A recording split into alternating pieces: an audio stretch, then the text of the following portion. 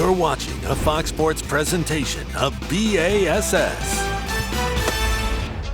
Good morning. Welcome to Alabama. Welcome to Bassmaster Live. Welcome to the first stop of the season 2026 for the Bassmaster Elite Series.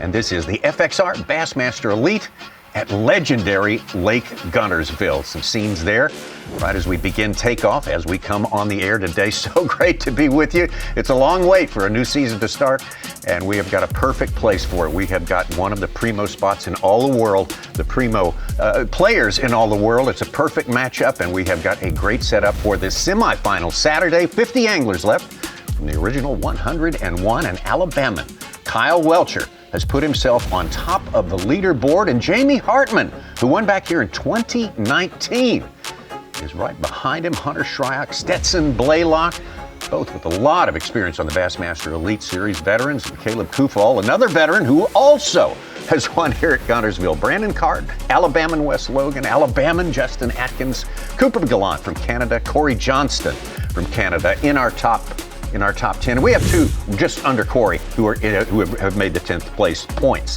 numbers. Yeah, Brian Schmidt and Brock Mosley both have 40 pounds, 10 ounces as well. But day one tiebreaker, biggest bag of the tournament goes to Corey Johnston. He gets the nod for the camera today. But that was the story. Day one, Davey Height, was the flip-flop. Two anglers survived from our top 10 yesterday on day one to make it in the top 10 as well today. So a lot of fluctuation as Guntersville changes day to day. Yeah, it's really surprising. As much as the top 10 fluctuated yesterday, it doesn't normally do that. We have some changes, but not basically the entire top 10, especially at a place like Lake Guntersville, which so many of these anglers have so much history there.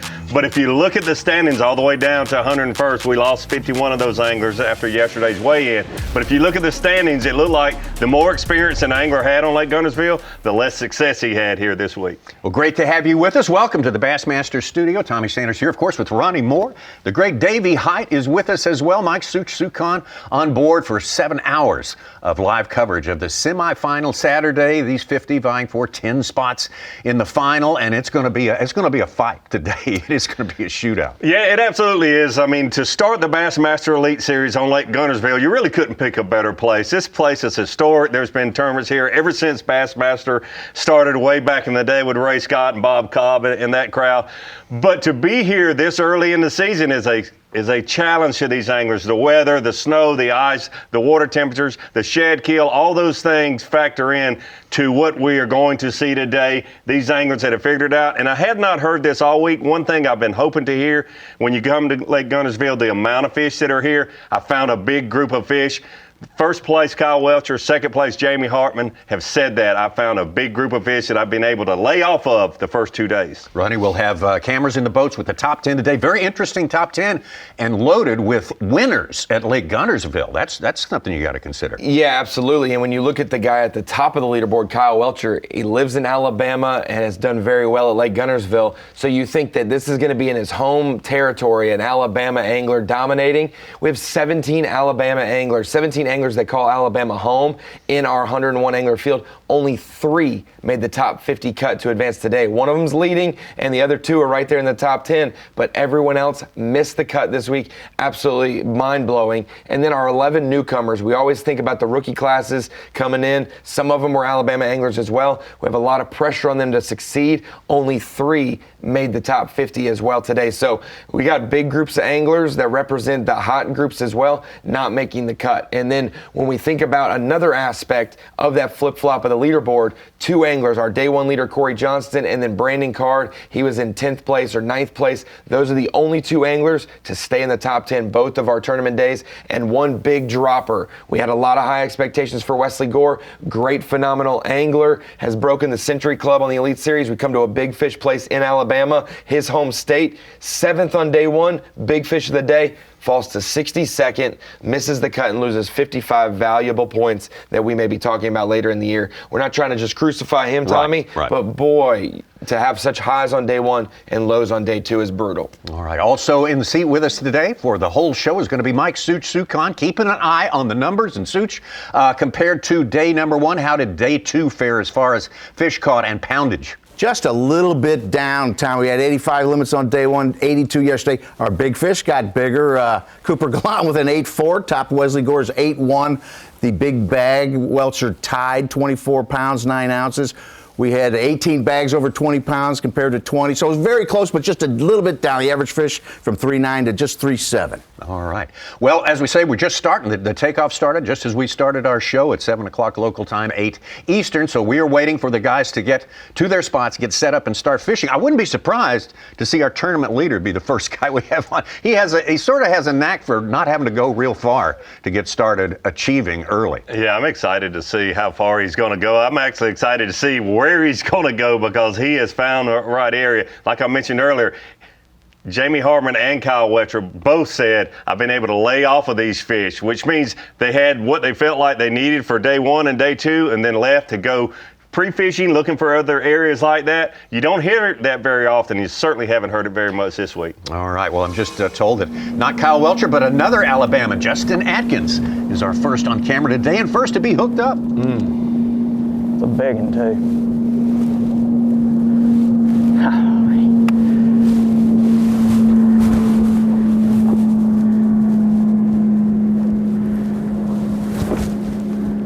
Gosh dang it, come off, dude. It's a 6-pounder. Gosh. I ain't done nothing but boat flip him all week. I should have just flipped him up here. Golly. I ain't lost a single freaking one like that.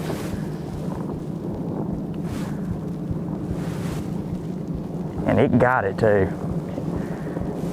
Dadgummit.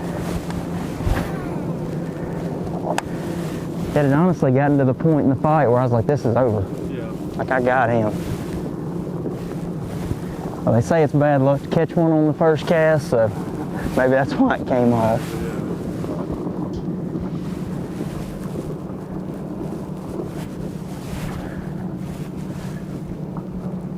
Golly.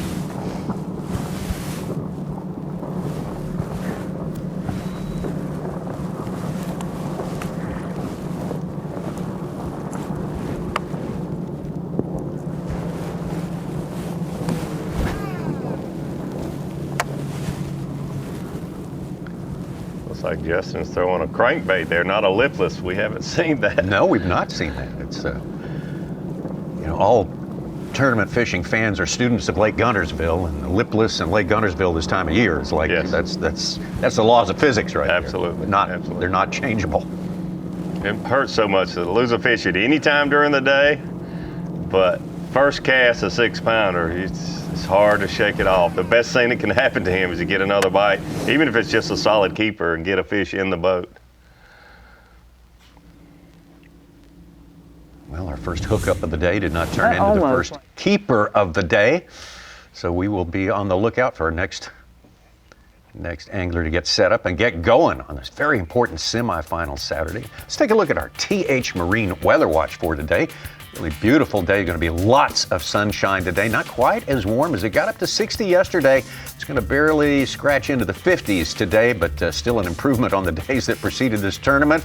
As all our viewers out there know, I mean, this part of the country has been under an Arctic assault as far as weather goes for pretty much most of the past 2 weeks, and Guntersville was not spared that. Some very cold temperatures, very cold in the 20s to start first couple of days of fishing here, but the warming trend is on. That will have some effect on what happens out there, I assume, Davey. It's just an incredible fishery. A lot of people were saying, are we going to cancel this event? Are they going to postpone this event? There was no doubt in my mind, and a lot of people that have spent time on Lake Guntersville, there will be plenty of fish to be caught. There will be plenty of fish that are weighed in. It doesn't matter how cold it gets. As long as you can access this lake, you can catch fish. Another one of our former champions here, Caleb Kufall. Oh, a little on the chilly side. It's we're going to be bouncing around a lot today. I've hit this spot every morning first thing, and I caught 2 here on the first day and 1 here yesterday. So we're just kind of stopping for like 10 minutes and 10 or 20 minutes and seeing if we can't get a bite. And then we're going to go pretty shallow, like 3 feet. And we're going to be doing that for a couple hours. And then, I don't know, after that, just kind of see what happens. Hopefully we got some fish in the box. Super happy just to be here today, to be honest. It's been a grind. I had one day of practice where I actually caught a limit, so having 20 pounds the last 2 days, it's been pretty good.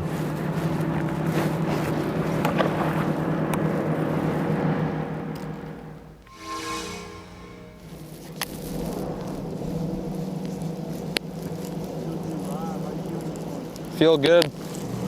Feel real good. Again, just thankful to be fishing today, man. Like, practice was pretty weird. The tournament's been pretty weird, honestly. I mean, day one, I just grinded out 17 pounds in the grass, just off the main river channel, and then was doing it yesterday and it wasn't working, so I made an adjustment late in the day with like 20 minutes to go. And we started catching them. We caught like 23 pounds in the last like half hour of the dirt, or of yesterday. In the dirt, up real shallow. We're gonna fish shallow this morning, just see if we can get some bites. If not, we're gonna go back out deep, fish some deeper grass, and then probably come back to the shallow stuff as the sun gets up. But I'm really hoping we can get up here in the dirt and just chuck and wind and get some bites up shallow. There's been some guys in this area all week, but no one's been up tight. Everyone's been off the bank quite a bit. So if there is fish up here, I know they haven't been pressured. But the big question is if, are they up here? I'm not sure. They were yesterday. That's how I caught my bag, so.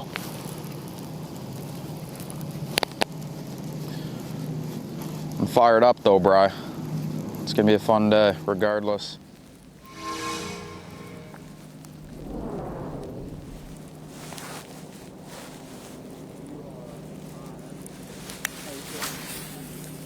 Well, we just got to our first spot, and we have no wind, as you can tell. But I don't know, maybe we can capitalize on the low light conditions, and just kind of try and adjust with the fish. I think that's kind of what today's going to be about, is whoever can adjust the best, because we've had, you know, different weather all 3 days basically. So I think there's still a lot of fish in probably everybody's areas. It's just if you can figure out how to get them to bite or be there at the right time when they decide to bite. Seems like the last 2 days it's you kind of get a bite window and you don't really know when that's going to be, because it hasn't been the same either day. But you definitely got to take advantage of it when you realize they're kind of biting a little bit, for me anyway. So it definitely hasn't been fast and furious. I feel like 6 to 8 bites a day is really good right now. It's just the quality's there.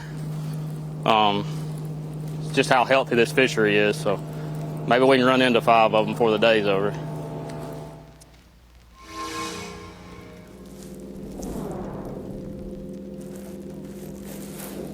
Feels good. Day 3, crisp morning. She's right at freezing, but water's warmed up a bit. It's at 40 degrees. Wind's supposed to blow with the current today, so that should help the bite, but you never know with these things. We're gonna make some adjustments today. Yesterday we struggled, so we'll see what happens.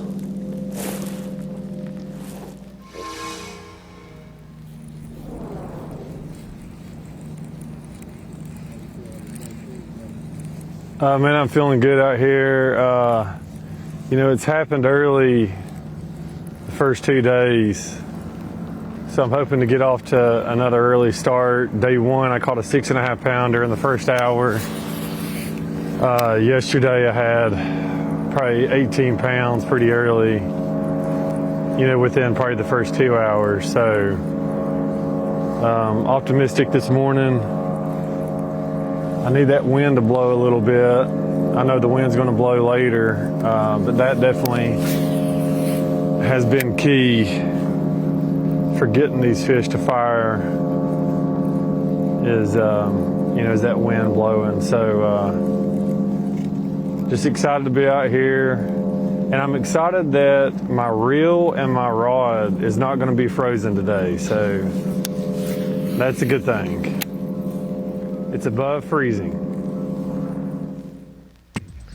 4 of our top 10 anglers sort of outline what's in their minds today as they get started. Power of positivity, Tommy. Got to find something to glean a hope in, you know, whether it's You've your real always got freezing or something not. to be thankful for, always. Who wouldn't be thankful to be out here on fantastic Lake Guntersville? There it is. There's a starting lineup today. The top 10 after day number 2. Kyle Welcher on top, Jamie Hartman, Hunter Schreier, and Stetson Blaylock, our top 4. We will visit all of our top 10 as we move on through the morning here at the FXR Bassmaster Elite at Lake Guntersville.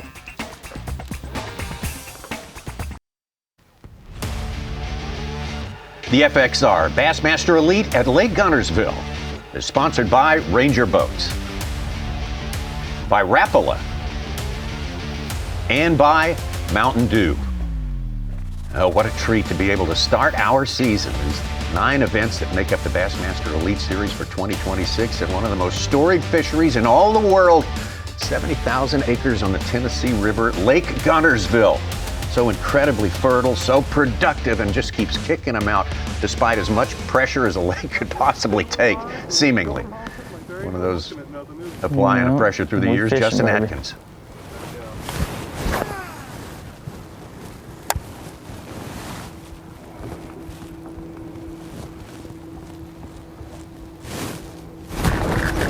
That one got knocked the piss out of it too. I don't think it's big at all, but he hit it going the other way.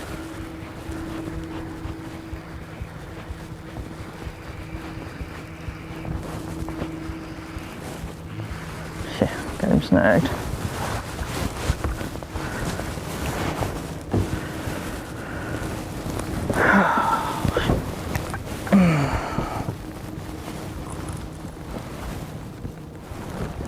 Largemouth, smallmouth, spotted bass all have to be 15 inches in length to qualify. I mean, dude, he about took the rod from me.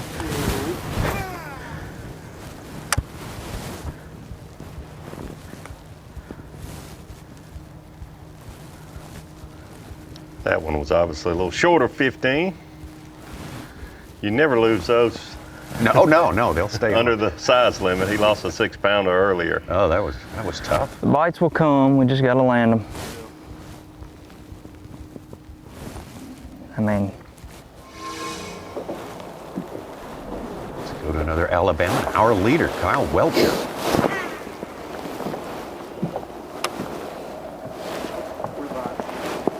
All right, we have made it to our starting spot. We're gonna mill around a lot from here. No telling which way we'll end up today, but this is where we're gonna start. We're gonna just ease around and hopefully locate a school of them, because every day they've been in different places, but hopefully they're still here. You never know.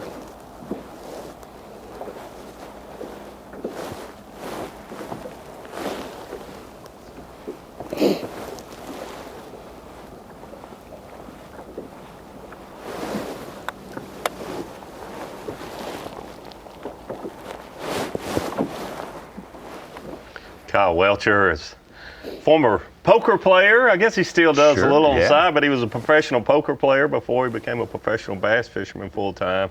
Always thinking about odds and percentages, and always keeps a bait in the water. He knows that, hey, to catch fish, you need to spend time with your bait in the water. But he said he had to fish slower this week than he has ever had to fish, and it is painful for him to have to slow down so much because of cold water temperatures.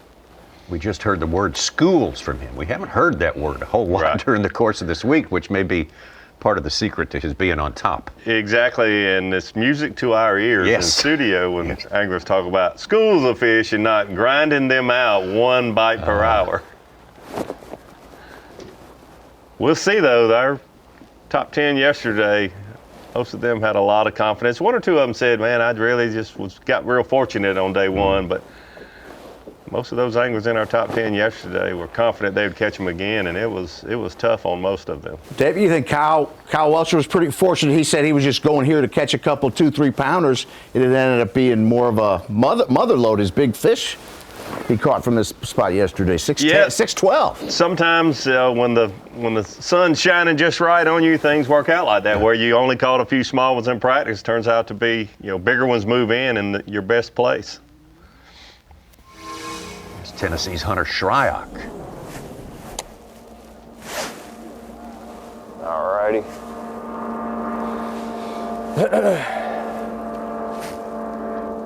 The boats are out this morning, but yeah, it's starting spot. It's treated us well so far this week, and I was just telling Jake that I really feel like there's 20 pounds to be caught here every single day. It's just you catch one out of a little group, and all of a sudden you break up the 3 or 4 fish that were with it, so you just catch that one. And it's something, do you just go up and down it all day, or do you let it rest and come back? And really all we're fishing is eelgrass flat, and that's pretty much all you have at Guntersville right now is a lot of eelgrass. And the unique thing about this spot is it's a little flatter, and it's got actual holes in the eelgrass, and you really just don't see that a whole lot out here anywhere on the lake, just for the fact that the grass has grown up so much that it's just everywhere. So it used to be if you could find a hole, it would be really good. Well, there's several holes down through here that tend to hold little groups of them, and I initially started fishing it with a jerk bait, and I was getting bites. I wasn't catching the quality.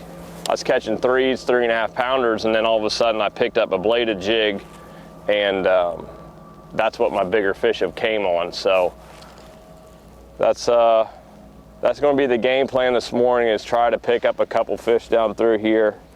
You can't always expect for it to just keep firing, It's got me to this point, but we'll just keep moving around and let the day unfold. I mean, I really didn't press the jerkbait stuff yesterday. I caught a 4-pounder on it down the lake. But I feel like my best way to catch a big one or a big bag is winding this bladed jig around, especially with the changing conditions. It's just, we hit it at such a cold time, and now the fish are going to get back to what they were doing before. And at Guntersville, these fish just live shallow, so hopefully we'll get to get on that bite today like we did yesterday afternoon.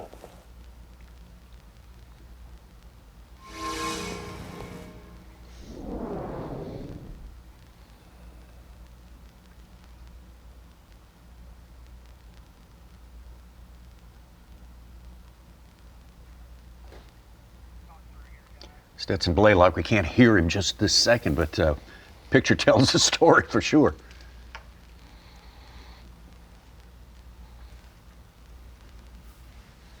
Looking, of course, for his first keeper of the day, this looks to be possibly a good one. Yeah, it definitely looks like a good one. And it looks like he was fishing a jig or something on the bottom. We haven't seen much of that. We've seen a lot of lipless crankbaits and vibrating jigs, but not a regular jig. But there we go. Oh my goodness.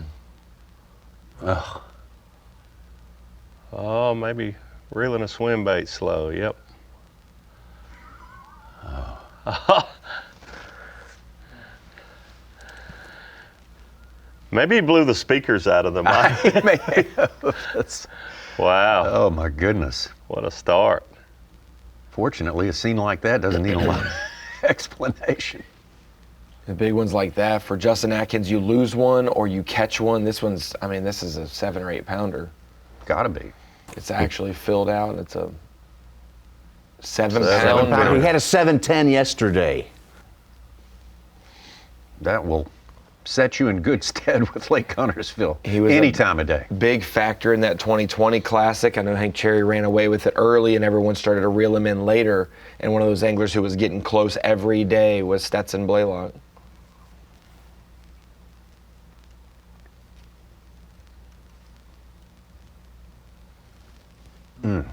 Okay. Working on the problem there for it's an audio from Stetson Blaylock, but man, oh man, putting himself right on top of the leaderboard there. Short order early on day 3 semifinal Saturday. Yeah, he probably tossed and turned last night thinking about a 7-pounder. Been thinking about it all morning. Gets his first stop, and there it is, a 7-pounder in his hand. That's a great way to start day 3. Well, when you talk about these guys in Guntersville, that's the kind of scene you have in mind. That's what we were hoping to see today. And yes, we have broken the ice, to be sure, literally and figuratively. Right now, Kyle Welcher on top, but that's going to change soon as Stetson Blaylock's Big Fish registers in there. He will take over the lead. The man from Benton, Arkansas will be on top, and who knows what changes lie ahead. We are in action and going strong at Lake Guntersville. The Great American Race returns with back-to-back champion William Byron looking for a historic three-peat. Doesn't get any better than this. The 68th running of the Daytona 500, February 15th, only on Fox. Oh, that's a big one on the horizon. There's another big sports event. Hey. I think they call it the Bassmaster Classic of football happens today. Absolutely. I know love will be in the air the day prior to the Daytona 500. I do not know once the green flag drops if there'll be much love in the air between the drivers. There's going to definitely be some drafting partners and some bumping. Don't you reckon? Wow. FXR Bassmaster Elite, first stop of the year for the Bassmaster Elite Series at legendary Lake Guntersville. And just to underscore that legendary term, we just saw the lead taken over. Coming out of 4th place, Stetson Blaylock with a 7-pounder. A 7-pounder. We couldn't hear it the first time around, but let's look at it again. Stetson Blaylock. There's a big one.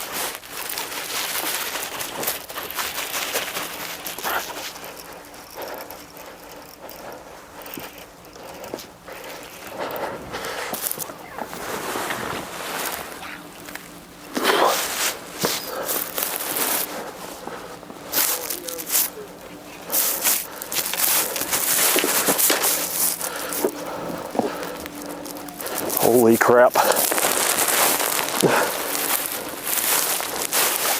Oh my gosh. Baby, how about that, Bassmaster Live? Let's go. Thank you, Lord. Look at that, baby. The Young Money Minnow, and it's happening today. Yes.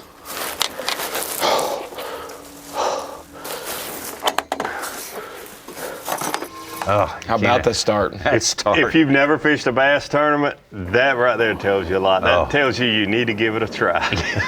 He's pretty excited, and he's done this for a long time with a lot of success. He's definitely one of our veterans out there. His only win came in South Carolina, Winyah Bay, and he didn't catch anything that big there. Over to Jamie Hartman, starting in 2nd today. He's in 3rd now.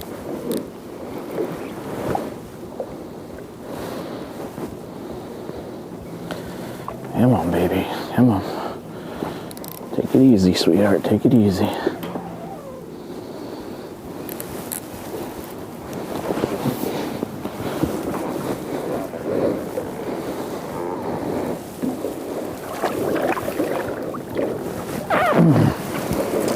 That's number 1, baby. Number 1 to start. He's long enough, so skinny. Skinny old male. Timestamp that, Tommy. Let's get this party started. Day 3, 7:34 local time. That didn't take long. The first minnow catch we have seen. That's right. So how many years has it been since we've gone this long before we saw one of those? 4 that I can think of.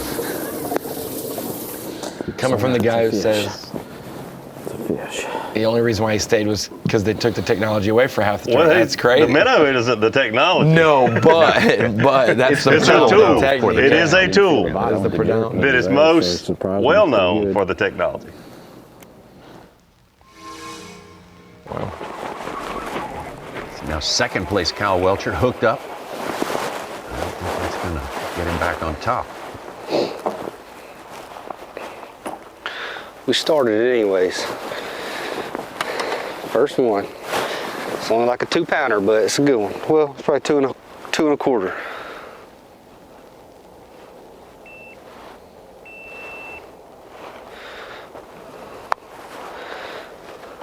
He's skinny. Well, he's 2.5.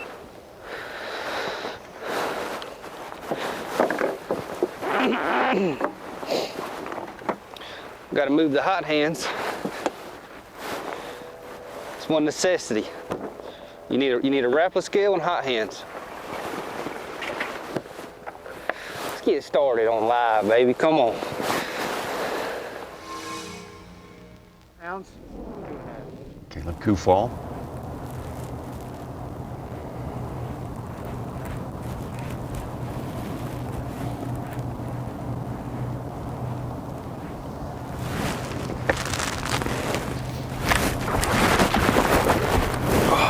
Man, he hit it right at the boat. Oop. I think he's a keeper.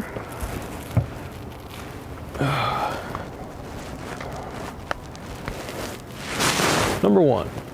About ready Got to check jig. him. That's a no doubter. Yeah. 17.5 incher.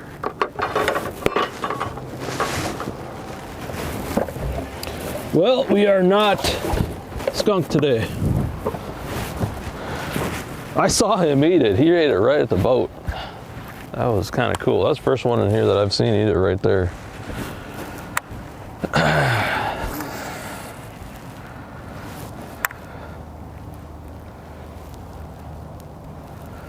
Gives me confidence though that maybe some fish will reload in here, the shallow stuff. I don't know. Confidence is low. Especially with the cold nights, you know, it's like, why would they move in here? That one did.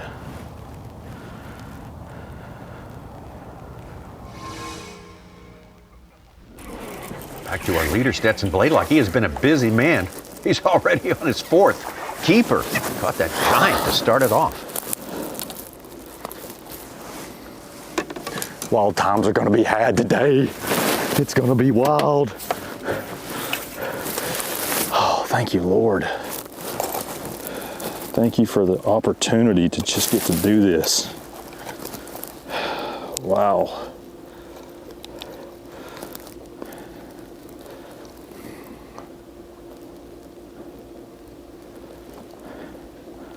£3.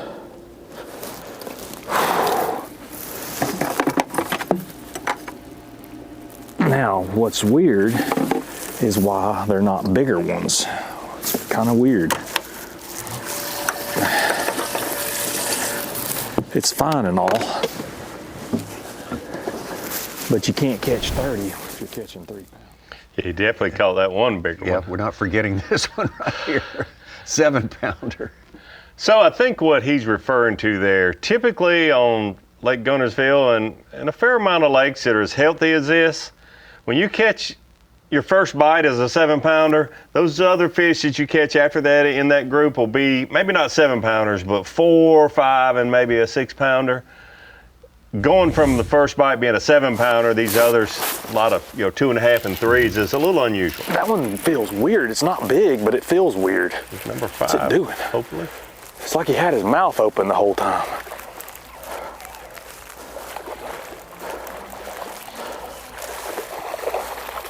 Chunk though, look at the belly on that bass.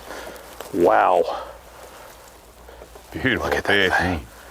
Holy cow. Wouldn't be too disappointed about those being small, because that's a solid fish there.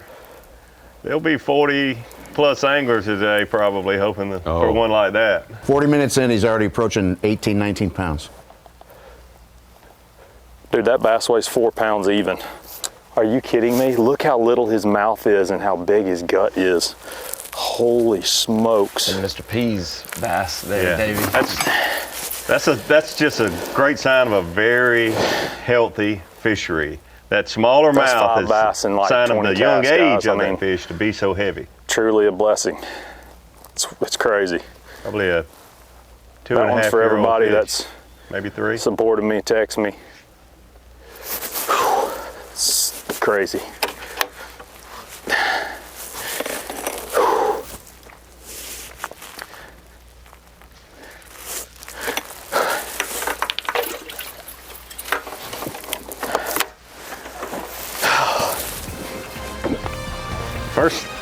Elite Series Tournament of the Year. You want to get it started right, and Stetson Blaylock has done that.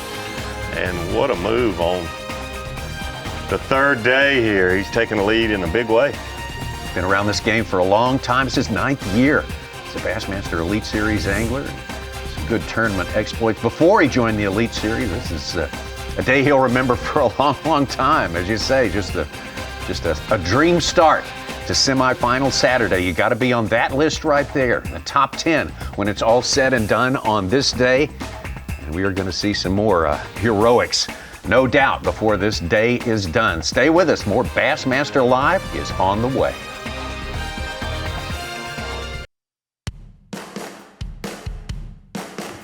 Well, to me, fishing in cold weather and cold water is 100% mental, because it doesn't matter, what the conditions are. It's how you feel in between your ears. We started practice. We had practice scheduled for starting on Sunday, Monday, Tuesday, and high temps in the 20s, I think, and low temps. We started, it was 17 degrees.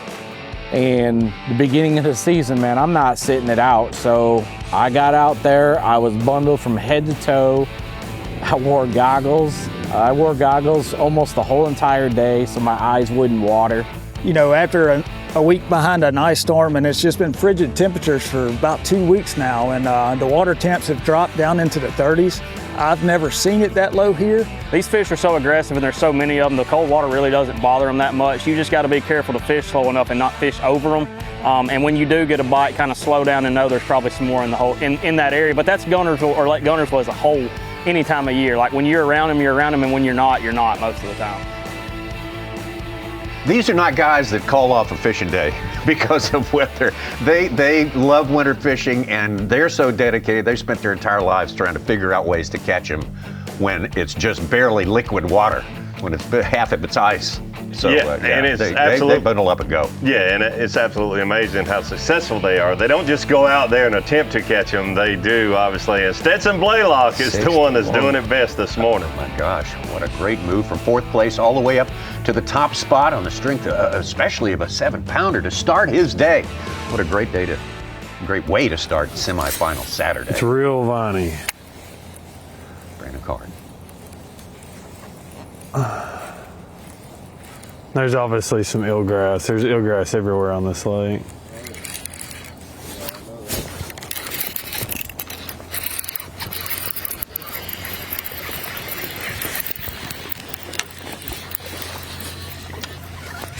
There's a start. Finally.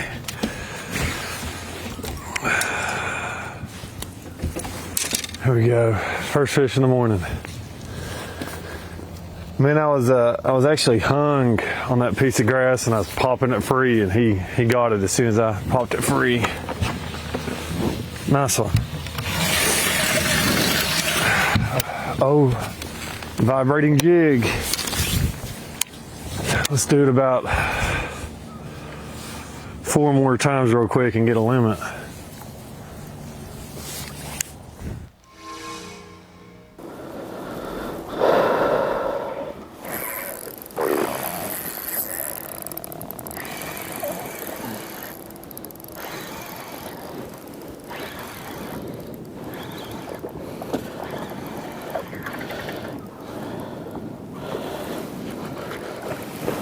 I think he's gonna cut the mustard. 14 and a half, 14 3/4.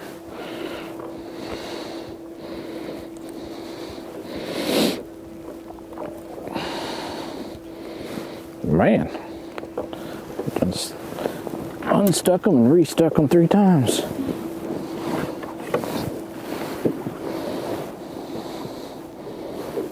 Oh yeah. Oh yeah, almost 16. Another keeper for Jamie Hartman. Almost 16.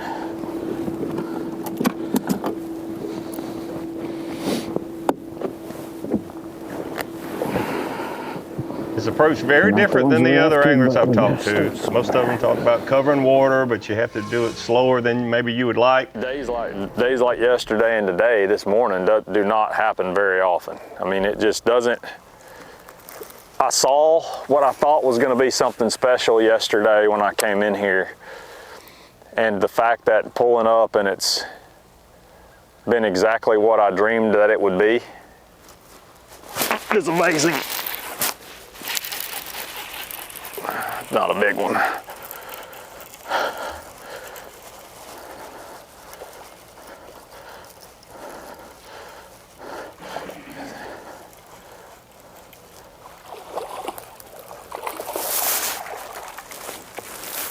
Another thick one though, definitely will cull.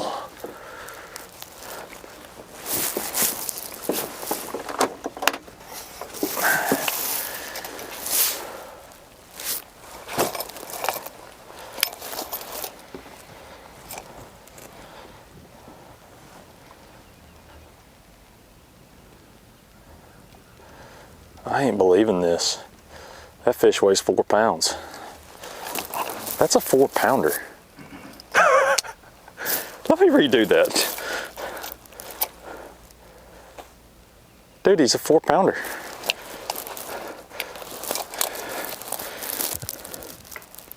I'm at a loss. We got over 20 pounds already.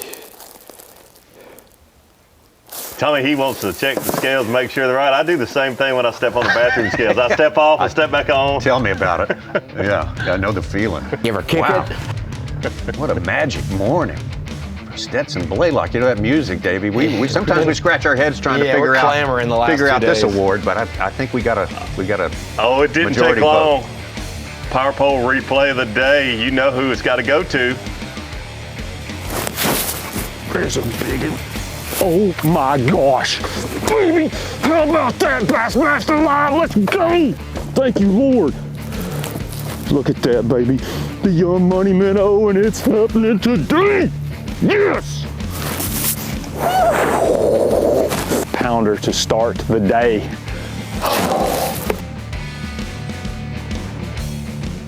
Hey, I got excited watching that. Not quite as excited as he did, though, because he's at Lake Guntersville. It is day 3. Stetson Blaylock made a great decision, throwing the young money minnow.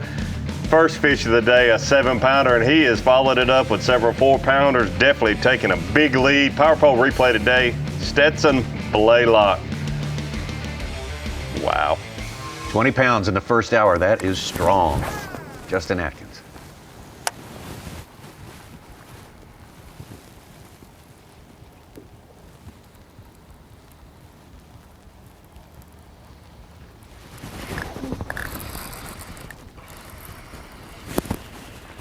Jump. On the flip side, Justin lost a fish about that size early this morning.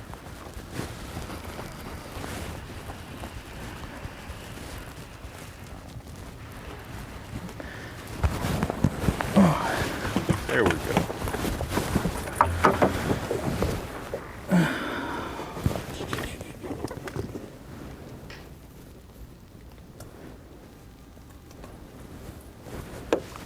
I threw the fish back instead of the plug. I had a buddy that did that one time. He practiced all week. You know, you catch and release. Pulled up to his first spot in the morning tournament, caught one, took it off, threw it back. He was like, oops. Right back there. 3-pounder. All right, that's 2.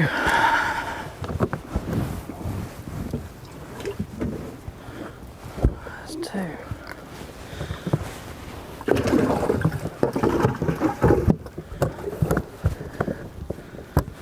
You come here and play around with them today.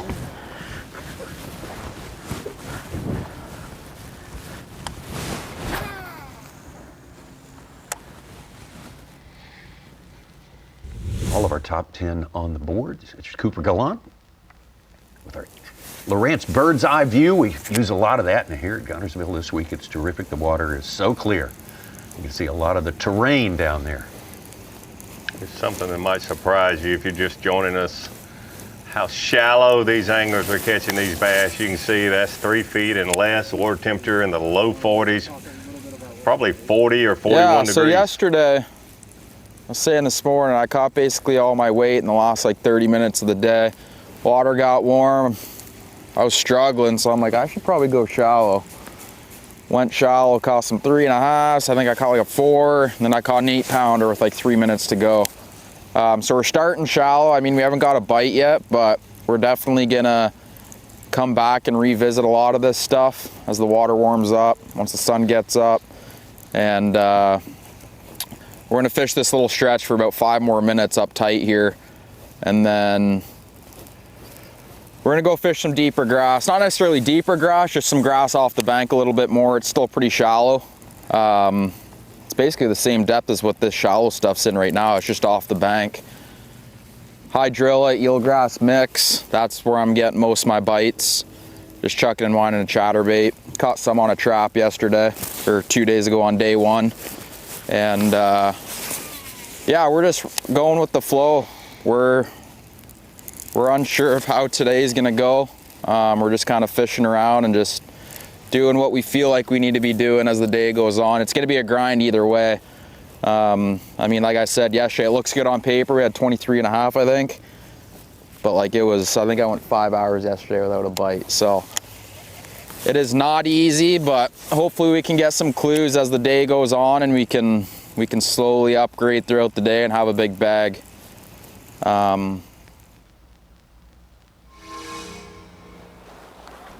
Leader to start the day, Kyle Welcher.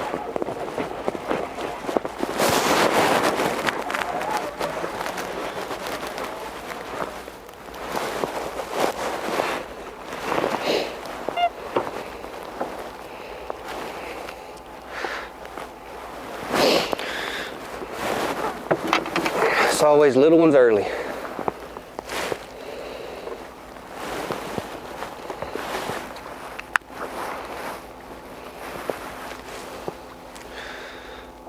A fish on a vibrating jig for Kyle He Welcher. he ain't much smaller than the other one, just a little. Wrapple a snare He's and a built better. vibrating The other jig. one's just skinny. Get your sunglasses. Let me get in here real quick. Sorry. About to wrap up a dynamite first hour of fishing here on semifinal Saturday on Lake Guntersville. The season is young, 2 days and 1 hour to be exact. And if you want to get involved in a big way, definitely check out Rapala Bassmaster Fantasy Fishing. 3 different games that you can play. And, oh, it's a lot of fun and a chance to test your knowledge and your prediction skills. Join the action at Bassmaster.com.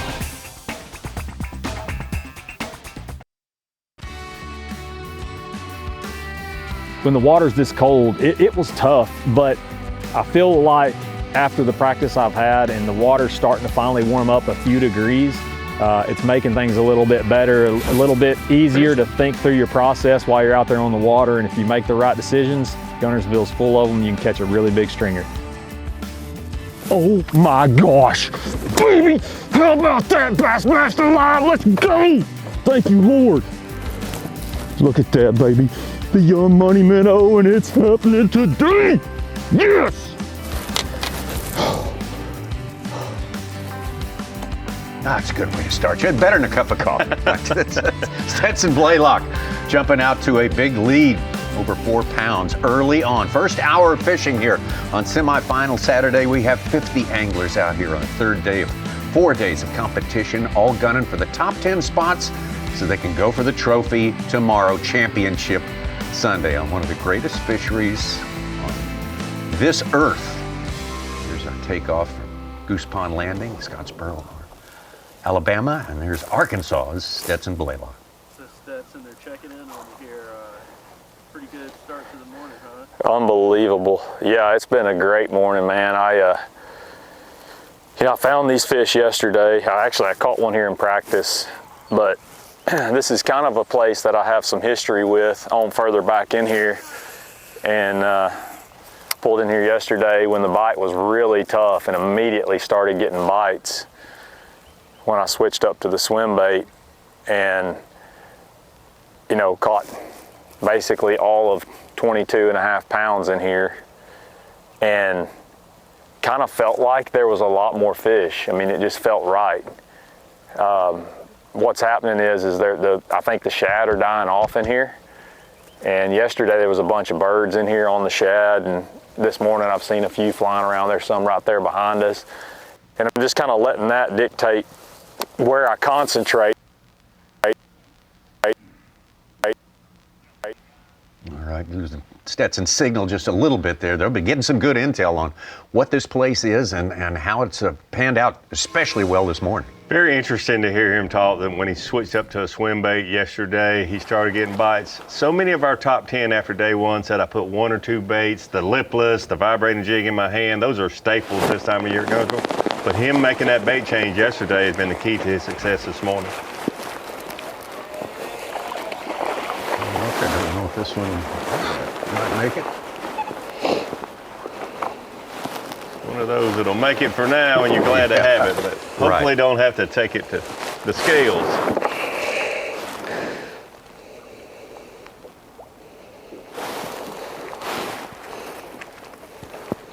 Third keeper though. Yeah. After seeing Stetson start, everything kind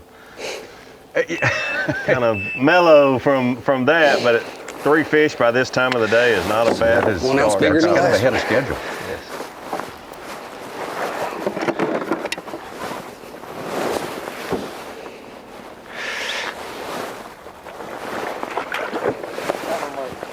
$2.5, I think.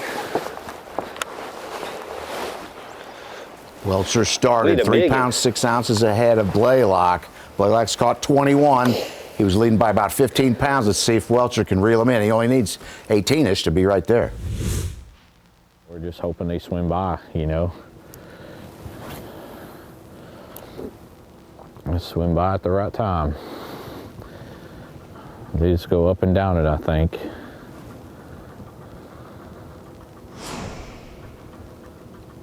Has it been this nice the last 2 days in here? Yeah, it's been just like this. Yesterday was super calm in the morning too. It was hard. Anything you caught on a jerkbait was just like right on the last hook. And then, well, I was lucky enough to catch a good one every day right here. First day I caught 2 good ones right here. And then I start moving around a little bit. But I like a ripple. I want that ripple to get on before I start moving. He's moving around a lot more already.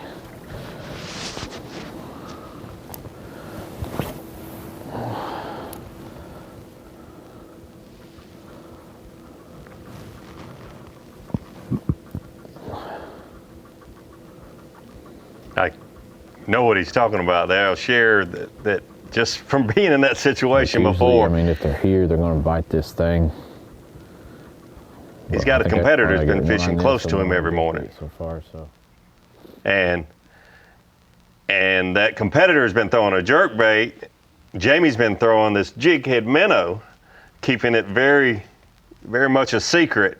And he is keeping his eye on his competitor, and he said he's already moving around, which means he's probably not catching them, which makes him feel good. It's a little slower for Jamie, but he can tell, even though he's far enough away that he can't really see exactly what he's doing, but just seeing him leave the area this early in the morning means that they're not biting for him very well down there. So you always have your eyes open as an angler when you're on the water, not just on your rod or your rod tip, but what the competition is doing. I mean, if I pull up in there 20 feet, it's going to be like a wall of grass. And then when they say, "How you doing, Jamie?" I'm a little slower than yesterday, and then they get on out of there. Where it starts to drop and throw up in there. And part of it's a cat and mouse game. He wants the other competitor to move away a little more so he can't see what he's doing, and he wants to get over there a little closer. So it's the perfect example of cat and mouse. Yeah.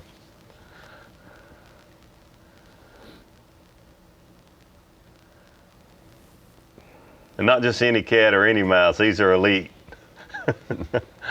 They've been doing it a long time. They know most of the tricks of the trade, no doubt. He's usually got me 3-1, but he was catching smaller fish.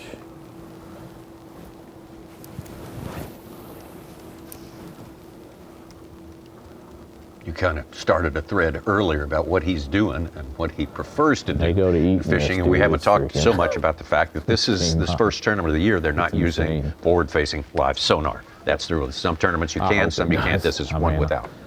I just want to have some fun today and catch them again. It is, and it's surprising that day 3 before we saw someone shaking a minnow is what it's called generically, without the assistance of the forward-facing sonar. I actually talked to Zona about it last week, if some people would be doing it, and he agreed, oh yeah, they would be, but this is the first person we've seen that had much success. And he said it's been real important to make precise casts according to contour lines, and you can't see those fish, but you need to be very aware of exactly where that fish should be so you can keep it close to them. Like when you're using the forward facing and you make a cast 10 feet away from that fish, they don't bite very often.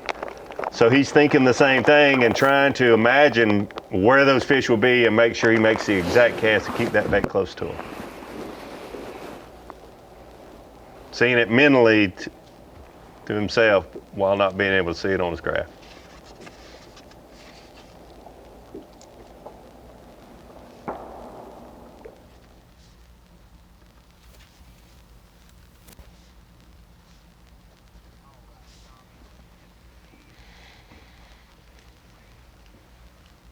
Well, just learning more about Guntersville and how it fishes this special time of the year. It's very interesting stuff to fishing fans, that's for sure. Gerald Swindle's been helping us out in that department, explaining it for us on a Humminbird Day on the Lake. All right, it's Gerald Swindle back on Guntersville talking about what you could see this week and how 360 is going to change how people fish and actually help them to their cast.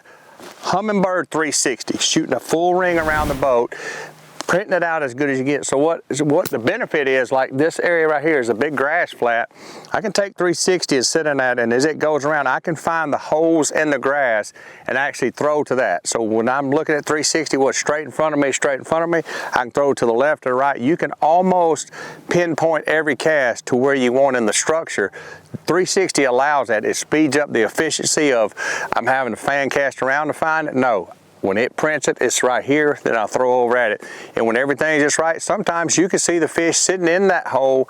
It builds confidence. It's gonna be a player in the Elite Series. It's gonna be a way that guys navigate through the grass, be efficient. It's all about who can find them and catch them when it's cold without FFS. It's gonna slow down the process, but 360 will help speed it back up. But you can see these holes right here in the grass. This is where the boats, this is where I'm sitting. And just almost 10 or 15 feet right here is the edge of the grass. A couple of holes. It's more tapered out here. There is a hole here. So all you're trying to do is find that edge, somewhere the fish can sit. All grass is not the same. If there's 100 acres of grass and there's 100 feet of just clear bottom, that's where the fish is going to stay most of the time, just for straight ambush. I'm Melanie Black, and this is your Bassmaster Elite forecast for Lake Guntersville in Scottsboro, Alabama. This morning, we're off to a chilly start with morning temperatures in the low 30s. We'll have more clouds this morning, and then that is going to break for more sunshine by this afternoon, so you'll be getting bright skies. The cool air sticks around with a high of 48 degrees. Remember to stream us on your favorite connected TV devices. Fox Weather for all seasons for all America. All right, thank you, Melanie Brack, the Fox Weather crew there, getting us caught up on what we can see also. It's a beautiful day, sunshine-wise, a little bit cooler than it was yesterday, but generally the trend is toward warmer, and I think we're getting some good warm weather catches. More than a third of our field is on the board as it stands right now after the first hour of fishing, and we can hopefully look forward to some more of the same as we go through the day. There's a little lingering ice here, as you can see from our footage here with the gulls and all of the residents here of fabulous Lake Guntersville and surrounding countryside here. We love being here. Real treat, and thanks especially to our folks in Scottsboro, our fantastic host city. Like Stetson Blaylock. A clump of grass, but not 100% sure.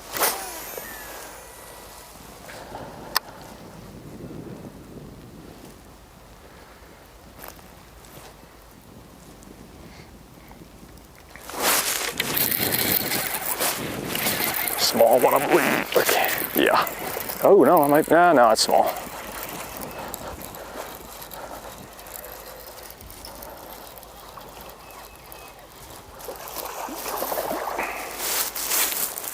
See him spit that shad up.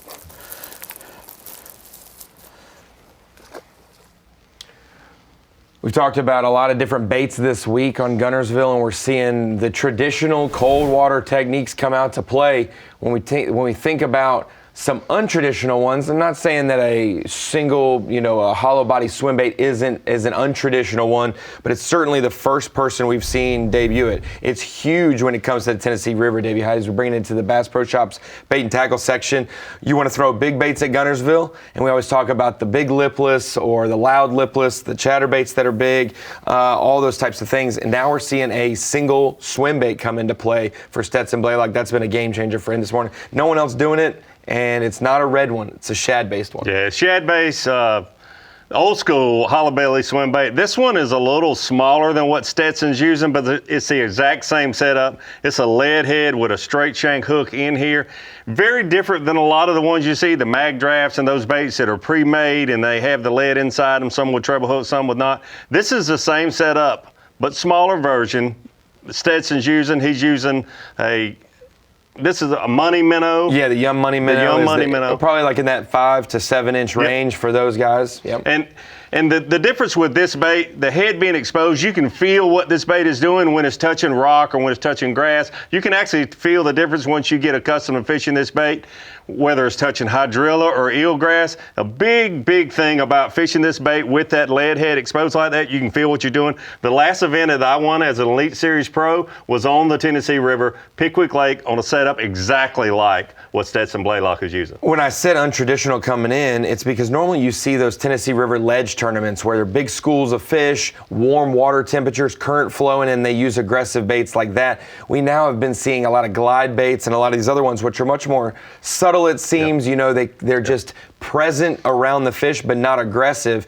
Are you a little surprised to see somebody utilizing it this time of year? I know swim baits are big, but it's just a different than a glide bait setup. So it was pre-spawn when I won that tournament on the Tennessee River at Pickwick. The thing that can be confusing as a fan of the sport, you say subtle and the lipless and those other baits like you're talking about, Ronnie. But the big difference here is the vibrating jig is the most loud noise maker on the planet when you're fishing. So it's really a lot of these anglers either going to go very subtle or very loud, moving a lot of water, one or the other. And with that jig head, you got a lot of head roll. Yes. You got a lot of kick from the paddle tail as well. So a lot of movement on that. Do you start where I got the bites yesterday, or do you just pick the deepest side? What do you do? And I picked the deepest side of the little gut coming in here, and it was definitely the right move because I have not had but one bite in a while now, and I think that's all just those fish are moving around, they're following the bait. Maybe they're backing out in the mornings. They have a place that they sit at night, I'm sure.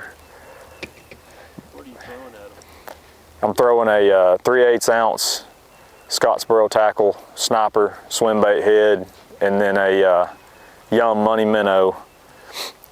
Just a really good shad presentation. It's a little bigger. It's definitely bigger than what those fish are eating, but it's what they want, man. It's just something they like.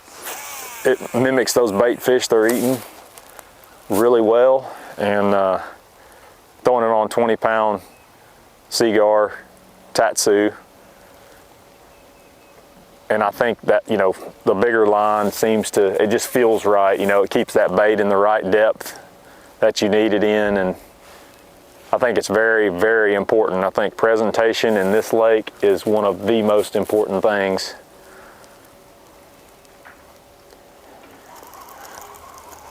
I'm just tickled to death to have what I've got, knowing that I've still got basically 6 hours to hunt down 3 or 4 more of those big ones.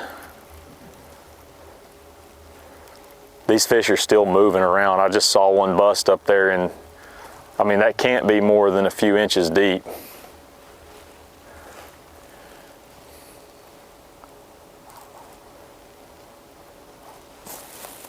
The best part about this is this little ditch is in the very back of a major creek that is absolutely full of them.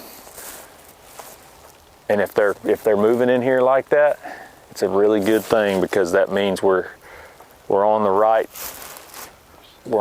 little recipe to have a chance to win. Obviously, I think, you know, guys are going to have to stumble, but we're going to have to catch 24, 25 pounds today to give ourselves a real chance, which we're only a big one away. I mean, one big one would put us there for sure. Well, Stetson starting a little more than 3 pounds back, so he doesn't need a whole lot of help, but he has certainly helped himself during the course of the day. Here's our bird's eye view of Brandon Card. We saw him put his first one in the box a little while ago. He's got himself a lemon now.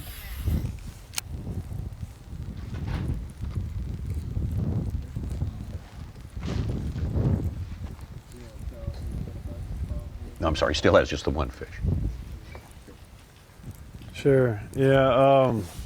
This is a spot I found on the second day of practice, kind of in the afternoon once the wind started blowing, and I ran through here, and man, I was getting lots of bites. And basically what it is, it's this grass flat, and it's got these little, you know, holes in the grass, little sandy spots. And I think those fish are just kind of just sitting down in those holes. I just got to reel my vibrating jig over top of them.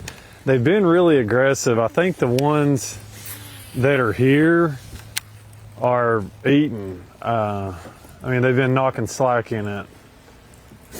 So it's just, you know,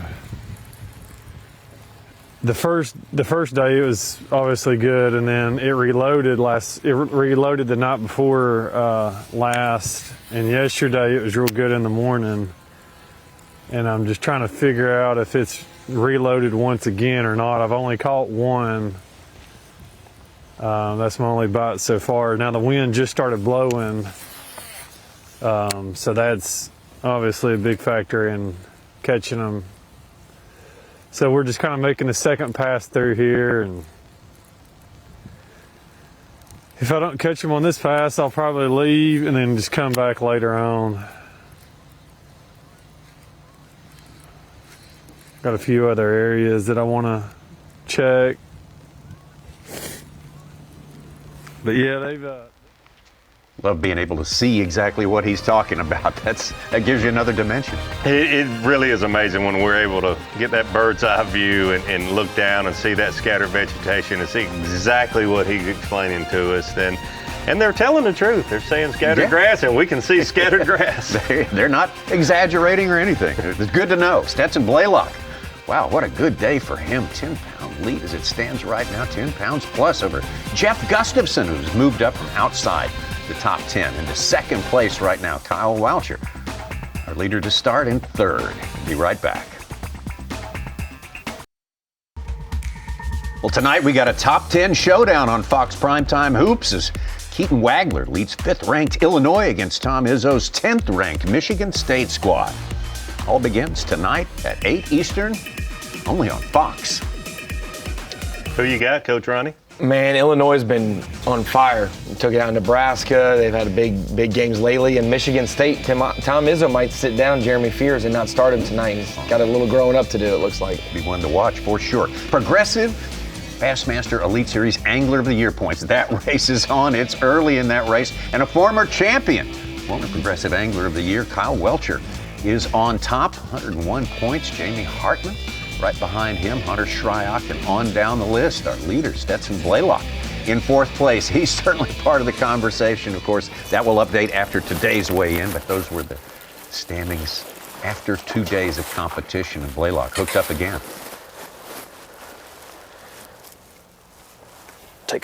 Put him on the scale just to see. I don't think he's gonna help, but.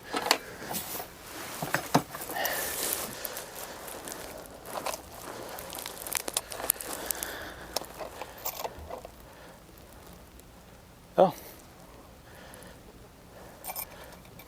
I think he's gonna call by an ounce.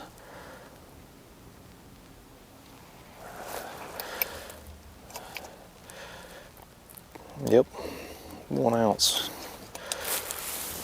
Did I lock it in on that? I think I just messed up. Losing my mind here.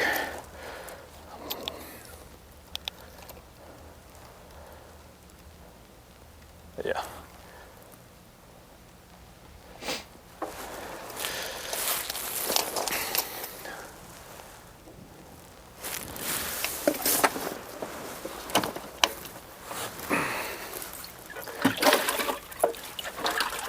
Ounces to the good with the upgrade there as he's going to get rid of the smallest and replace it with that one right there. Stetson Blaylock, 10.5 pound lead as it stands right now over to Brandon Card. Ask yourself, why do you do all that for 2 ounces? 2 ounces could mean a lot, the difference between first and second place in this tournament and many others.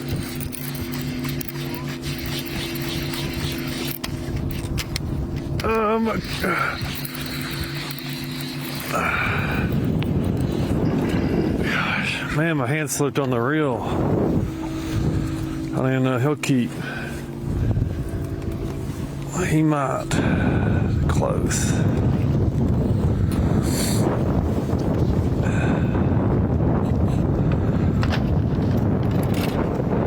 Let's see. Oh yeah, easy. Easy peasy. Number 2, he ain't big.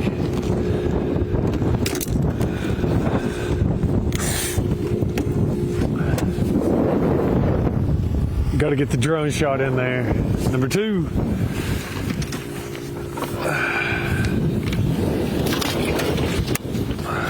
Wind's picking up there where Brandon Card is. You mentioned earlier this morning when it was no wind whatsoever that he needed. Off of the handle, and I was like, I can't get him. Now what it'll do, Davey, is make these fish loosen up a little bit. When it's slick calm, they might not bite and they might shy away, but it also will make it a little less efficient for him getting in those gaps and clear spot. You know, but he doesn't have the room for errors there because those fish are gonna be a little bit more free to bite. Big one. Was Logan hooked up? I made a big one. Stay on there, baby.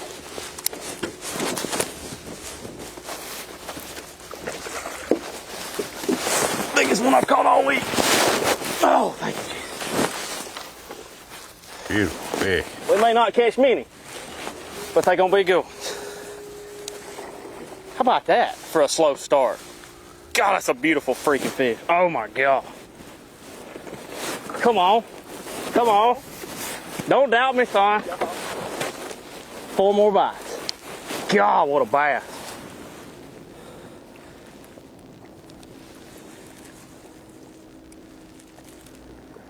How about a 6-pounder to start the morning? Come on.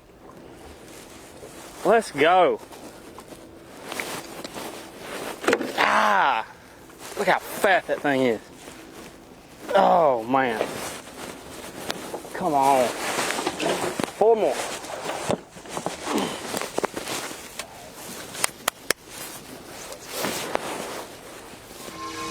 Jump him up to second place. Hank Cherry from 18th. He caught a 5.5 pounder. He's got 4 fish.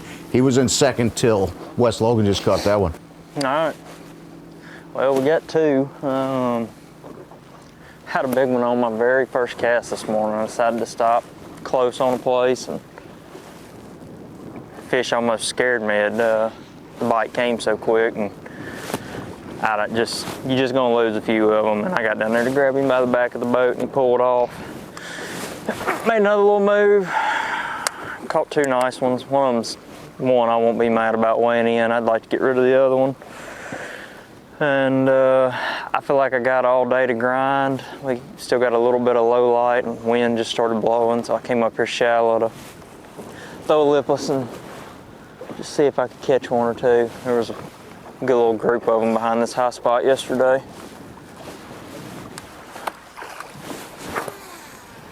So I didn't want to not at least come give it a little opportunity, but here in a minute, when we get done fishing this little 150, 200 yard stretch. We're gonna get back out there in the eelgrass and wind around. We're getting some bites out there. Especially it kind of seems like you'll get in a little zone that's got them and you'll get 2, 3, 4 bites pretty fast. Justin Atkins from Florence, Alabama, on the Pickwick Lake segment of this Tennessee River. Now we're back above Brandon Card, looking down. Gave us that good lay of the land earlier today. There he is.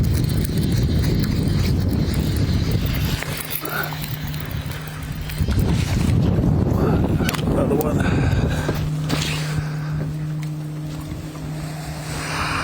Come here. Drop the power poles. Maybe they're starting to bite with this wind. Another one for the drone. Number 3. A little better than the last one.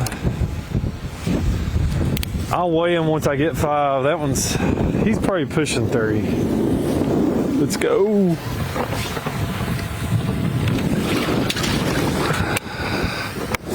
Maybe they'll start to bite.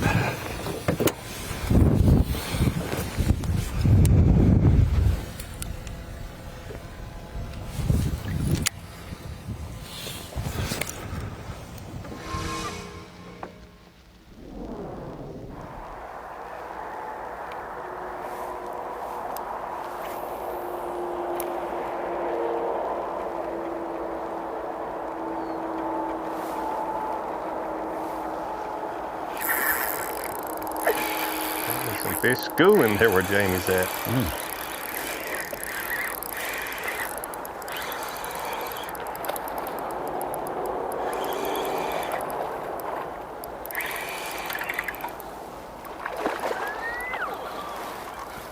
You can see the bottom.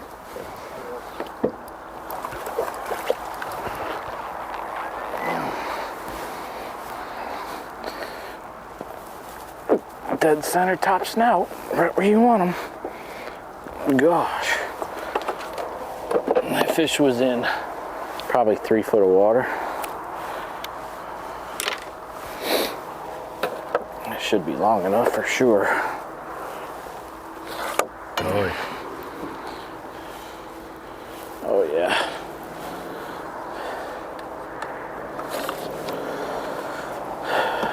All right.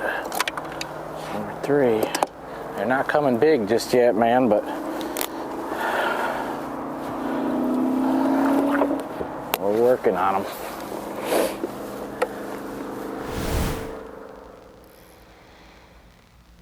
Jamie Hartman around some fish feeding on a shed. You see those gulls working around his boat there. Good sign. First angler we've seen this tournament shaking a minnow. They'll bite it whether you have forward facing or not. That's why we thought maybe Easton Fothergill would be dangerous, because he said that in the offseason. He said, I could see someone at the end of this tournament still factoring with a minnow without the technology. Here we go.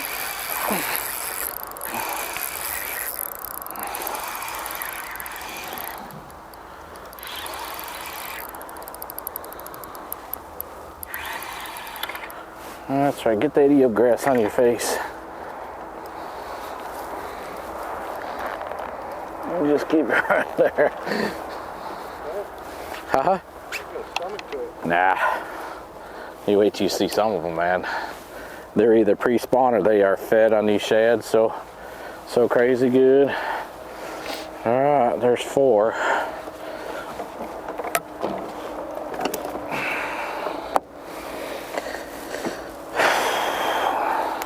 It's all right, the bigs will come, dude. It gets a lot better as the morning goes and the day goes. It gets a lot better. Jamie from an upstate New York background, used to these temperatures. Yeah, the temperature is also the vegetation. You wonder why he is a former winner here doing so well. Lake Oneida, Cayuga, places he spent a lot of time, especially Cayuga. Very similar to this, a lot of big areas of mixed vegetation. We'll keep our eye on him for sure today. I was on Stetson Blaylock during that first hour fishing when he knocked out 20 pounds. Jamie Hartman, though, doing his best to hang with him. He's building his limit as well. Hank Cherry, Jeff Gustafson, and Kyle Welcher in our top 5 on Guntersville. The Progressive Bassmaster Elite, FXR Elite, sponsored by Minn Kota, by Bass Pro Shops, and by Skeeter Boats. Semi-final Saturday, we are right in the thick of it right now. Getting close to the end of our second hour of fishing. Stetson Blaylock made the first hour of fishing golden there. Took the lead from 4th place, and now it stands at a 10-pound, almost 10-pound lead ahead of Jamie Hartman, who was scratching out a few here and trying to keep pace there. Hank Cherry Jr., former champion here as well, doing good. Moving up that leaderboard today, but back to leader Just Blaylock. trying to expand on it a little bit. Just trying to expand on it a little bit.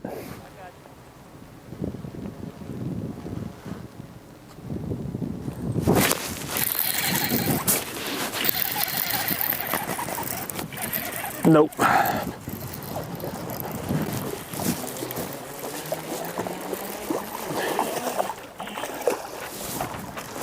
Maybe. That might. That might.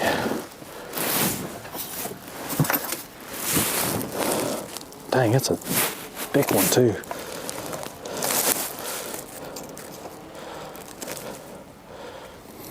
Oh yeah. 310.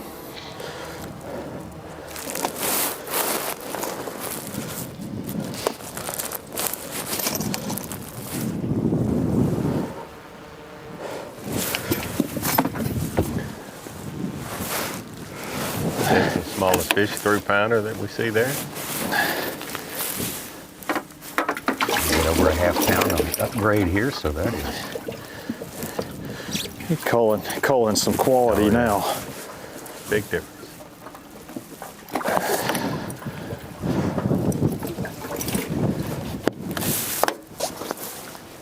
Yeah, when you get around the 20-pound mark and you can make 8-10 ounce upgrades, that's doing well. Yeah. Doing well. He's up around 22 as it stands right now. That's pretty strong for this early in the day. Hunter Schreier.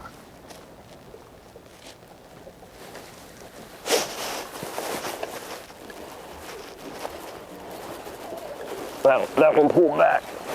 Jake, that one pulled back. Get your big butt up in here. Thank you, Lord. Look at this. Look at that thing. I mean, it ain't. All right, now I can talk about it. It ain't much yet, but bladed jig, that little red fire crawl trailer. I say fire crawl, it's not fire crawl, but it's red. Everyone's throwing orange. It's just a unique, different style bait. Berkeley Power Bait, Power Stinger. We got us one. I put Jake through the ringer, holding that camera for 2 hours in the cold. Actually get our day started. It's a good sign because that fish is so shallow, being this early, that helps that there's some fish doing that. We lost one right there. It's about a 3.5, but it probably just didn't get the bait very good.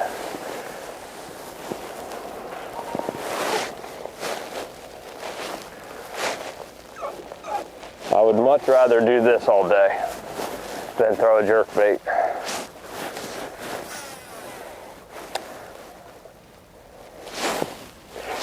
It's hard to tell what a bite is and what isn't because you hit those pad stems and it just balls up on there.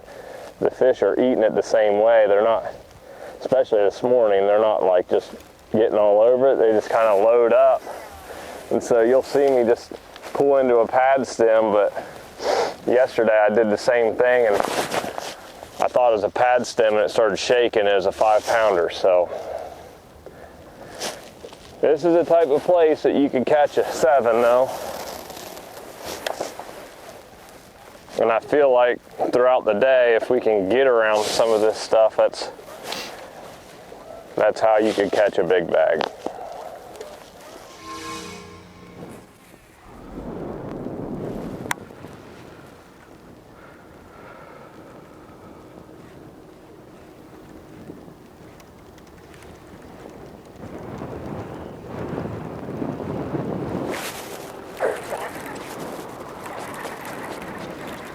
not a big one, but he's a fish.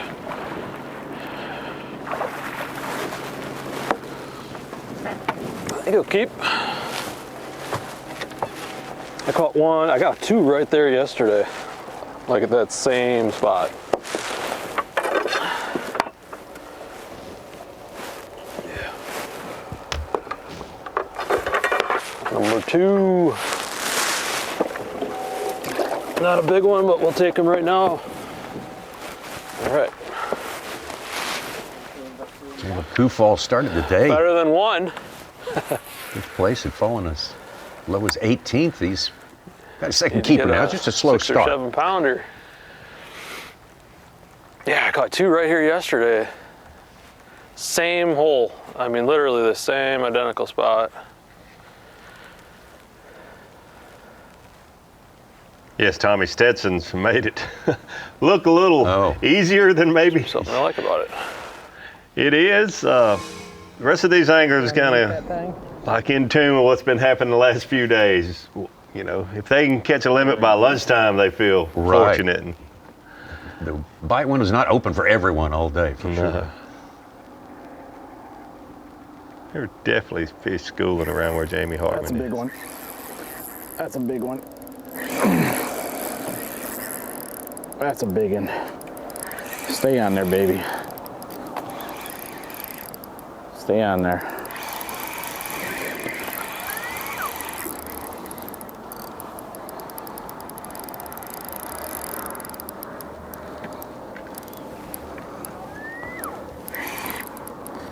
Stay on there, big girl. Stay on there.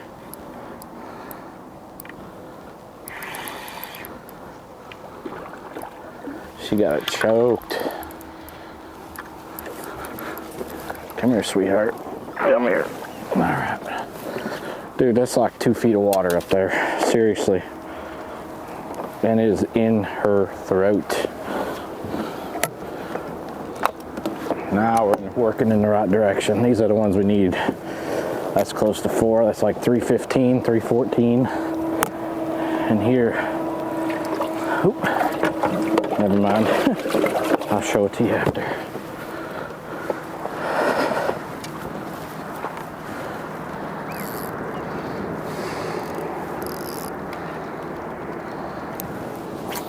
Look right in front of him there. That's water temperature is 40 degrees, maybe 42 max. Now that wind wants to blow.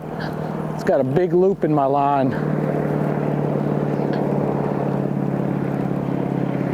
Fish up there in 2 and 3 foot of water. Schooling. Guys, birds. Figure?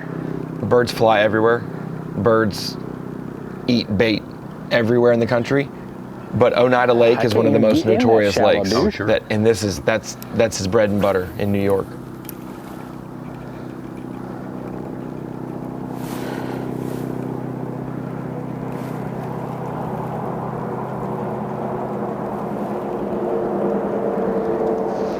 Drew Benton with our second biggest bag, 17-15, up from 34th to 3rd place. Big moves, possible to make them here. That is for sure. This is Lake Guntersville. After all, hey, another game you could choose from among the 3 offered by Bassmaster's Fantasy Games. This is the Falcon Rods Bassmaster Drain the Lake. You pick 8 competitors for each tournament, but once you pick them, they're off limits for the rest of the season. It's a lot of fun and very challenging.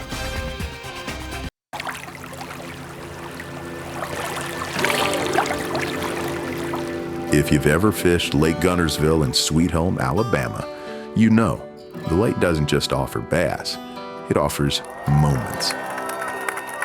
And the best ones show up when you loosen your plans a little. You might roll up the North Saudi first thing in the morning, thinking you're going to stick to your game plan, hit the grass, work the edge, punch a few mats. But Guntersville whispers, hey, try one more creek, one more cast, and that whisper is usually right. Soon you're headed for the miracle mile, chasing that feeling only this lake can give you. Or you're easing into City Harbor, realizing you're hungrier than you thought. Perfect excuse to wander into Crawmama's or Winsel's Oyster House, and suddenly the day tastes a whole lot better. That's what we love about Alabama. every time you let go of the schedule, something amazing sneaks in. Maybe you take a detour to Cathedral Cavern State Park because someone said, you gotta see this. Maybe you stretch your legs at Buck's Pocket State Park or go find Ghost Falls because a little exploring between casts always feels good. And the places you stay, well, Dream Ranch looks like it was made for unplugging. Or maybe you try a retreat resort and spa and surprise yourself by loving the quiet. Or maybe Goose Pond Colony Resort becomes your new go-to. And I'm just saying, if you like surprises, unclaimed baggage might be the wildest one more stop of your trip. So don't overplan Alabama. You let the lake guide you. You follow the fun. Because here in Alabama, every one more becomes a memory. Elite world-class fishing, and obviously a whole lot more in this special part of the world, this special stretch of the mighty Tennessee River. I want to thank all our host organizations, Jackson County, also the Mountain Lakes Chamber of Commerce, Goose Pond Colony Resort, and our fantastic host city of Scottsboro. All those people working so hard 365 days a year to make this place special and to make this a special event for the Bassmasters. Thank you so much. We are always grateful and so grateful to be able to start the season, Progressive Bassmaster Elite season, here, Scottsboro and Lake Guntersville. We're at the north end of the lake here, Tommy. Beautiful. You know that bridge is a signifying characteristic. It's the top end of the lake, not only for travel on land to get across, but it is a place that separates this fishery. You've got one side that's the main channel, one side that's a secondary channel of the area that we call the Miracle Mile. And we've been talking all week. This is Lorent's bird's eye view. We've got some C-map to pair with it showing how the river splits in two. And so one thing I want to show is over here, what the drone shot we're seeing, it's over here on the right side of your screen. That is the Miracle Mile portion. And the difference in like a Stetson, Blaylock, and Bryant Smith area that we're seeing over here on the left side of the screen is look at the contours and how many options that schools of fish have. They've got the main ditch that comes back into the All Reds region, and then you've got all the high spots. You've got different islands, higher contours, places for the grass to grow up. You've got a good flat and a long point right there. A lot of places, high spots here we're seeing that are underwater, that these anglers have plenty of places to target them. Whereas the Miracle Mile on the right side of your screen, it is a 5 to 6 mile stretch until we get to those bridges where it is relatively the same. You've got the main channel that drags here, and then you've got a secondary channel, the high spot in the middle. There's not much contour change on the right side of your screen, but when those fish make that push, we see the drone shots, the pad stems, the vegetation, the holes in the grass. When fish make that push shallow, that is when it can get right in a hurry. But if they're slow to make that push, it can be a grind for those anglers in the Miracle Mile portion. Whereas a place like All Reds, all those twists and turns, ditches, and plenty of high spots, it's a place that you can really poke and prod. If it gets colder, Davey, you have places they're going to go. If it gets warmer, they have places to go. Maybe they change every day, but they're not going to vacate the area because it's such a good ecosystem. Good one.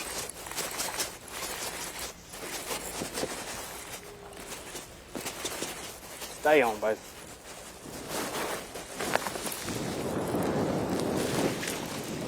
Wow. He's got one fish, but it's a good one, 6-pounder.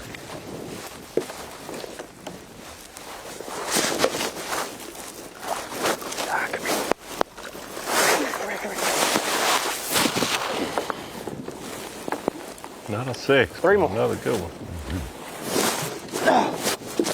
Sound like I'm 31 years old. Heavy 3.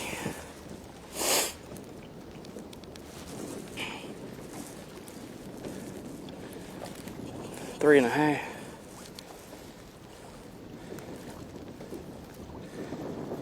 Come on, scales. Yeah, 3 and a half.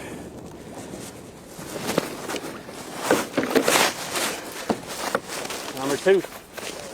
We need 3 more bites.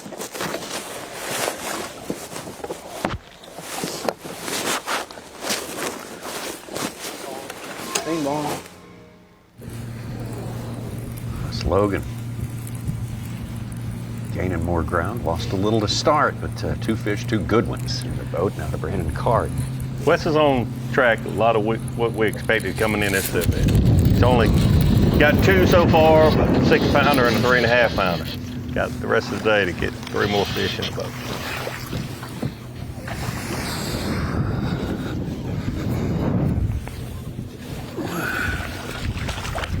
Yes, there we go. That one's a little better. I just lost a nice one. I think got that one good. Long and skinny nose, look at that. No belly at all. Dang, number 4.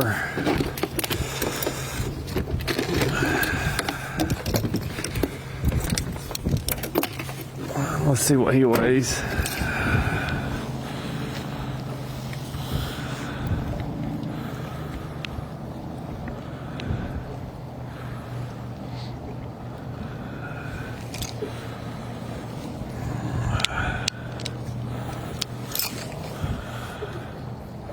$4 pounds.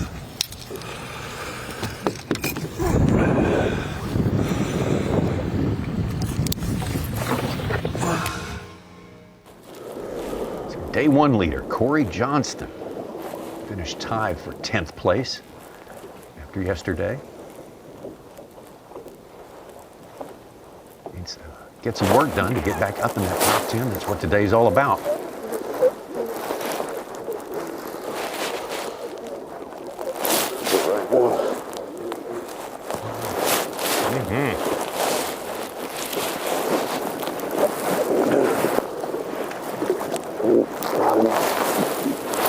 Better one. Swallowed the jigsaw.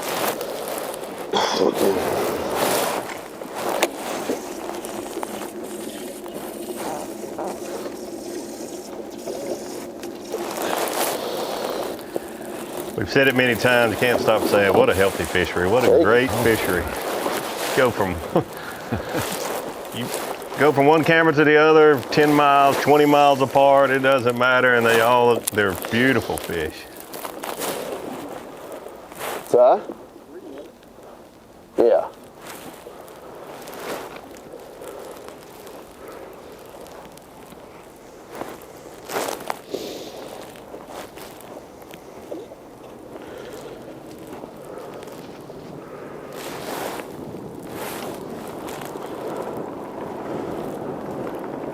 Hank Cherry, get that 5.8 earlier. He's got a 4.8 with it. He's up to 2nd place with 18 pounds and I was change. a co-angler. I was fishing co-angler. That's right. I shot with Brent Ayler that day. So they put me with somebody that was. Was that the one he won? No, he didn't win. Okay. I'm not sure who won that. He won it. Table Rock won the small one. Small one.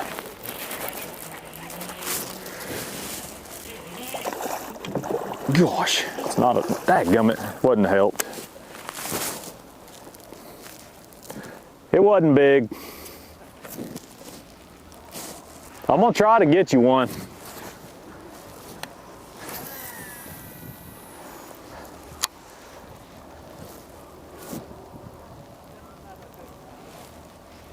Yep.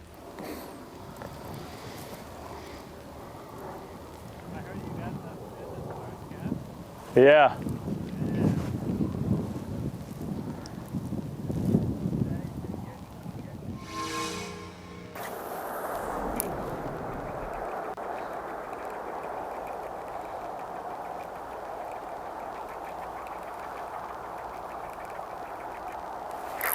That one got it. And he's little.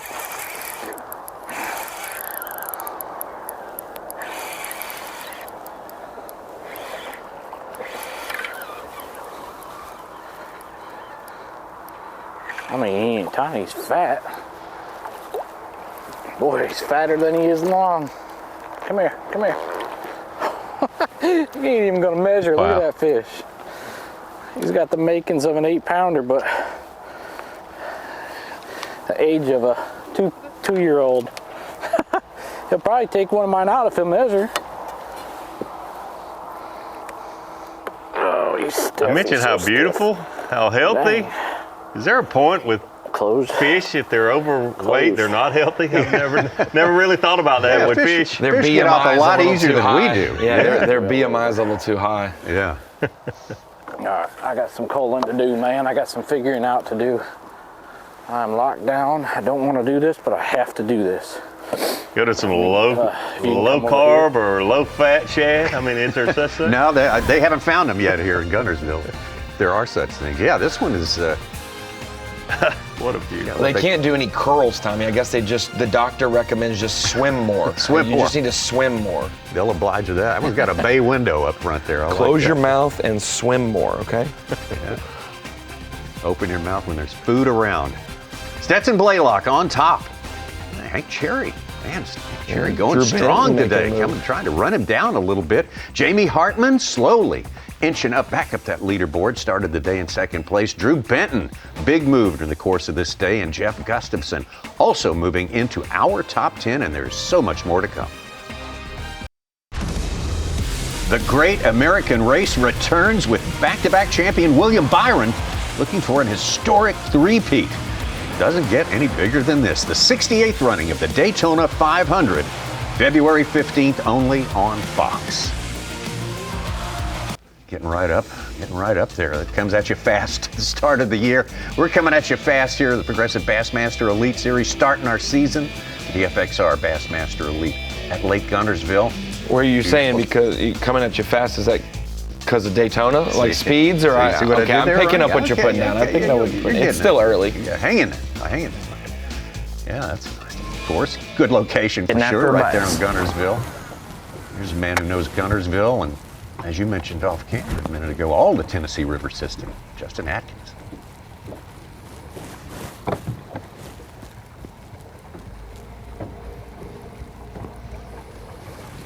There he is.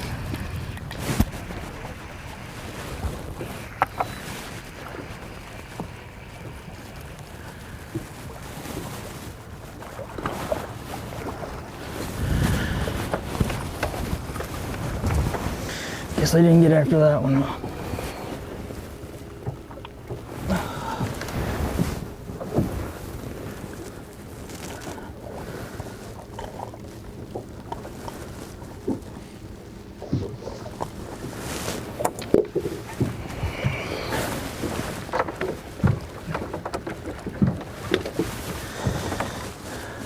What do we think? Is he gonna make 3 pounds?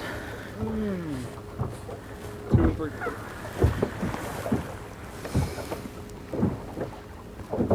Gosh, got the scales.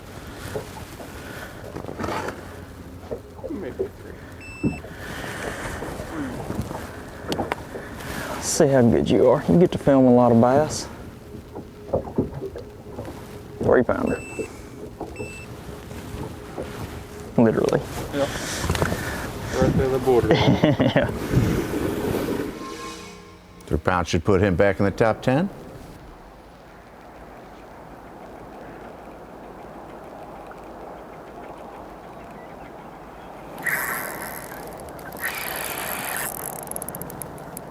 See,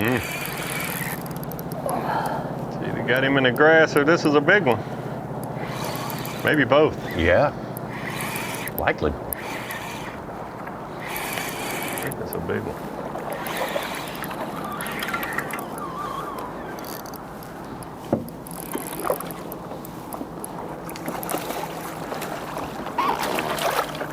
Come here, baby. Come here. Come here. Thank you. Thank you. Thank you. Thank you.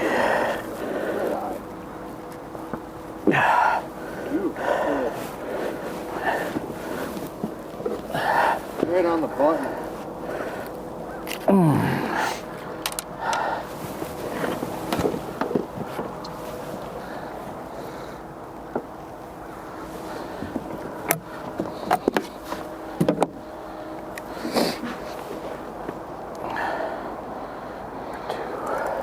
Jamie Hartman starting his day in second place, having fallen off the pace a little bit at the start of the day, and now building his way back. Maybe he can make it up to second place by midday's time. That's a ways off right now, but we have been enjoying the action here on Guntersville. I know someone else who's been enjoying it, and it's our colleague Dave Mercer. And Dave, thank you so much for making a little time for us today. It looks like it's a little more comfortable out there today. Sunny, nice. This is good fishing weather. Oh, it is wonderful. It is wonderful. I'll tell you, one of the things with the job that I have being on site is, you know, sometimes the first few days of this tournament, people would be like, didn't you want to be out there? There was no part of me that wanted to be out there. But watching the action this morning, every part of me wants to be out there fishing. I mean, they're on fire, and it just explains why Guntersville's Guntersville. You have certain fabled lakes in this country, Guntersville, Fork, you know, the list goes on and on, but they're just legendary fish factories. And you realize we're dealing with low 40-degree water, but that's 10 degrees warmer than it was a week ago or a few days ago. So that's why they're starting to fire. And we had Bill Lowen on the live cast show just a little while ago, and he was downright giddy for the reason that he said if they're biting like this right now, this afternoon is going to be blistering action. It is crazy, and it's been a fun tournament because I just love seeing our anglers challenged. And to go from water temperature was in the low 30s with ice on the surface, and watch how these anglers have adjusted and changed day after day. Truly amazing. It's what made me fall in love with bass in the beginning. Yeah, so Dave, you've got a few less layers on this morning than you have the last few mornings. You can tell it feels a little better there for you. Here's another change that we've seen watching these anglers. You know, the first 2 days it was lipless crankbaits, vibrating jigs, that sort of thing. But this morning, Stetson Blaylock, we have not seen a hollow belly swim bait in the back of a creek until this morning, and he put on a seminar by himself. And then Jamie Hartman, for the first time this event, we've seen him shaking a minnow. Are the conditions changing that much, and will we see people throwing topwater frogs by tomorrow afternoon? I don't know if I'd go topwater frogs right away. About the only frogs we're going to see this week, Davey, were the ones that guys were throwing across ice earlier in the week to make social media videos. But I think we're going to see them continually change. I mean, Jamie Hartman with that spinning rod stands out. I mean, the only two guys that we've seen using a spinning rod this week is him and Gussie. And I think it's a glaring... We all went into this season, to this event, with questions. How is the 50-50 rule going to change things? And I think we're seeing some of those stand out. On day number one, we kind of said it, and it's played out even more. The lack of forward-facing sonar has returned superpowers to people like Jeff Gustafson. Jeff Gustafson was able to do, he's a wizard with a minnow. He's able to do things with 2D that, quite simply, forward-facing sonar unlocked to the entire field. And what we're seeing is some of that wizardry pay off for them, where guys are able to do things that they don't have the advantage of forward-facing sonar, that just don't unlock it for everybody else. And I do think we're going to see things change throughout this event. Maybe not quite a frog, but we're going to see guys adjusting throughout the event. I mean, Stetson, or Hunter Shryock, he said on stage yesterday, I haven't thrown a bladed jig all week. I'm adjusting to that. And that's the cool thing. You want to see a pro adjust throughout this event. Stetson is the one, though, to keep an eye on. He had just a sparkle in his eye this morning, and I asked him, well, you know, what are you feeling? He said, I just feel really confident. He's been very steady throughout this event.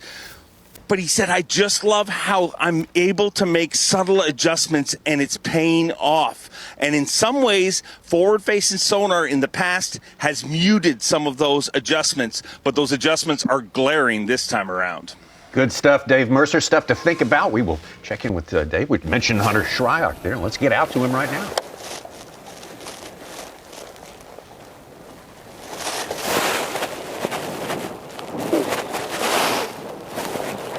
The giant.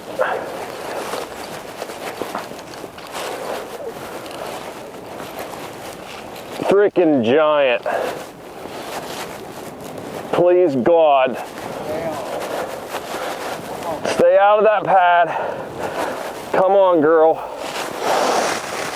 Please God. Oh gosh, she's hooked outside.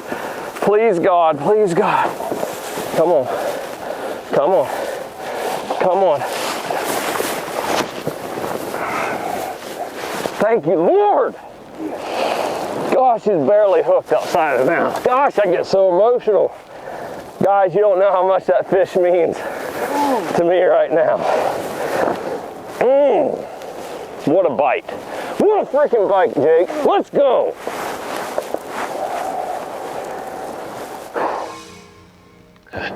Good stuff is all I can say. Good stuff.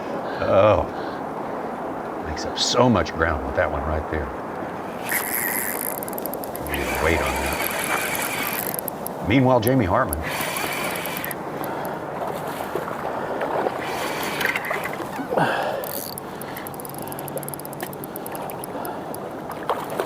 Stay on there, big girl. Stay on there. That's a good one. That's a good one. Come on. Right here. Right. Come to daddy. Come to daddy. Come to daddy. Yes, sir.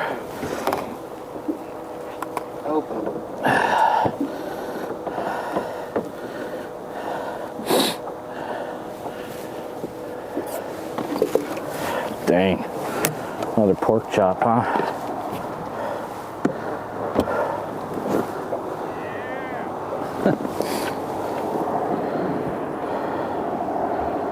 Got to beat a 210. Number 1 and number 3 are 210s. Oh, that's a 4-pounder. That's a 4.2. Let's take out number 1.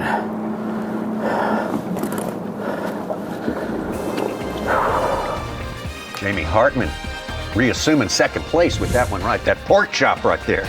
You gotta love a pork chop on it this time in the morning. It's going to be few and far between for the Miracle Mile guys until we get to the afternoon. It looks like they're going to make a push, but those morning areas where Hartman and Blaylock are, different end of the lake, seems like it's more conducive for the low light, lower temperatures. We'll see if they get off to a hot start tomorrow as well. Yeah, we've seen the results of that. Good stuff. Jamie Hartman now closing back the gap between Stetson and Blaylock. Hank Cherry Jr.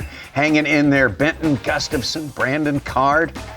Bubbling down there is Hunter Schrock trying to find his way back into the top 10. We got a lot of action going on.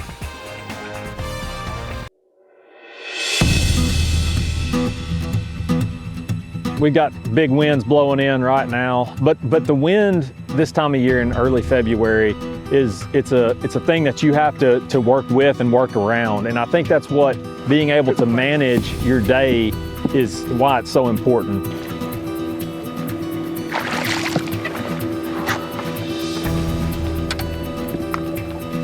For me, the wind really didn't have any effect on me, and I think a lot of that's because of how I've practiced and how I've spent my time here in the past and tried to kind of figure out little things that work to where no matter which direction the wind's blowing, you can still manage your day and end up with a good stringer of fish. To me, it's all about just being able to practice the conditions that you're gonna have in the tournament, even if it's not easy in your practice days. If you're able to do that and set yourself up for success going into the tournament, that's about the best thing you can do. There's a big one. Oh my gosh. Baby, how about that, Bassmaster Live? Let's go. Thank you, Lord. Look at that, baby. The young money minnow, and it's happening today. 7-pounder to start the day.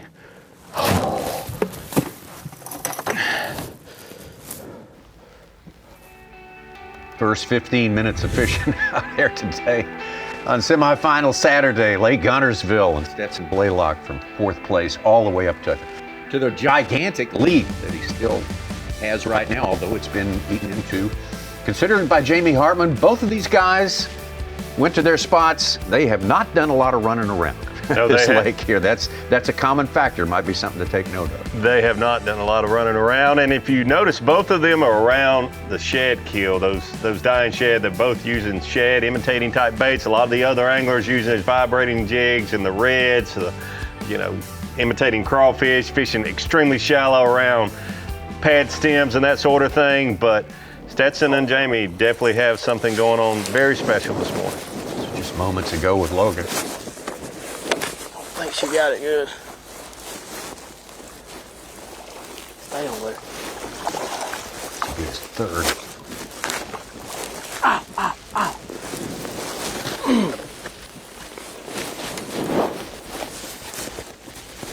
Worst fish landing ever.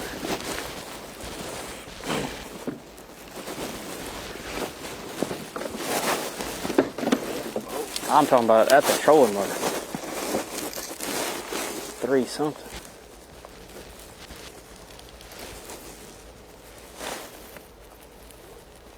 Three and a quarter.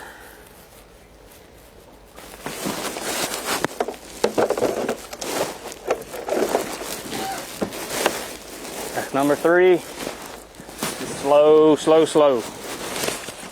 We need 2 bites. We got till 3 o'clock, 2 bites. Maybe a little bit of a puncture wound there for Wes Logan. Did not like the landing so much. Well, and people that fish but don't tournament fish don't understand this, that he's got 3 fish and it's been slow for him, but he's got a 6, one that's 3 and change, and then that one there. There are guys who have a 5 fish limit for 10 or 11 pounds and they may feel good that they have a limit, but they can't bring any of those to weigh in. And he's got all day to catch 2 more fish. And so in tournament game, it's take your time.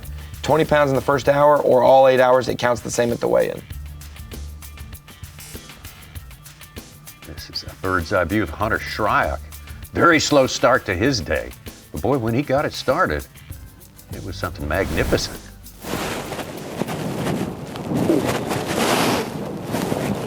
It's a giant.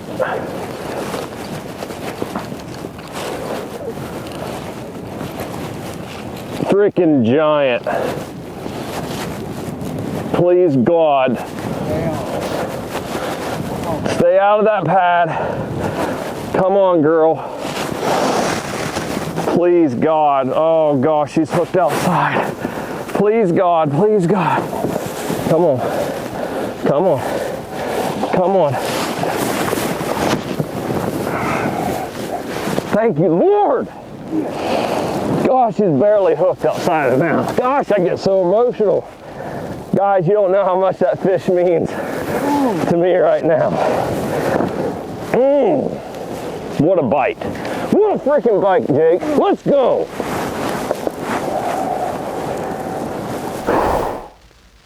Jerkbait, get a big bite, but bladed jig, Berkeley powerbait power stinger as a trailer. So you guys can have that for the rest of the day, but red, not orange, red. I don't know, but that's what we're gonna throw. Gosh, what a bite. Woo!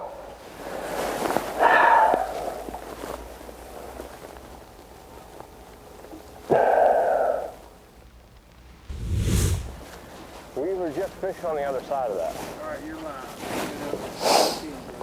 All right, well, it's been a very, very slow morning, which, I mean, I kind of expected that to happen. You know, we always want to jump out there and get some bites quick just to settle us down. But ran through my starting spot, nothing was happening there. I wanted to check this place. I haven't fished this shallow this early all week. In practice, this had ice on it. So, but that's what's happening, it's changing. And I had a few bites in here at the end of yesterday, and I would much rather fish like this. If I can just get a couple more bites to keep me here, I'd rather fish like this, because the other thing I have is throwing a jerk bait out on grass edges. And I feel like my biggest, you know, my best way to catch my biggest bag is going to be doing something like this. And the fish told me, I mean, I just got done catching a 4.5, 5 pounder, whatever bite to get, because those bites are hard to come by here. 3 to 4 pounders, they're plentiful, but when you start getting above that, so we're gonna roll with this and kind of see. They're definitely not biting as good as what they should be in here, but it's 44-degree water.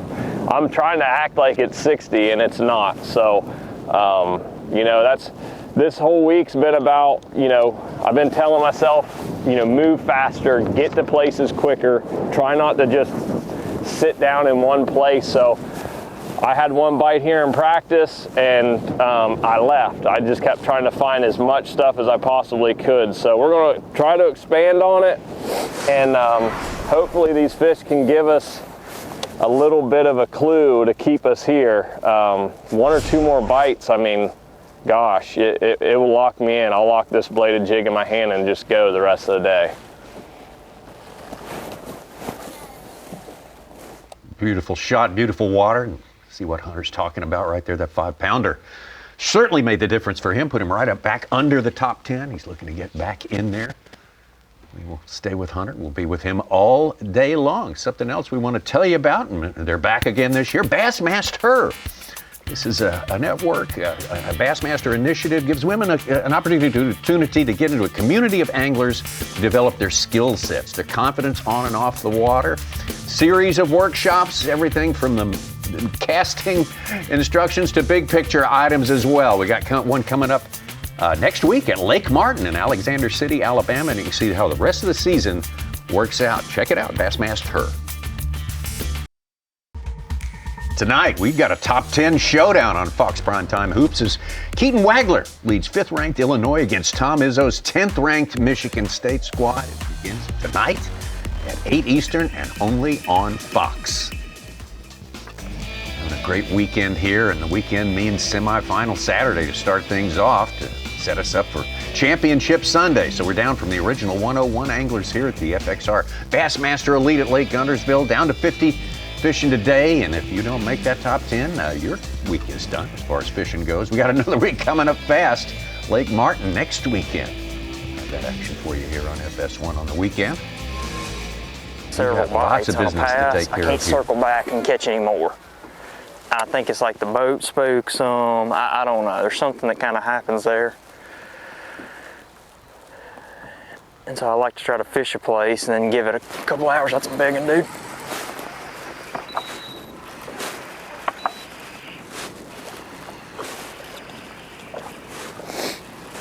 I don't know if it is or not. He knocked the crap out of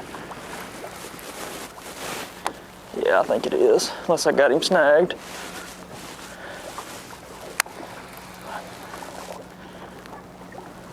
Nice one.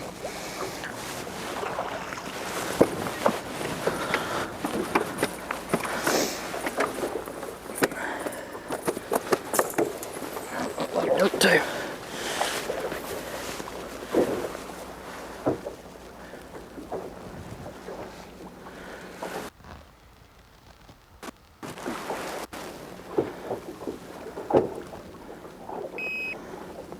.38.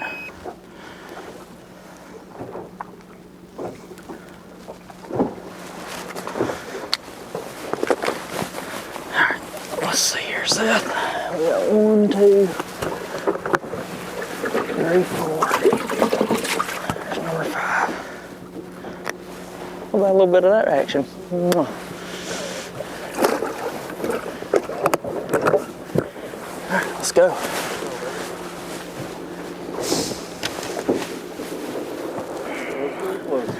Yep.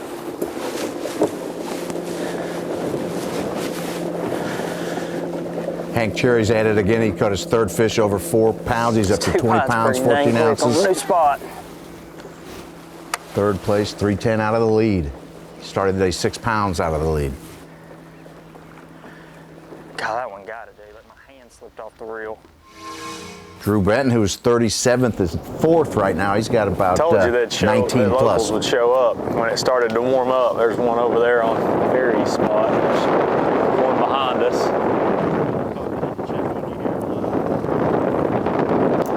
It's been slow. It's after that couple flurries, I had that one flurry right off the bat, and then I've caught a few more coals since. Just a few ounces.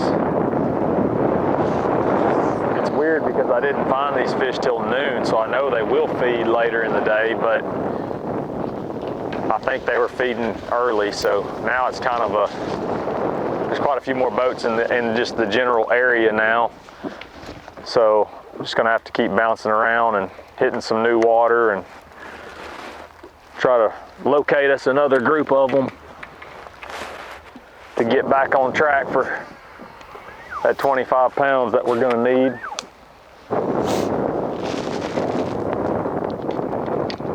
Still a lot of time and a lot of confidence that I'll put it in front of a couple big ones.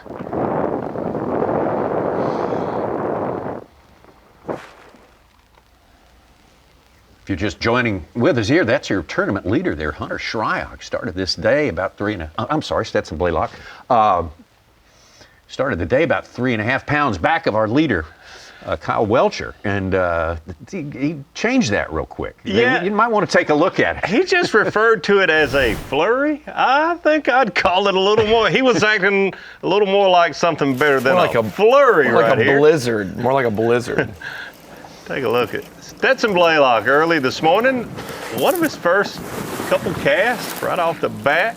And let's just watch. I can't say anything that'll explain it any more than Stetson's about to say right here.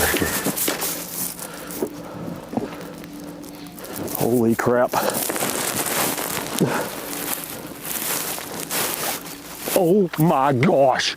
Baby, how about that, Bassmaster Live? Let's go. Thank you, Lord. Look at that, baby. The Young Money Minnow, and it's happening today.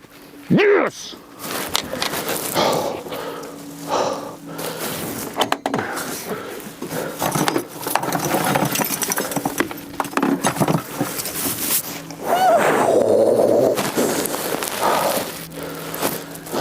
I think this is before his cup of coffee also, Tommy. What a beautiful fish. It's a 7-pounder, boys. Yes.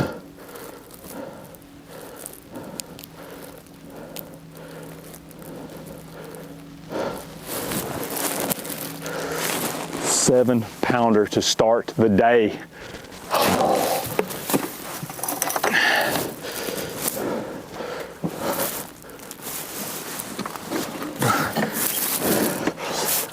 And we're just getting started. Guys, you're starting to see different conditions here. It was slick, calm, no wind this morning. A lot of anglers were mentioning that. I want some wind, I need some wind. You're starting to have the wind come into these areas. You could hear it on his mic for the last update. This is Lake Guntersville in all of its entirety, and you see the blue dots everywhere, guys. That's not pad stems. I mean, some of those areas have pad stems, but that is related to calm waters. As we go from 7 o'clock at the bottom and we scrub through, we get to 8 a.m. local time, 9 a.m., you start to see the orange in the direction coming from the northwest. You're starting to see it come down the pipe. Now, for the anglers up by the Miracle Mile, it would be a worse direction if it was coming from maybe the northeast direction, because it would come straight down the pipe. With it coming northwest, it's going to hit the Miracle Mile at different angles and not make it unfishable. It'll still be very fishable and a good wind level. But when we get to areas that more open, like we're seeing with Stetson Blaylock, some of this wind is going to come straight down the pipe there, and you can see the orange, the red areas, all these banks are going to be getting hit hard. The wind didn't really affect his area. He was saying he's able to practice it, and within that area, it may swirl around, but it's all relatively protected. But as you get to the main lake portions, the waves are going to build on some areas. Those shallow bars are going to definitely get pounded, and some of those shallow areas may actually get a little dirty. We talked about it with Brian Schmidt. Boat traffic yesterday had some mud lines form. Some of these ultra shallow places that do have a siltier bottom will maybe have some more stain and color to them as this wind continues to elevate. And looking at it through the Deep Dive app, it really helps you plan your day of fishing. You could have looked at this morning, sipping your coffee at the boat ramp, waiting to launch, and pull your app out on your phone and see that and know, hey, I have to go to a place that may be a little more protected this afternoon if it gets to be a little too windy. One thing yesterday, we had a wind from the south, which warmed things up. You'd think, man, this is great for fishing. Everybody will love it. A lot of the anglers felt like their day was much slower yesterday because that wind was blowing against the current at Lake Guntersville. So we got the north wind today. They should all be happy. And you'd think with 50 less anglers, you have less boat traffic. That's not necessarily true on Guntersville because it's Saturday. And I mean, here we go. And when you have these prevailing north winds, which we have during the winter period, it makes sense. When you start to fish and look at weather, it's cold up north, Davey, Michigan. And so when you get wind from Michigan and New York, and it's a north wind on Guntersville, that explains a little why we're not seeing Spring Creek, Browns Creek factor. They are open to the north. So they get pounding north cold water pushing into their areas all winter. But some of those north-facing creeks are going to be fine, like All Reds, North Saudi. They should be protected and fine. Wintertime fishing, it is fun to watch, especially fun for a guy named Stetson Blaylock, who really knocked a home run, knocked one out of the park. First thing this morning, Jamie Hartman hanging in there. Hank Cherry won a classic here at Guntersville back in 2020. He's making a move as well. The FXR Progressive Bassmaster Elite at Lake Guntersville, sponsored by Mercury, by Yamaha, and by Progressive Insurance. Semi-final Saturday moves on here. Big ask for these anglers. Put yourself in the top 10 or you're done for the week. Very important to get something happening. You can get it done early, great. We've seen evidence of that in certain anglers. Others having more of a slow start, but the good news is there's time to fix the situation. Caleb Kufal, slow start for him today. Fell back out of the top 10. Former champion here. That one's going to help, though. Another one about that same size.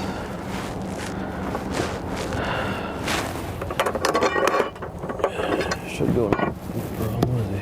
17? Yeah. Number 4.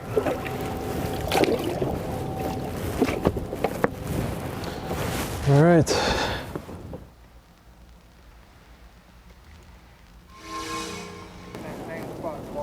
No, I casted from it coming up to it from the front side. Yeah, and then I came from the back side like.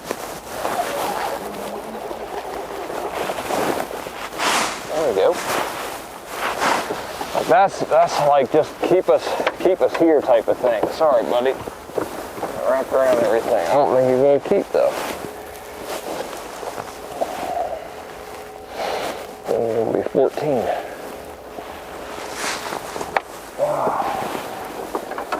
I don't know. Oh yeah. We got another one.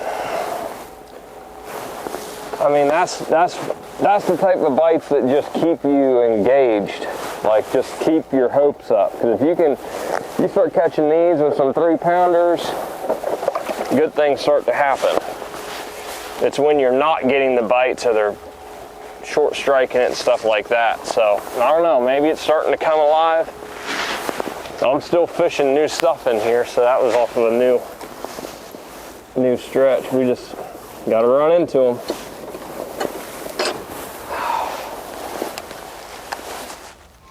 Keeper number 3 for Shryock. Here's your day 1 leader, Corey Johnston. Slow for him today.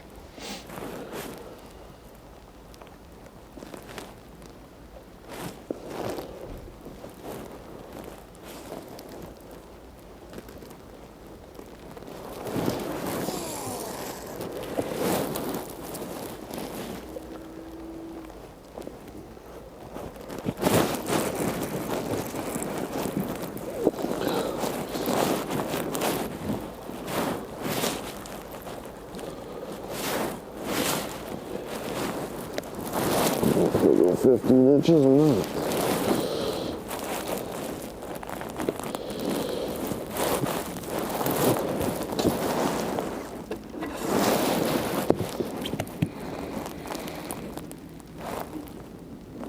Keeper.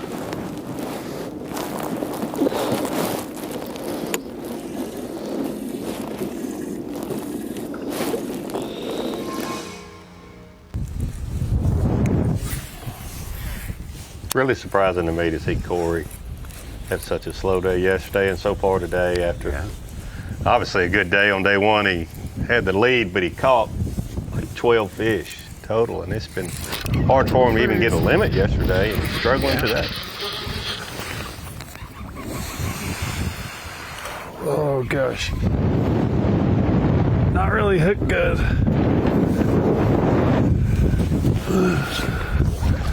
Come here. Yes, yes. Barely hooked. Look at that. Oh. That's 5. Golly, I was fortunate to get that one in. Heck yeah. Let's go, baby. That's a chunk. I'm gonna have to go ahead and start weighing these jokers. Yeah. I'm gonna go ahead and weigh him. See a lot of anglers weigh each fish as they catch them. Brandon waits till he catches. Oh man, I saw that. 5. Yeah. Bait right hanging. Do that. Just barely hanging. Oh, scary. Brandon Card's 16th year with the Elite Series. Another kind of skinny one. Not as skinny as the other one, but. Got a really strong lateral rod. First ever angler to qualify from the college series. Kentucky. University of Kentucky. Yeah. It's the only positive thing I'll say about UK. Hey, come on now. It's funny, he went to Tennessee, but lived in Knoxville growing up. So That's right. now he lives near Tobacco Road. So. Salisbury, North Carolina. High Rock Lake. So those Kentucky colors he has on his jersey there? No, probably so. Never knew that. Certainly makes sense. Worth noting, I'd say. He's a wildcat for sure. Yeah, that we know. Pretty good move from Brandon Cobb from 39th to 9th place with 18 pounds on the day. Just got a 5.4 and a 4+.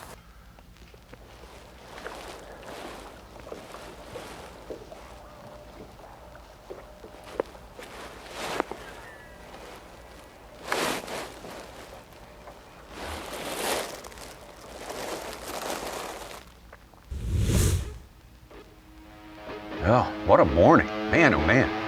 It has been a challenge every day for these guys, but a lot of them have risen to the occasion on this morning on semifinal Saturday. Yeah, a couple things I think have caused that, and for the fishing to get better, and we certainly are glad they did. The weather has gotten a little better, but I think more so just you give 101 of the best anglers on the planet another day on the water, another day to figure them out, and you're going to see the catches get better, and they certainly have this morning.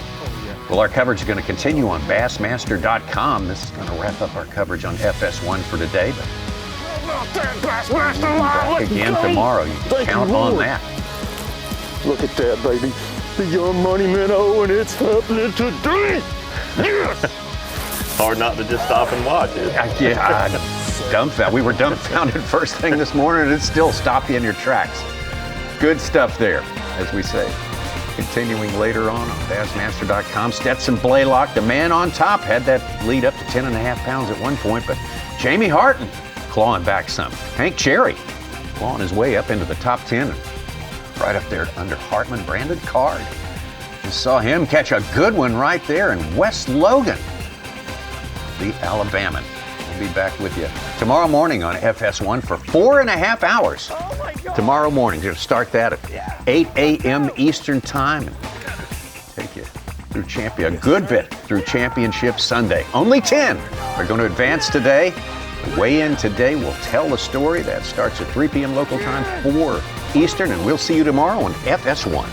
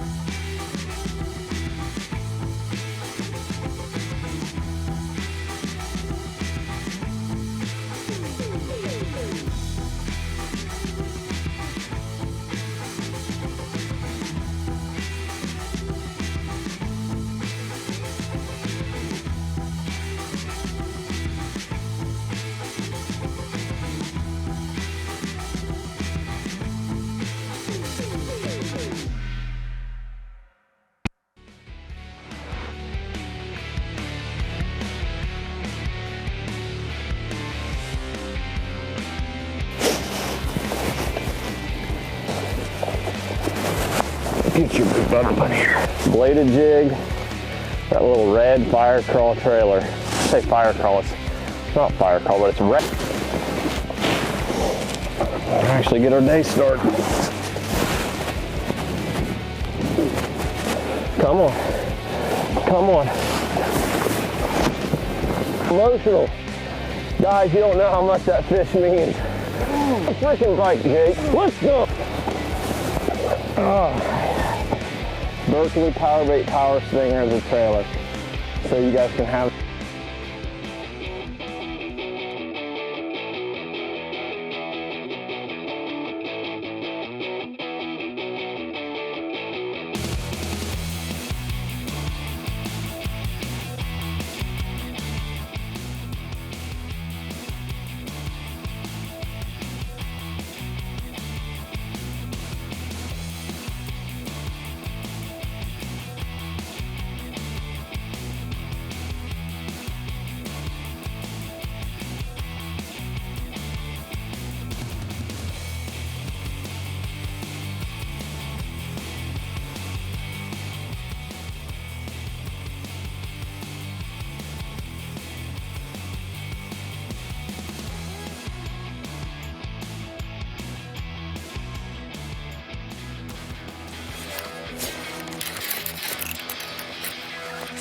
There's a start. Here we go. First fish in the morning. Oh, vibrating jig. There he is.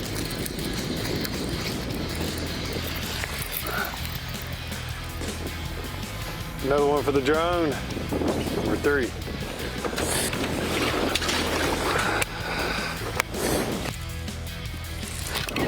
There he is.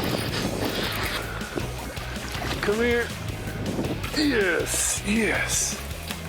Barely hooked. Look how I was fortunate to get that one in. Heck yeah. Let's go, baby.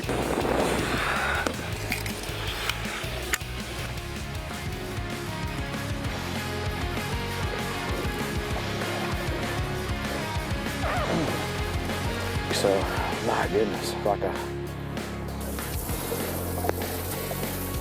So.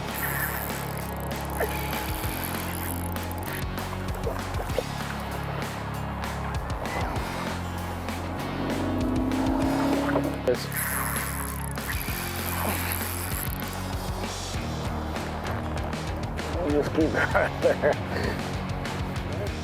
Crazy good. All right, dude. It gets a lot of. That's a big one. Come here. Dude, that was for 4. That's like 315, 314. Daddy, come on, Daddy, come on, Daddy. Hey, skinny, skinny. Look at that thing like paper, man. Oh my gosh. Baby, how about that, Bassmaster Live? Let's go. Thank you, Lord. Look at that, baby. The young money minnow, and it's happening today.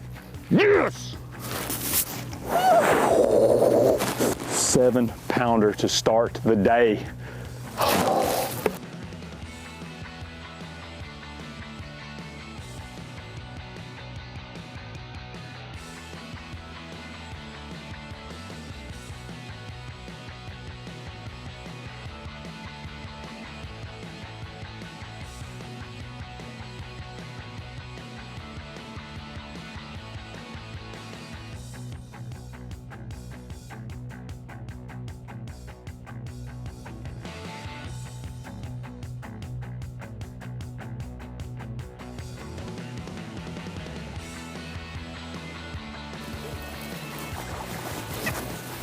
Wild times are gonna be had today.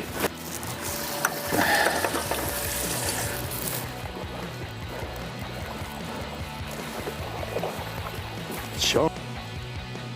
Look at that thing. Look how little his mouth is and how big his gut is. It's amazing.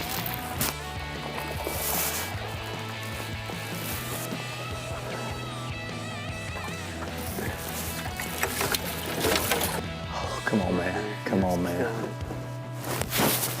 There's a big one.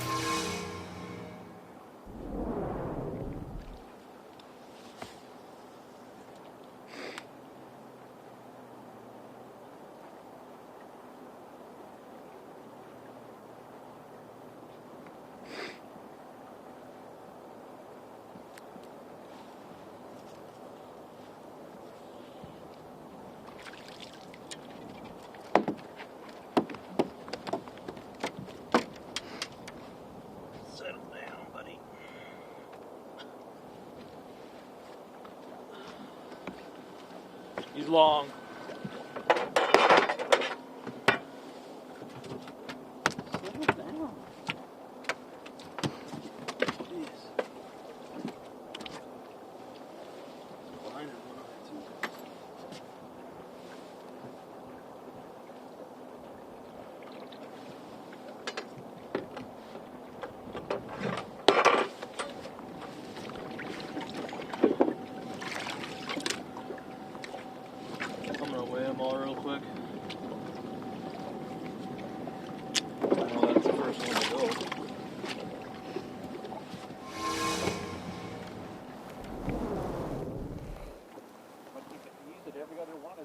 Yeah, basically.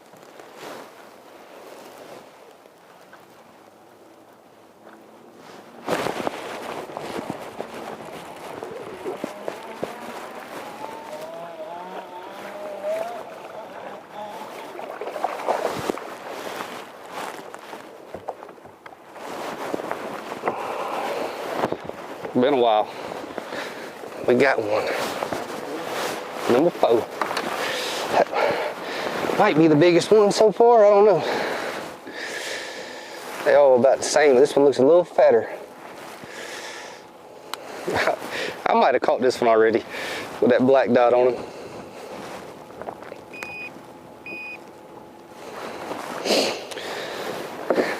It's 212.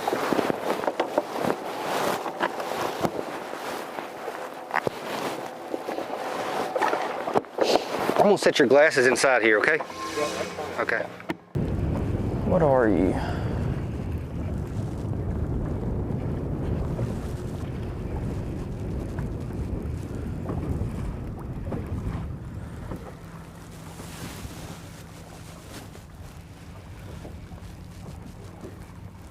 Old back hook grabber.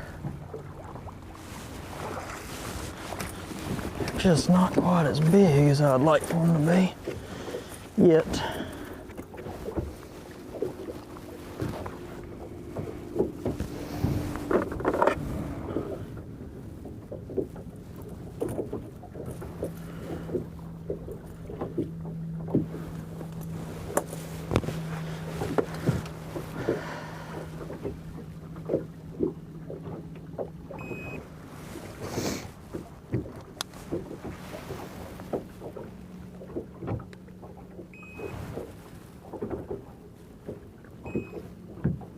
Two 8.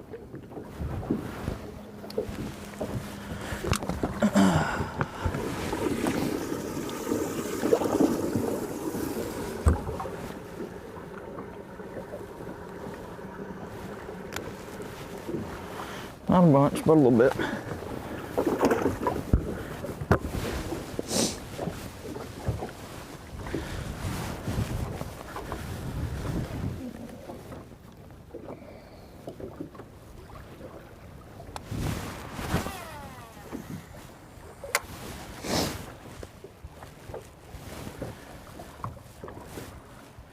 I'm ready for another one of those where it just goes stomp and I lock up and it don't come to me immediately. I think there's something to do with that stretch that I got those bites on.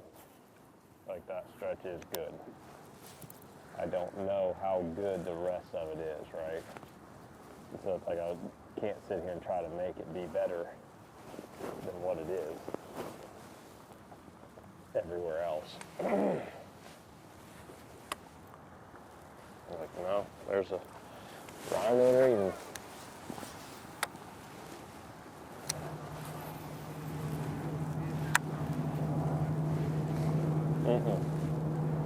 Seems like it, but not for them. Gosh, dude. man. I mean, I gotta. I almost called that cast too. It's right I got on the contour curve. start running Son soft. of a gun, man. Like I know it's one of them things like. Why are they doing that? Once you do it, you get into it, you get addicted to it. But that is on par with being addicted to meth to me. Like it's just unimaginable.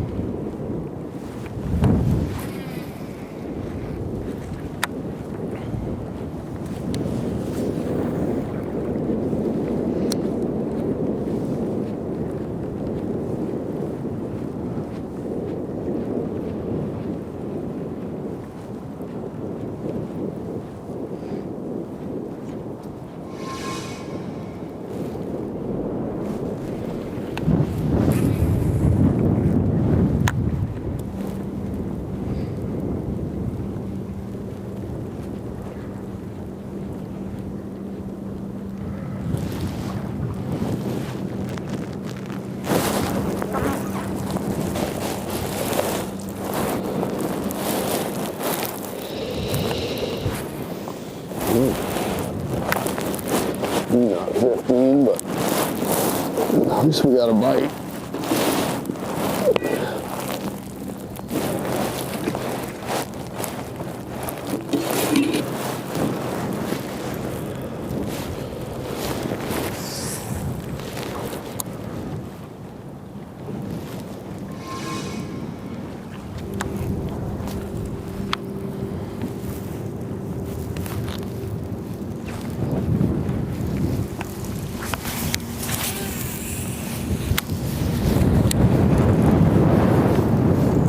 Seen Chris and Corey all week.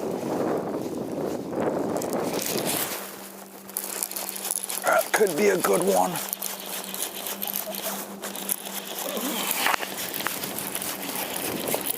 Nope. Might not even be a keeper. It's one though. Felt good. And it's a dink. No. Oh, yeah. Number 1, Bri. Number 1. Little guy.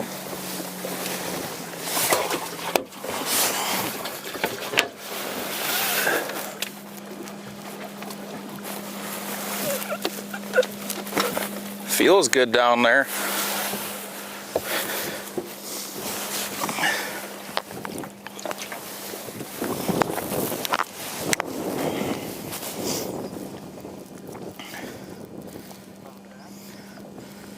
Yeah.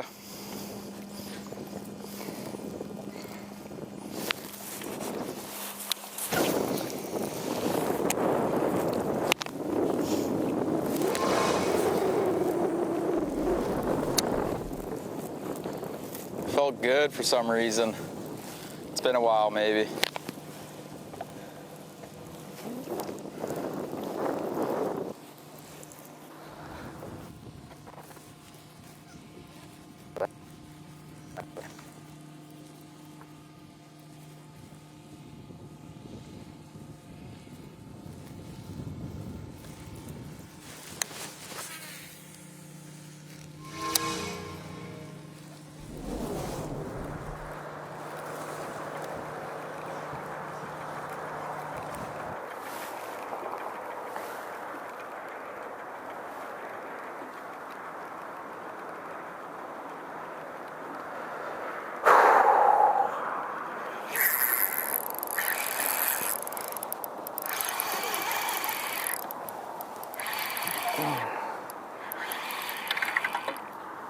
Nope.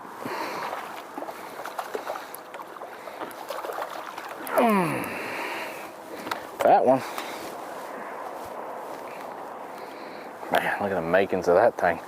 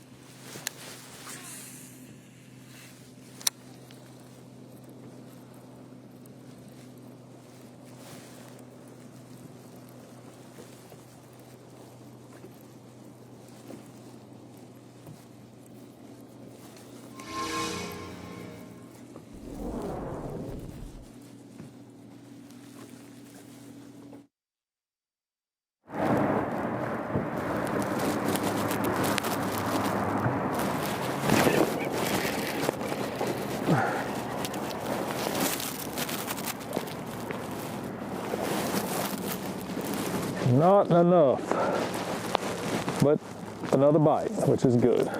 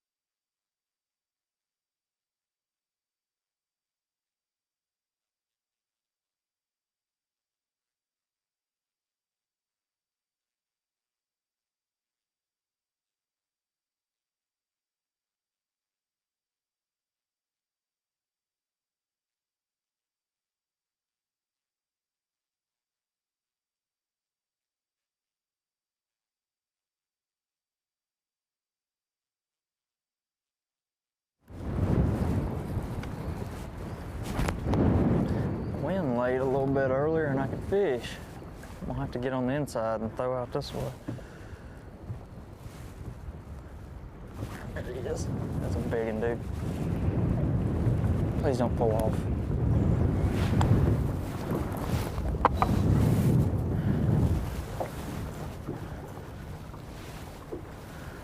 God, I hate when they get close like that.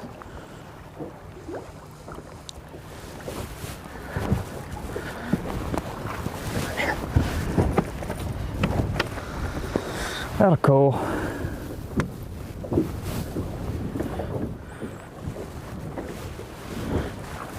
So, that is a fine Guntersville specimen right there. He ain't no giant, but he's pretty.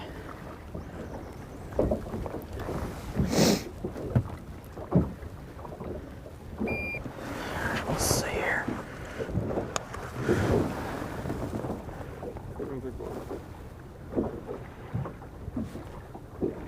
3 3/4 be good.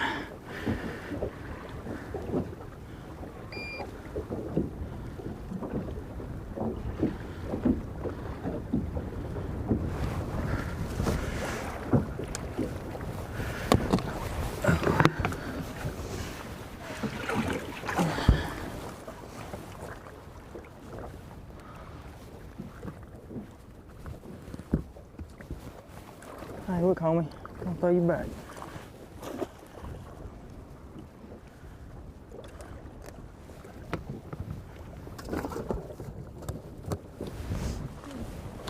Let's go. Let's go. Keep on getting bigger.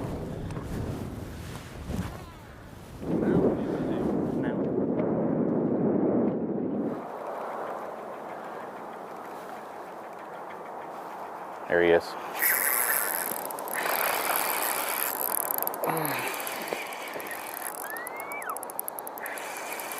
And he's short.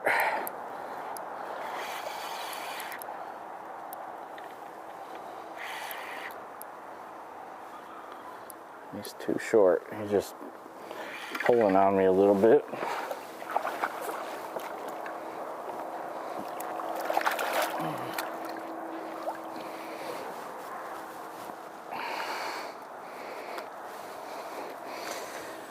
I don't think that's gonna do anything. 212, nope, no way.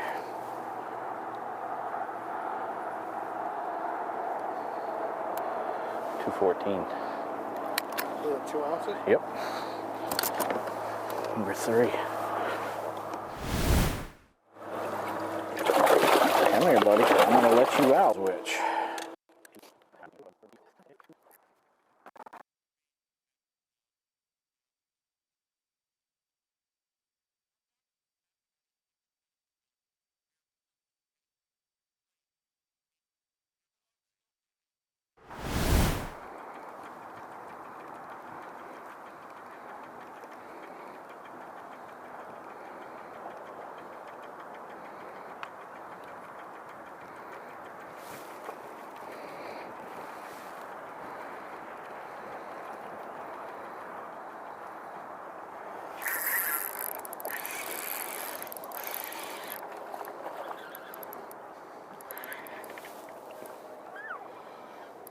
It's not gonna do it either. I don't think. I don't know. It's kind of fat. Yeah, it just ain't the caliber, man. Hmm?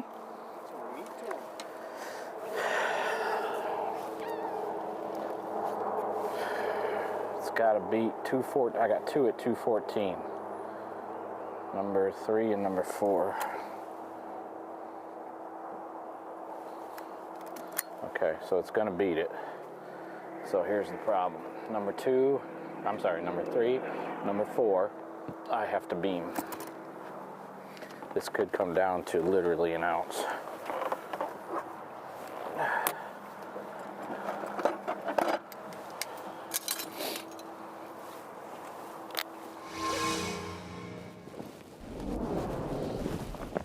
Gosh dang, Hunter.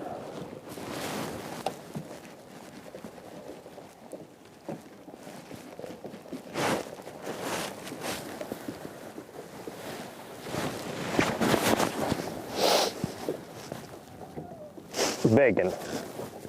I'm talking a giant. If this is a bass, it's a giant.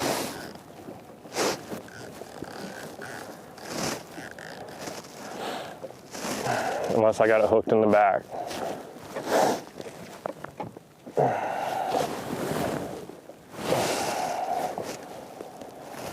I don't want to force it. It ain't a giant. It's a bass. I don't know. It's probably just hooked sideways or something. I don't know. Maybe snagged. Maybe, I don't know.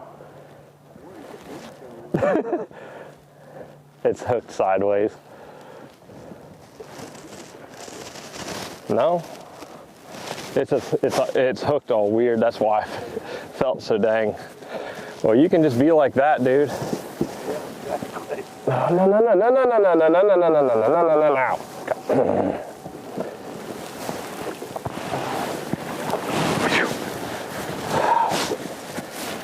Quick return. We made 2 casts and I was picking out a backlash. This is those decisions that get you, see, this is what I need in my live well to make me feel good about fishing shallow for a while. It's just a little meatball. Ain't a giant, but it makes you feel a heck of a lot better when you're going a long time without bites. So we made a good decision. We just need the 4-pounder to lock up on it. Gosh, when it bit, it was going the other direction and it had the hooks on the side of its face, so it felt like a dang, I thought it was a drum. That's why I kept saying I hope it's a bass. I told you I needed to come down a little further, didn't I?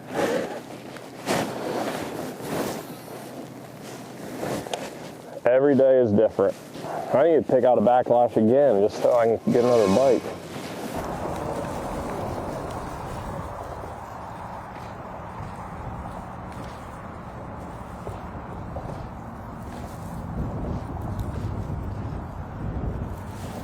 There he is.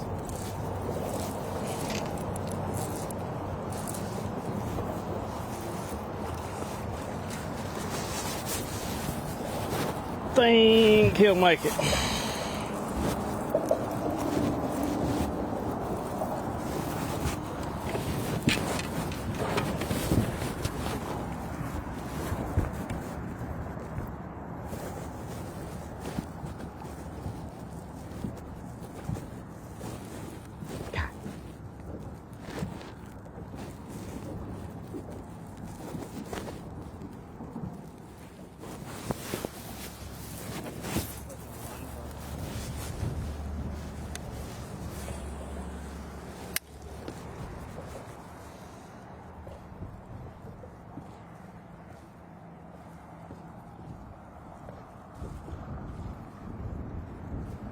There he is. Damn. Why are y'all so freaking small?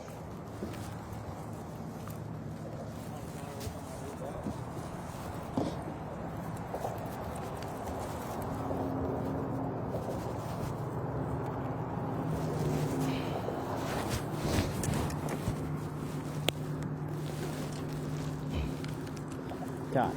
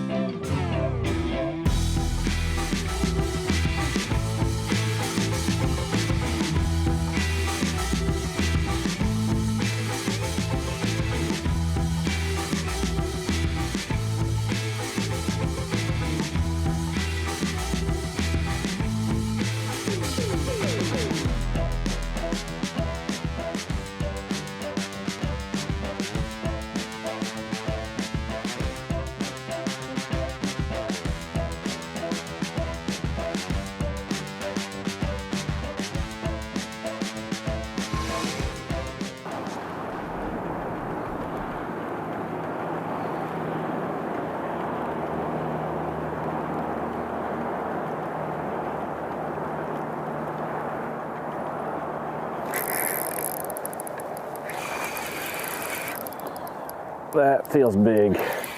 Yep.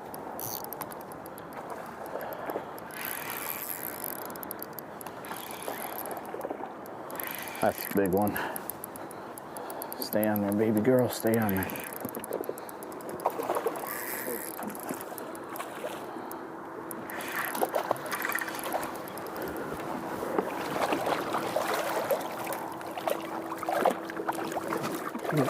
Don't you do it, don't you do it.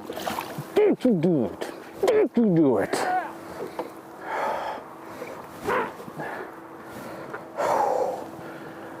That might have solidified a championship Sunday right there, man.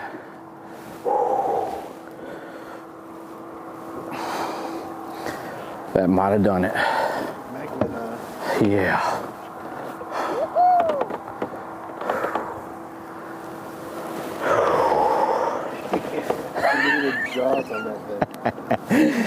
Oh, when you can do this and fit that in there, literally fit that in there, that's a reason to fish Championship Sunday right there. Oh, she's got some sharp teeth. That end, my thumb is pretty sore. Gotta be a 5'4".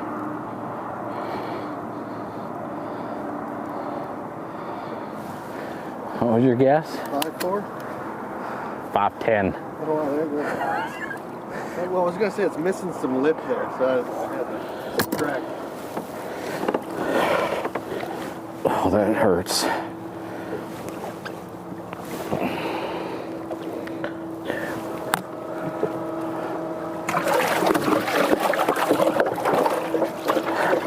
Yeah.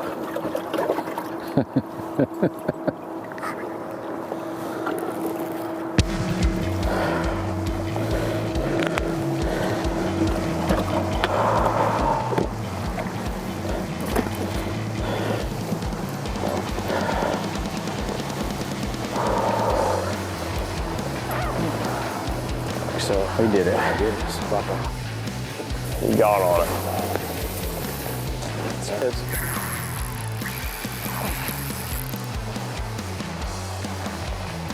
just keep it right there. Crazy good. Alright, dude. That gets a lot of. That's a big one. Come here. Alright.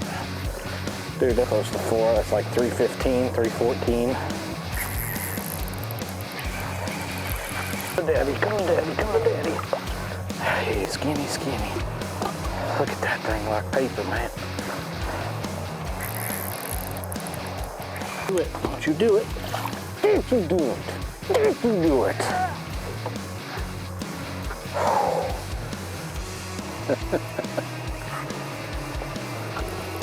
Right.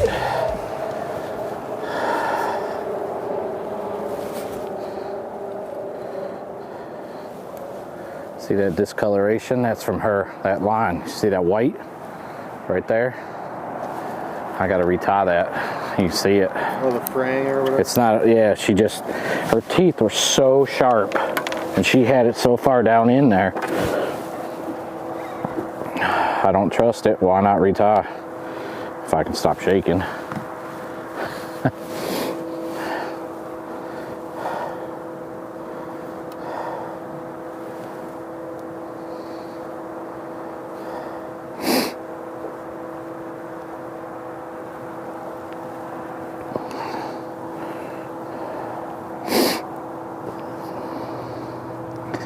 We did it.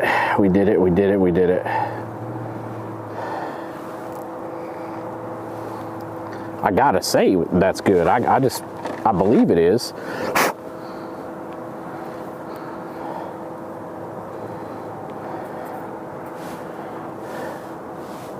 What was the biggest bag you had when you won here? Last day, 23 something. Dude, I stick one more of those and we're up there, you know?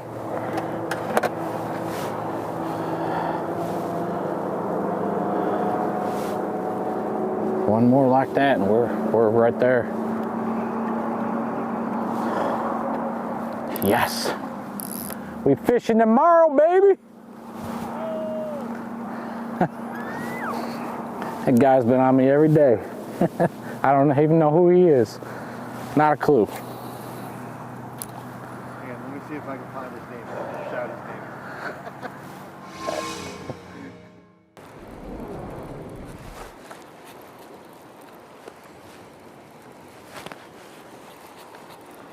There he is. I think it's a rat. Oh, pretty good one. Get up in there. He ain't gonna help though.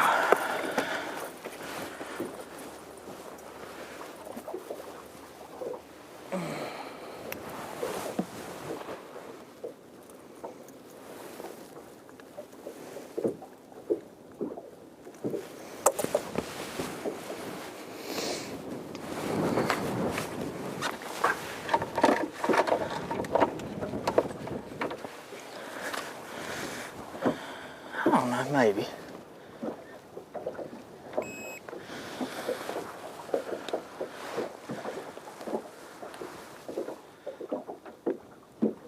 A little bit, not a whole lot.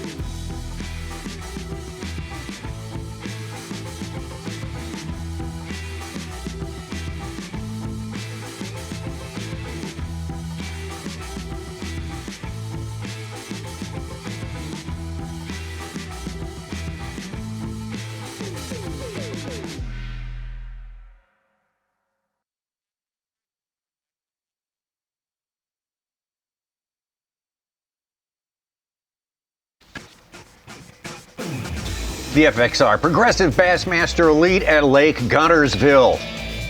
Semifinal Saturday rolls on here. Scottsboro, Alabama, our host city. Happy to be here, happy to be continuing Bassmaster Live. Our thanks to the halftime hosts there and guests. Great job by Dave, Kyle, and all the guests. Enjoyed that a lot. We set a theme early this morning today, the first hour, and that was Stetson Blaylock is taking this thing over, which he did. He took it over, caught a 7-pounder right off the bat, and held the lead for all morning long. And now we just saw Jamie Hartman land a good one about 10-15 minutes ago, and it's Jamie Hartman who started the day in second place on top. Now, where's our leader from day two? Kyle Welcher, falling out of the top 10. That's all about the top 10. I mean, today you got to be in that top 10 if you're going to go on to Sunday, Championship Sunday. Some of the names bubbling up under there: Brandon Cobb, Hunter Schreyer, Jeff Gustafson, Trey McKinney, I was about Jacob to say, Porosnik. Not sneaking in there. Yeah. I mean, you don't ever go to sleep on that guy. No. Don't do that. This is a bird's eye view, Justin Atkins, and a boat's eye view.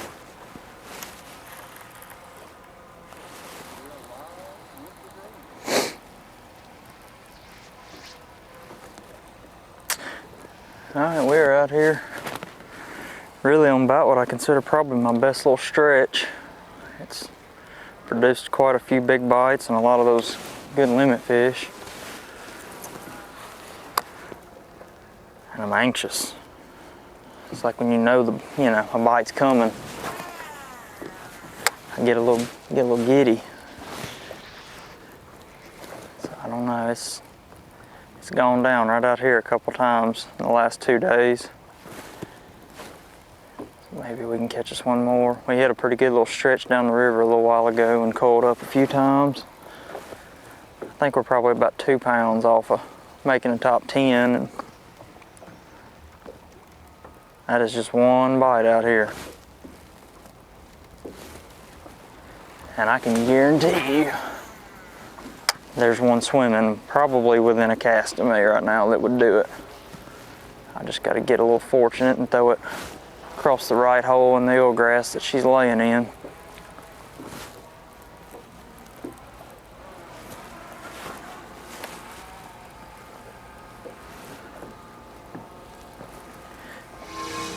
We just need her to get it.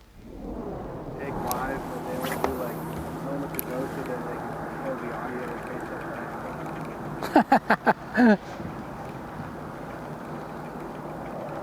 or they'll play it as live, but it'll be like a minute,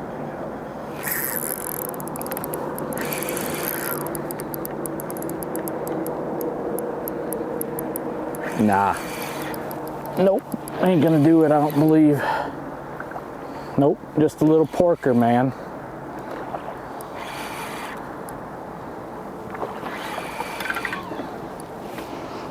It's got a big old mouth on it.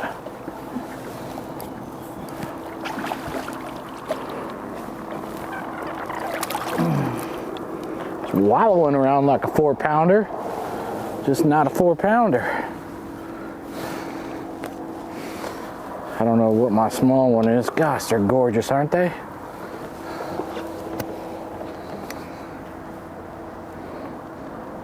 I gotta beat a 301, number 3. Let's do it with a 303. Number 3, 2 ounces at a time. I've done 2 ounces how many times today? Holy.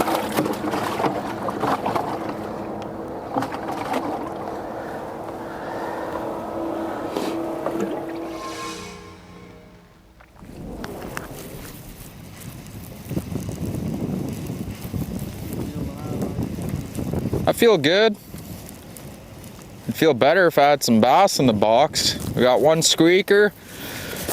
Completely left the one area I was catching them the last 2 days, and decided to run up this creek. I've been wanting to fish all week, but it's just been so cold and muddy. Got back here, the water clarity's nice and stained. The temps rose a bunch, so I'm just trying to fish around. I'm not really liking where I'm at right now, but I think we're gonna make a move here in a sec. I'm just trying to cover water with my chatterbug, look at my 360, try and find some weed, but it's not looking very good. There's some weed up there, but it's like in the dirt, real shallow. I mean, there's some scattered weed out here, but I don't like it. We're actually gonna probably get lost here in a minute. We gotta make a move. We gotta make the right one. 11 o'clock, 1 pounder in the box.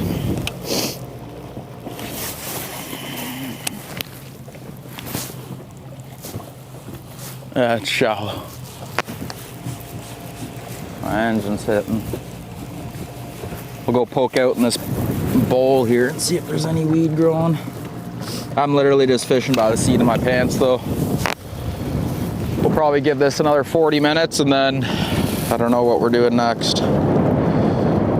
Something different though, that's for sure.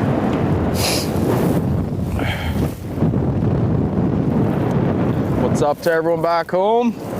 I know mom's watching, my grandparents, all my buddies, friends, family. Sorry we're not catching them. But with that being said, we caught them in the last 30 minutes yesterday, so we're just gonna fish right till the end. Hopefully figure something out.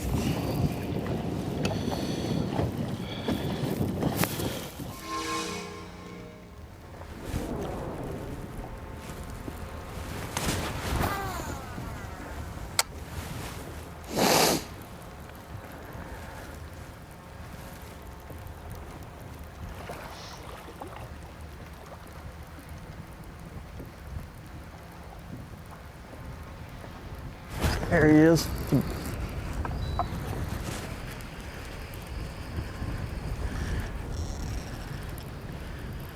I don't know what we got, Seth. It's got potential, but it's coming to me. Nope.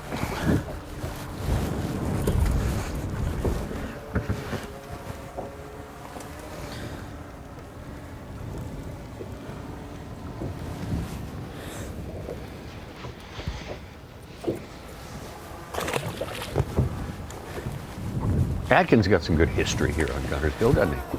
Justin Atkins, Tennessee River stud, from Mississippi, but so Pickwick got it. Is where he made his roots. Right. Started his professional fishing career with the FLW Tour 9 or 10 years ago. I think I had a Facebook memory 9 years ago. And his first ever pro event was here, top 10'd it. It's the same week as we're here currently. And so he has some really good memories, really good mojo here. And he's somebody that, you know, I was pretty close to in college when we fished. Like, we crossed over our times, and it's been very cool to see his progression, especially with the first 2 or 3 years on the Elite struggling as much as he did. Now these last 2 or 3 years, he's exactly the quality of angler and caliber that we predicted. Yeah, it's, I don't know. I got 4 and I need one more bite. There's people literally all over everything I've been fishing, so I'm just kind of having to fish around people. But it's Saturday on Guntersville. I don't know. We're fixing to get away from here and go back to what we were doing and just see if we can get in line, I guess, and hopefully get one more good bite. I don't know. It's not looking good right now. It's not looking bad, but it's not looking good. And I'm about tired of looking at these bridge columns. I don't know. We may come check them right before we go in, but you just can't fish anywhere today. It's unbelievable. All right. Unbelievable.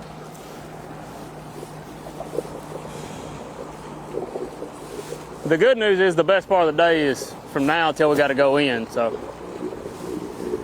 we can run into 1 4 or 5 pounder.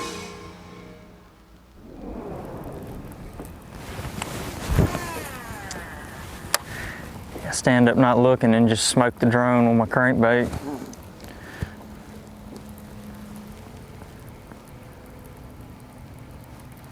There he is. There we go. Come on, baby, be big.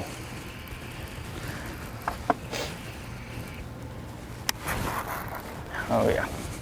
Yep, it's him. Yep, it's him. Come on, baby, stay pegged. We're about to get to see if it's him. I just wonder if I got him snagged, dude. This one's fighting.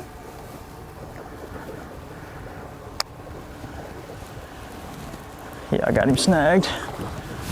Not snagged, but I had him hooked in the side of the face.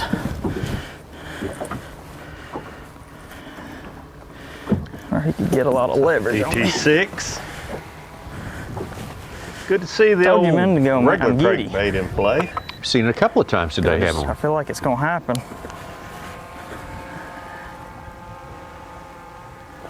And I know he's going to think this more than me, but I can't stop thinking about him losing that first fish. Had he not had that bad luck, he'd be right in the catbird seat. In the top 3, yeah.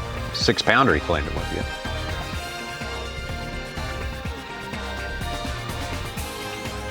We love these views we're getting from up above today. It seems especially enhanced this week because of the clarity of the water and, of course, the beautiful backdrop here at Lake Guntersville. We got more of the same coming up.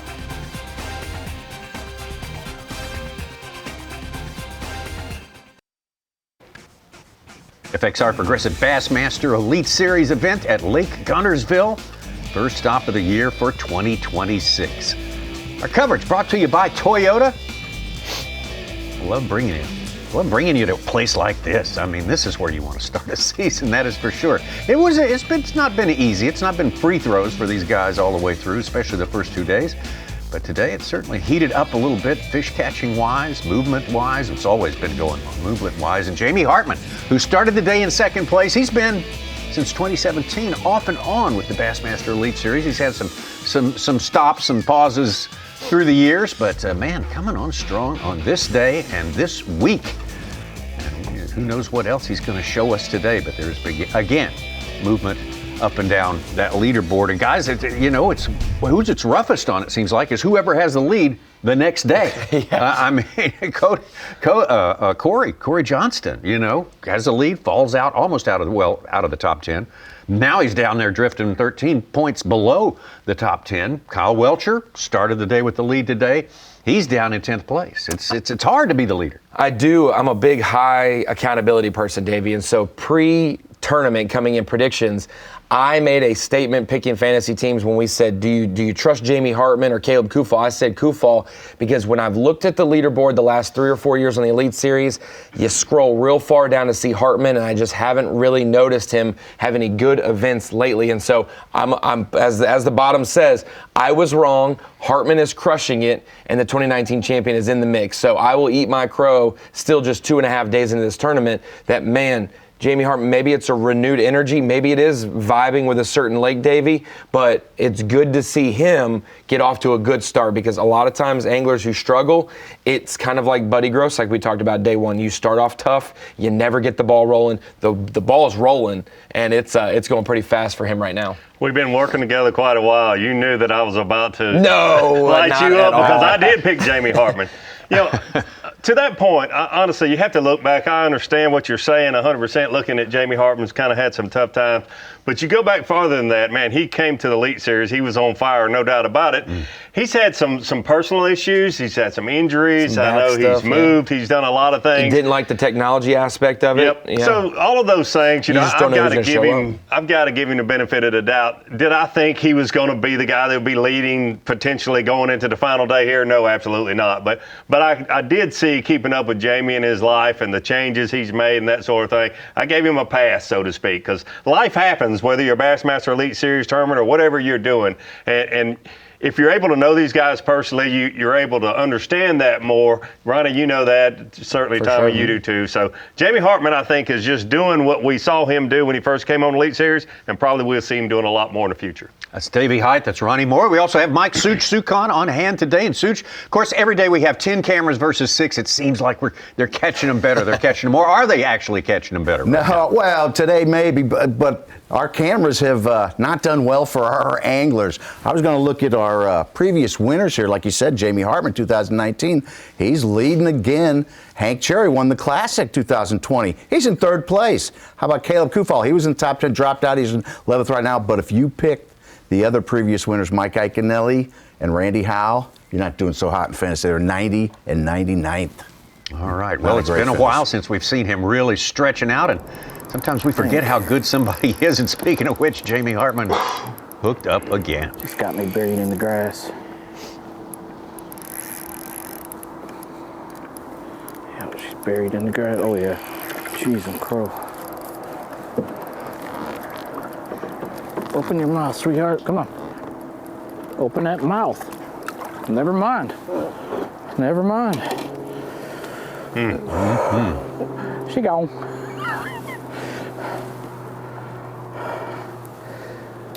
Oh.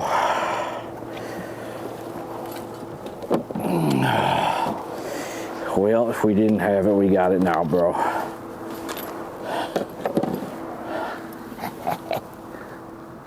I'm starting to wonder how much longer he's going to stay here. That's a good question.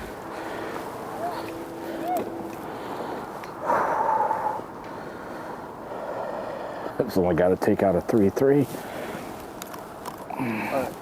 It's got to be a 4-2. You're close. 4-4. 21-9. Number 3.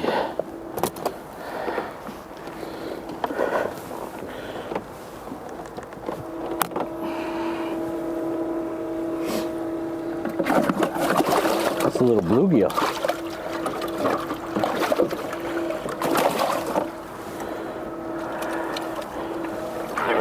There you are. Right there. Oh, yeah. 21.9 on the day, 21.12 for this man right here, Stetson Blaylock.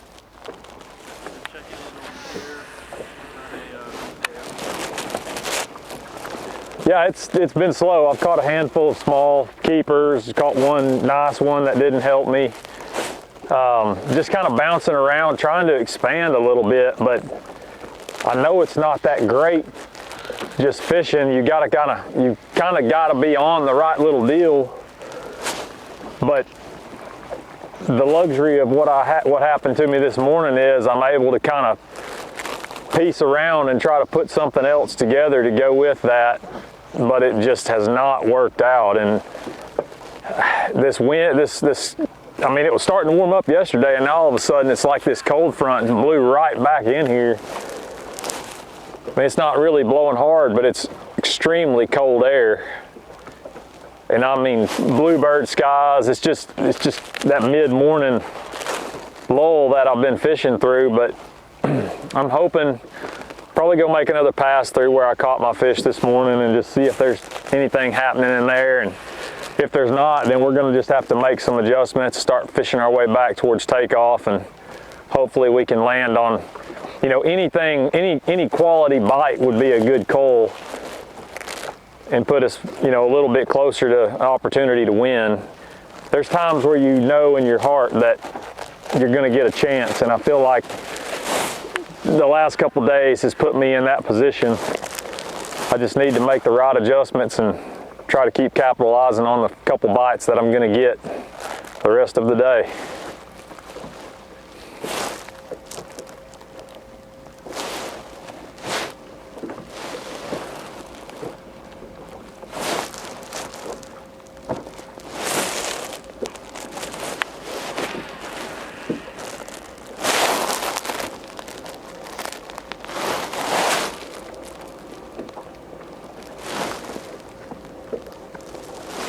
When you have that flurry, he called it this morning, like he had, you know, you've got all day to try to go find another place similar, or you know, maybe even a little different, but another group of fish.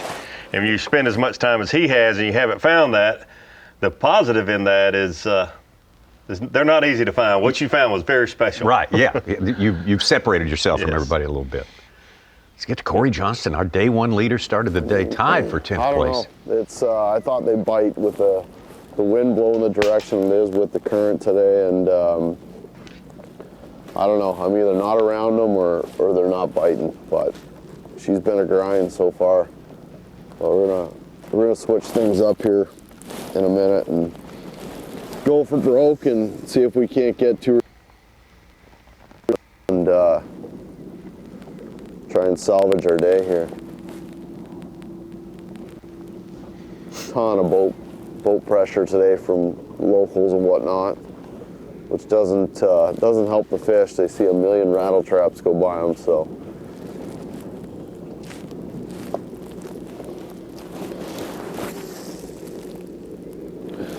Every once in a while you can trick one.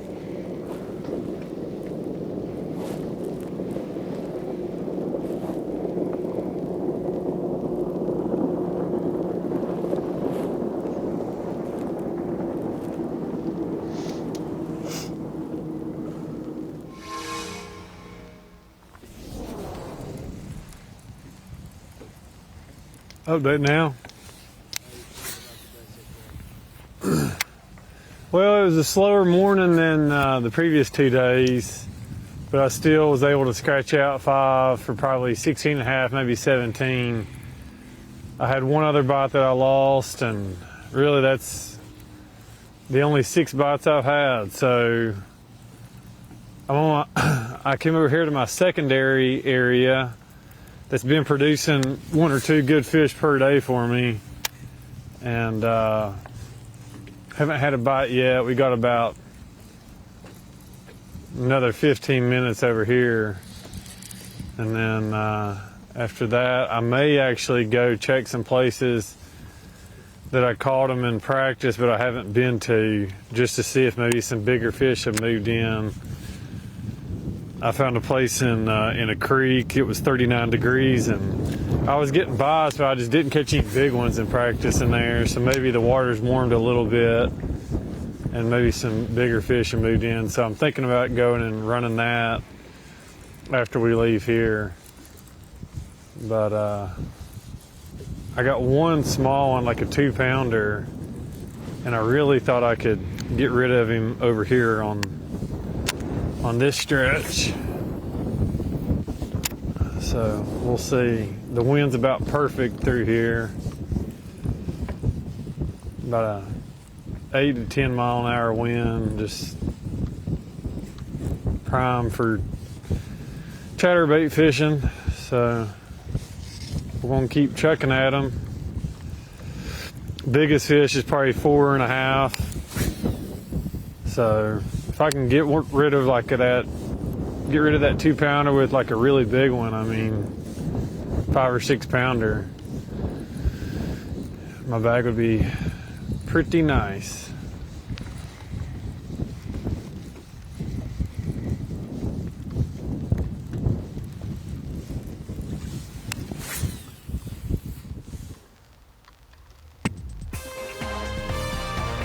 Three different discrete fantasy games you can participate in with the Bassmasters as you follow the Bassmaster Elite Series, and one of those is the TH Marine Bassmaster Pick'em Challenge. That's a setup before each tournament of 7 matches between the competitors here with a different theme. We had one, Chris Johnston, Trey McKinney, the big, I call it Run It Back, I guess. Oh, well, we're out of time. Check it out. Run It Back. FXR Progressive Bassmaster Elite at Lake Guntersville. Got a long road ahead of us, but have a great start here.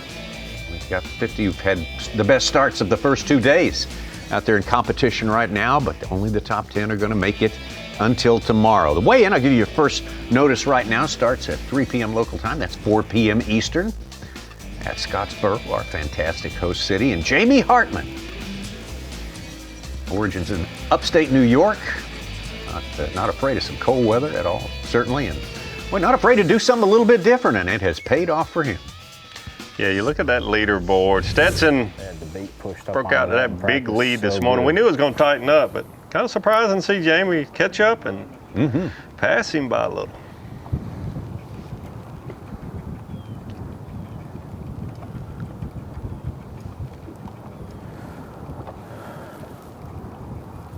Oh, I'm starting to think you need to go somewhere else, Jamie. Give it a rest. Slowly but surely.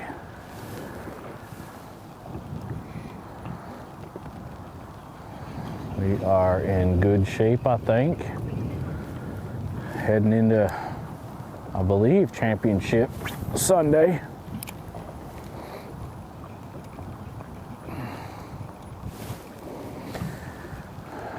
Well, we're trying to win this thing. Trying to get a couple big bites.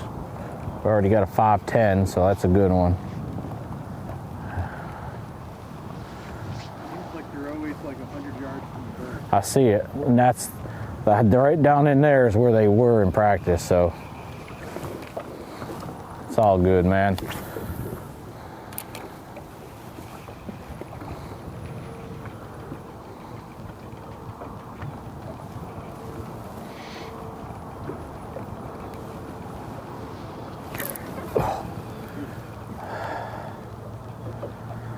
He held on to it for a second, started moving off.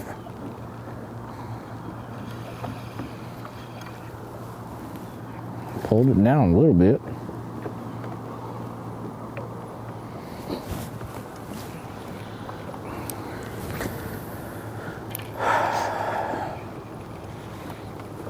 It's crazy, crazy, crazy. I can see the bottom. I mean, it's crazy how shallow these fish are.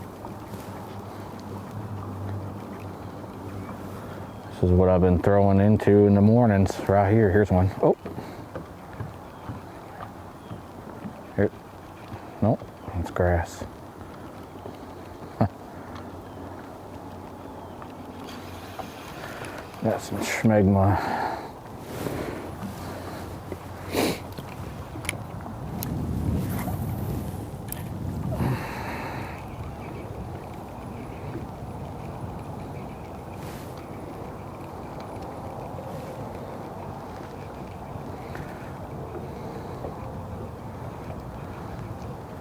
You just let me know if they want anything, you know what I mean?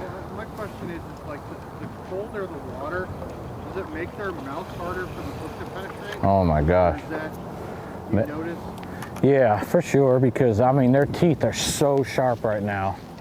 You'll see like the ones that are just come in, they got them red mouth inside, it's all red. I don't know why that happens, but it does. And you got to lean into them pretty good.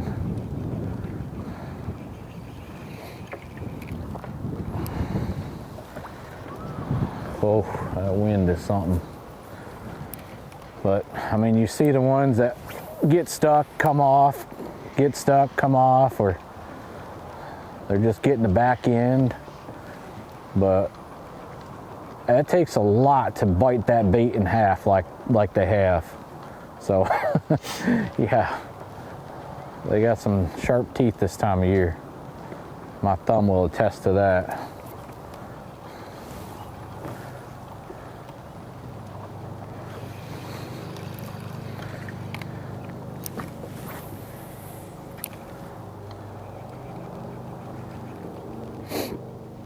We are on the hunt.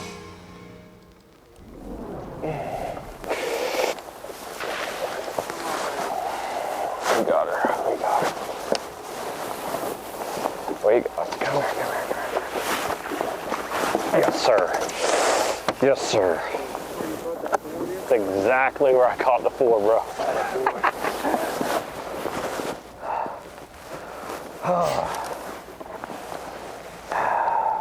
That's exactly what we were talking about, Jake.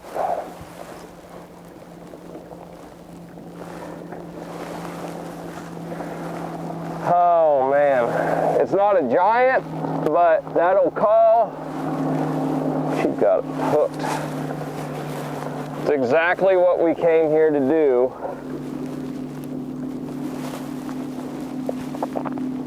With the potential to catch a good one still. It's another 3. So we'll get rid of number 5. Whoa, Bubba. About launched him out alive. We'll get rid of number 5. Gotta be him. Yeah. I think the other one. Oh shoot, I better beam him.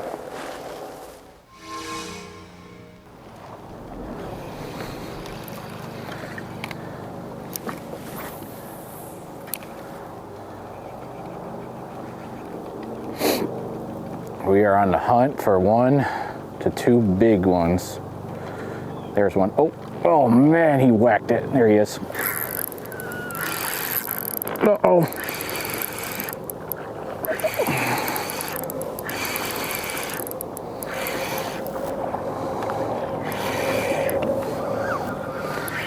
See, that fish toyed with me.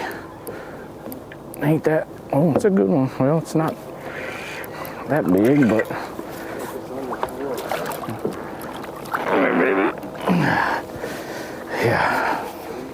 Yeah, it ain't 312, so nope. Ain't gonna do it.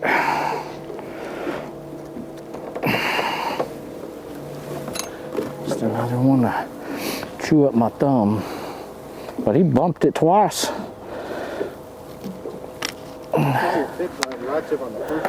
Yeah, you see him pop it? Yeah. And I didn't miss a beat, you know, it makes a difference.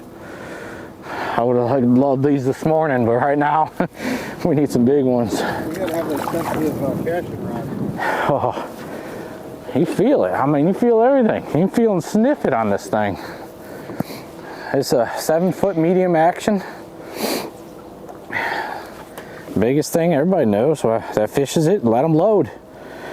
But you feel them take it, Don't set the hook, man, just let it load.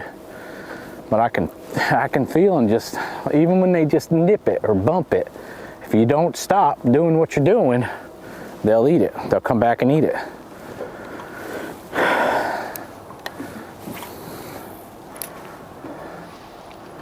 Good advice there. Good advice. You notice he's practicing what he's preaching there. Several fish have bumped his bait and he keeps working it, and then they come back and get it a few seconds later.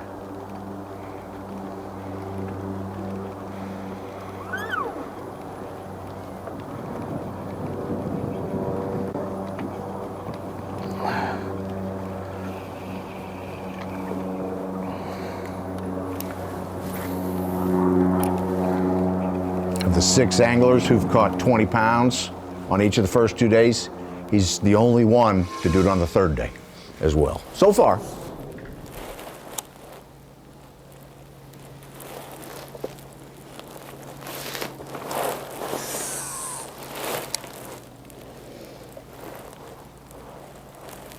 Corey needs to make something happen. Boy, he does. Several things to happen there.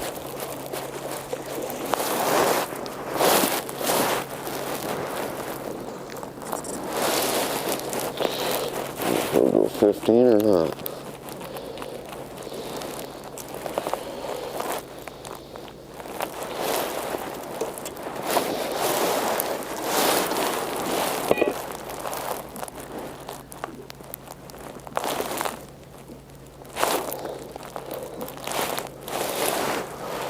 Keeper.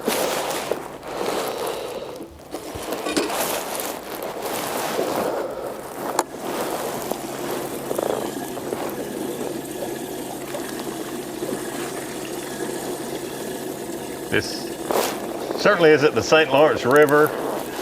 Corey and Chris have proven they don't have to be up north to catch them. You never see them fail up there. And I wouldn't call what Corey's done this week fail. Oh, no. He led the first day. He's fishing on Saturday. He certainly still got a good chance to make the top 10. I'm very surprised at how tough it's been for him yesterday and today. Yeah. Doesn't add up, does it? Nope. With it. A little gap in the eel grass right there. What's that? Yeah.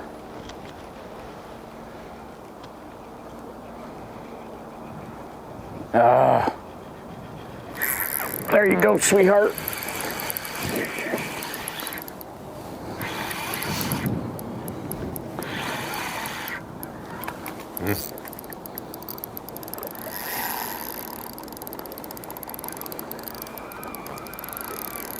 Just saw the I'm not flash, sure, dude. but it looked I wide. think it's a good one. Dang, where's it going?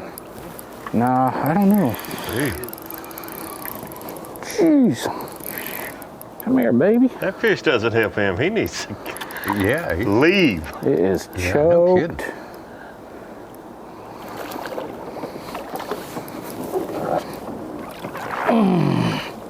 Oh, that's gonna go 4. I can feel it. Absolutely. Yes. Guys, we are, absolutely tearing them up. Absolutely tearing them up. Let me get down in there and find this thing.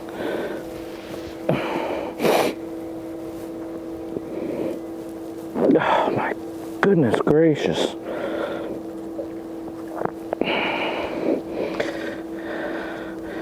He about processed the whole thing instantly, in one end and out the other. That's gotta go 4. It's got to. It's a 4. 312, 1, 2, 3, 4, 5.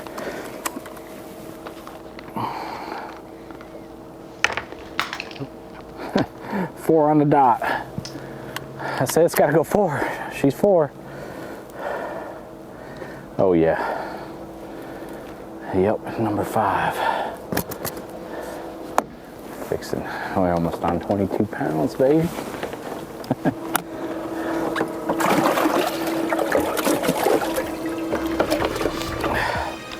Couple ounces, but it's a couple ounces. I'll tell you who's winning the catching tournament today. I was gonna say, it's easy to know how many fish are in your area when you have live sonar and you know when to lay them off, or you're not seeing as many. When you don't know, it's kind of good. You're not truly pressuring them, but you don't know how many are coming in and out of there. Just do what Jamie does, catch them and count them. That's how you know how many he's catching all of them out of there. Jamie Hartman out there in a special place, and we wonder now, the question is he going to let it lay for a little while or just go ahead and get all you can get?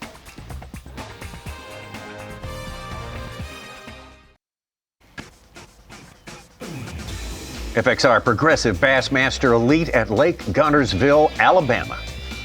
Scottsboro, Alabama is where we take off, and we have the weigh-in. The weigh-in coming up this afternoon, 3 p.m. Eastern Central Time, local time, 4 p.m. Eastern Time, to take it down to 10 anglers. If it was happening, if it had just finished right now, and it's just changed as I looked at it here. Yeah, Drew Benton back in there, and Trey McKinney in our top 10 now. Yeah, that would be the 10 going to fish for championship Sunday tomorrow. We'll see. We will see.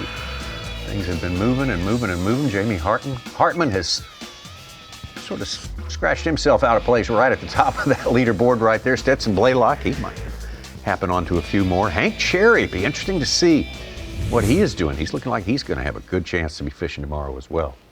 Benton's come up from 37th, and Trey McKinney was 42nd to start today. Both of them are over 19 pounds. Wow. Tell by the way he hadn't even looked up. I can't present it right. I'm not going to eat it like that.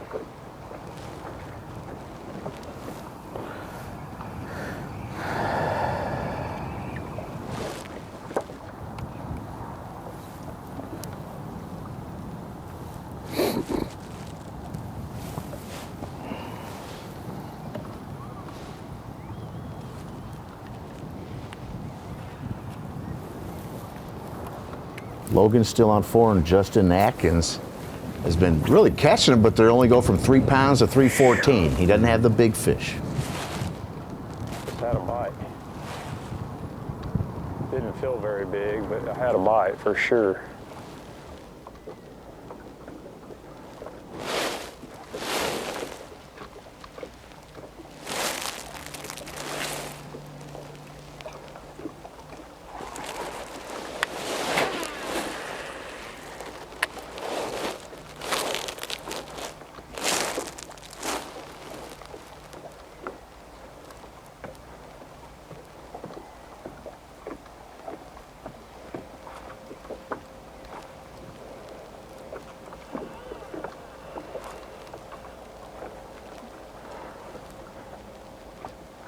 Haven't heard from day 2 leader Kyle Welcher in a while. He's fallen to 12th. He's got 4 fish. Caught one 2 hours ago.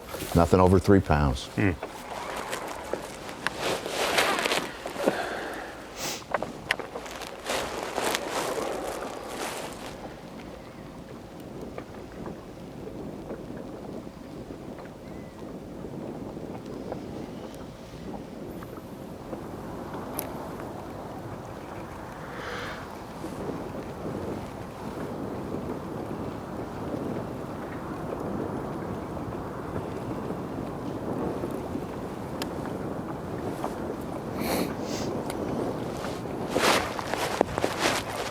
Blaylock hooked up. Small one.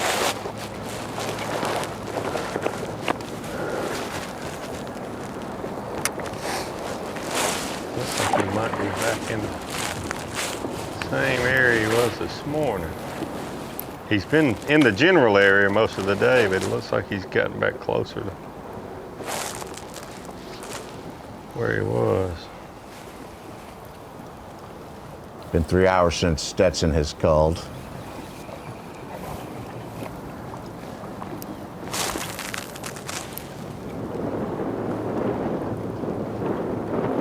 Last cast.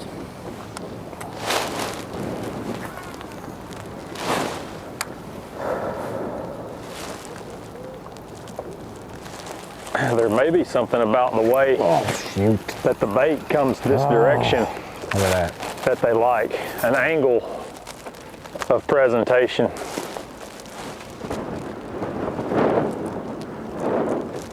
Very possible.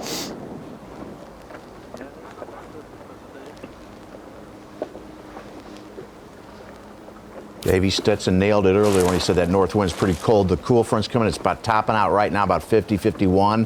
This afternoon it's going to start dropping to 27 tomorrow morning. What's the high for tomorrow, Sue? I don't 50, think. upper 40s, something like that? It'll be sunny. It'll get near 55. 55. More of those good cold fish. I'll be happy.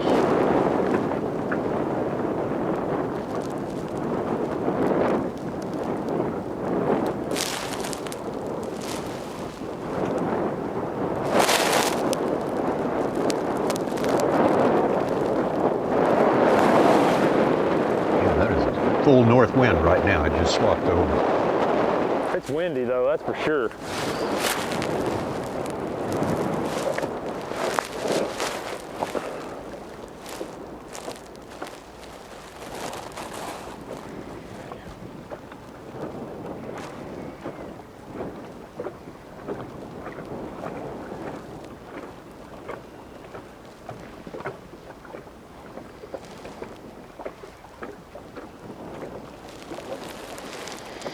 I think tomorrow they won't have to deal with much wind at all. I mean, Yeah, it 1 to looks 3 like miles an hour. 5 miles an hour or so. Yeah.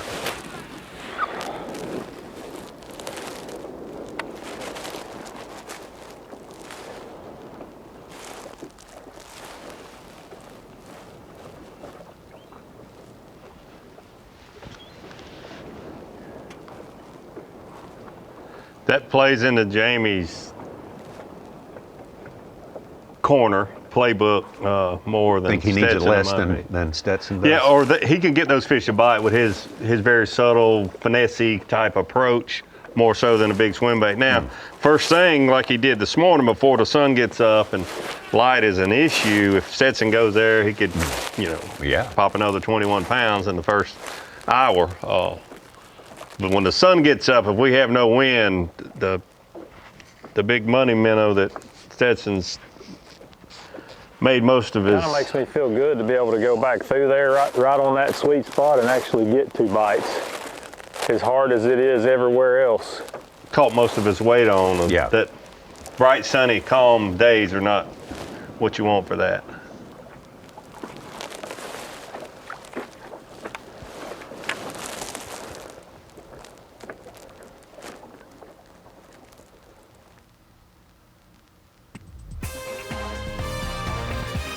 Give you a second reminder here, we got a weigh-in coming up.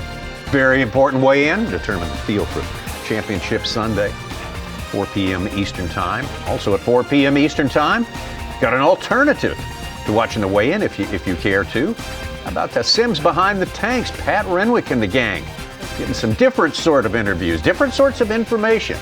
Just another way to enjoy the whole scene here on the Bassmaster Elite Series. Check it out, Sims Behind the Tanks YouTube.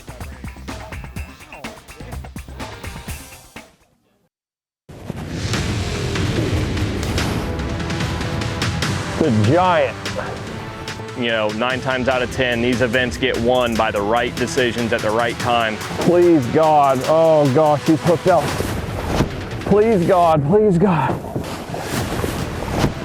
Thank you, Lord. When you get in the right area, you can catch some really good fish. There's a big one. Oh my gosh. Baby, how about that Bassmaster Live? Let's go. 7-pounder to start the day. It always starts out tough the first couple hours, and then it just, it lights up. So I really want to fish Sunday. What you doing? That might have solidified a championship Sunday right there, man. That's what Guntersville will do to you right there. Getting fired up is what it's all about, and that's why we're fired up about this 2026 season. You got to start it out right, and I think we've done right by getting to Guntersville. I think we'll see that cliff another time or two for like the next that. 5 or 10 years. Oh, right on. It's great to see a veteran angler like him get that excited about catching a 7-pound bass. Never gets old. It never gets old. No. Biggin. I mean a giant, dude. Ooh. Ooh. Wow. Come here, baby. Come here, come here, come here, come here. Oh, I got you. Oh, it looked a little bigger than Sorry, that. Dalton. Yeah. I didn't want to bring him around.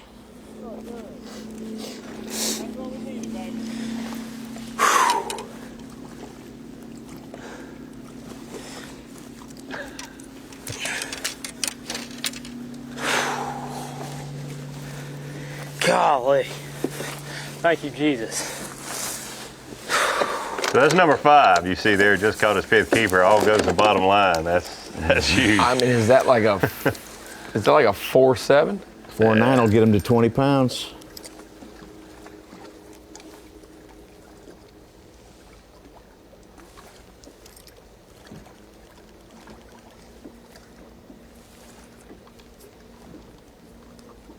I'm 4.25.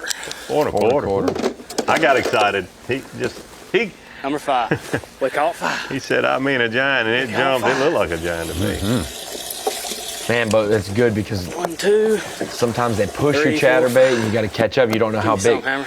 When they hit it and you're like big one, they're getting aggressive now.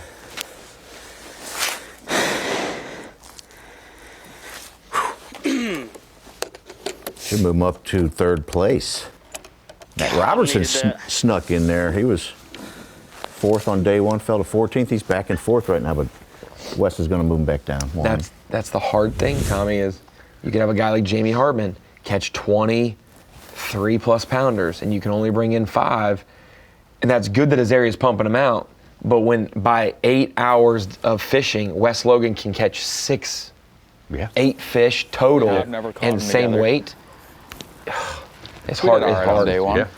Yeah, it ain't fair. Hard to match. Hard to figure it out. I think you just have to we're scrambling. Understand and we're not fish scrambling, but we're accordingly.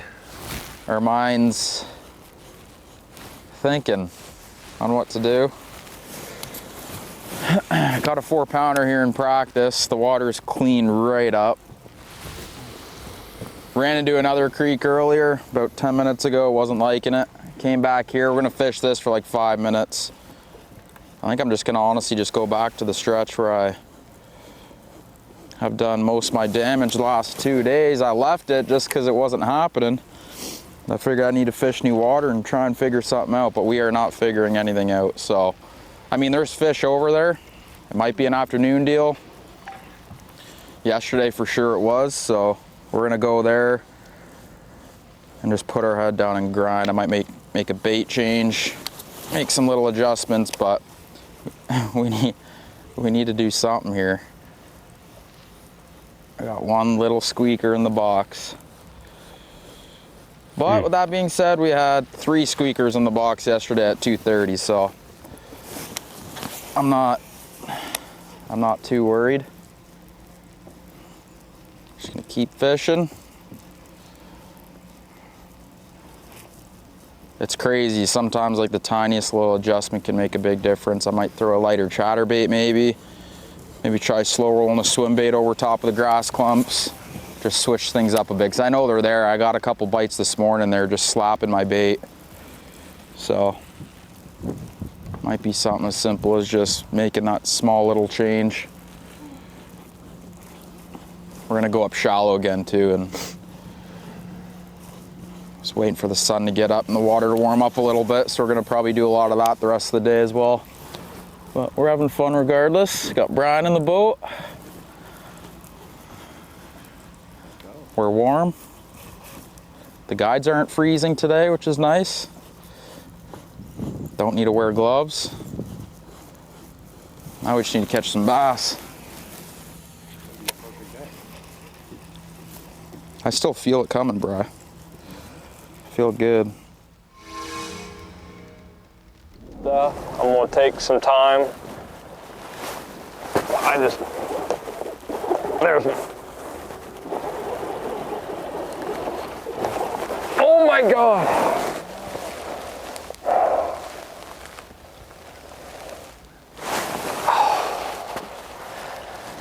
That's a big one. Yeah.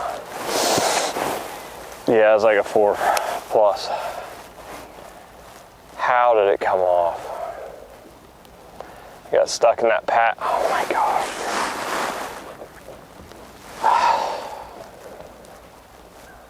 That's a pretty quick bite. Yeah, but that's a dang big one, dude. Freaking A. I mean, it's feels like a dang pad stem. Just started moving. Shoot.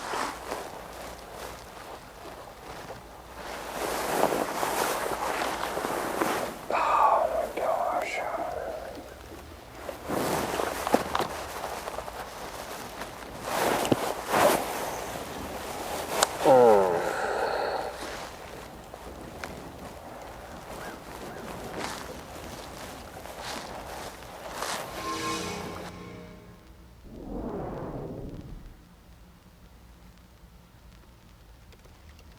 Like 10 days or something crazy. If they would have found out that it was shingles, there's one.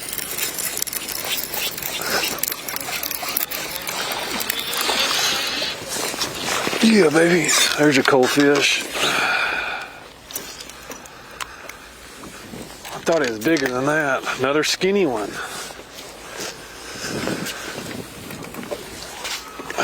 Man, they're all skinny today. What in the world? That's crazy. But he will definitely cull.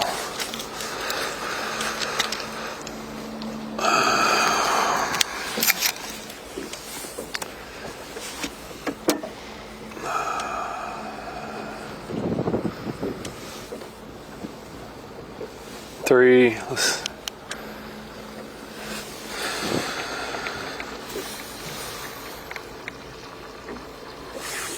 3-3.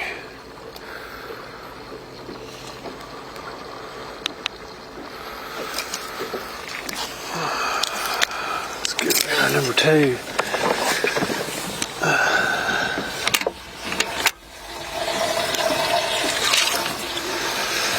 Finally get rid of that little guy.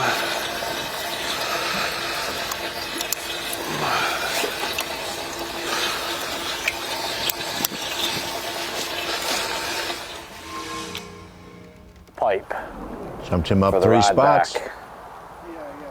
Hanging around, top 5. Yeah, I got a little spray yesterday, and if I didn't have my suit on, it would have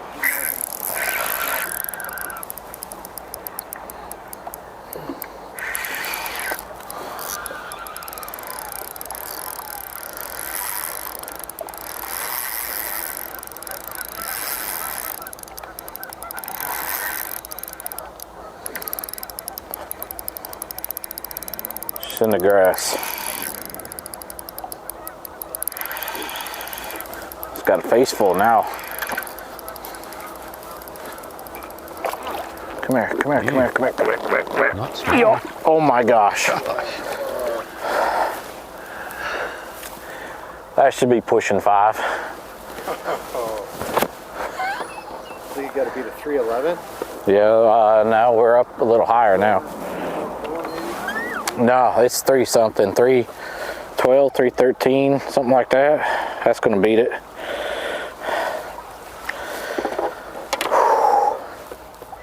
Damn, dude.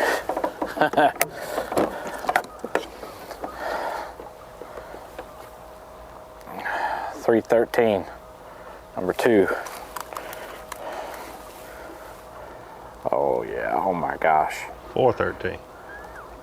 What's your guess? Man, it's gotta be a 5-2. 413. Nice. Number 2. I saw you peek at Bass Track before you hit that. Yeah, right. Holy cow, dude. Oop. I got that baby filled.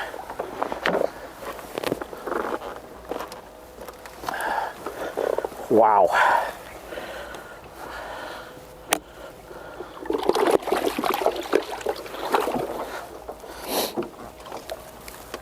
That's literally what I'm pulling Pound out. coal right there.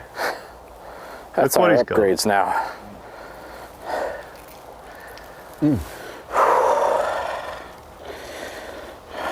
I am about done with this area. Thank you, sir. I'm done with it. I knew they were here. Like I told you, I had a boat in the way. I couldn't fish it the way I knew I needed to fish it.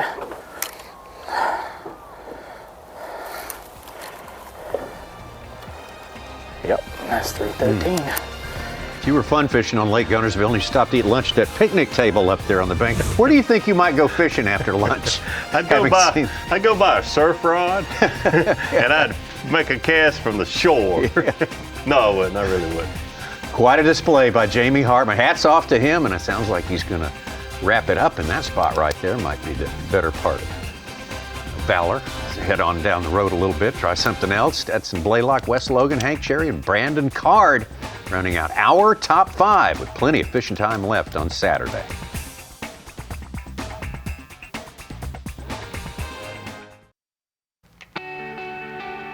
Progressive Bassmaster Elite Series FXR Elite from Lake Guntersville, Scottsboro, Alabama. Coverage presented by Toyota. Beautiful shots. Just wall to wall out here. Gorgeous place. Here in the foothills of the Appalachian Mountains and one of the most incredible fisheries to boot. On top of all that, what a visit. What a place to start your year with the Bassmaster Elite Series.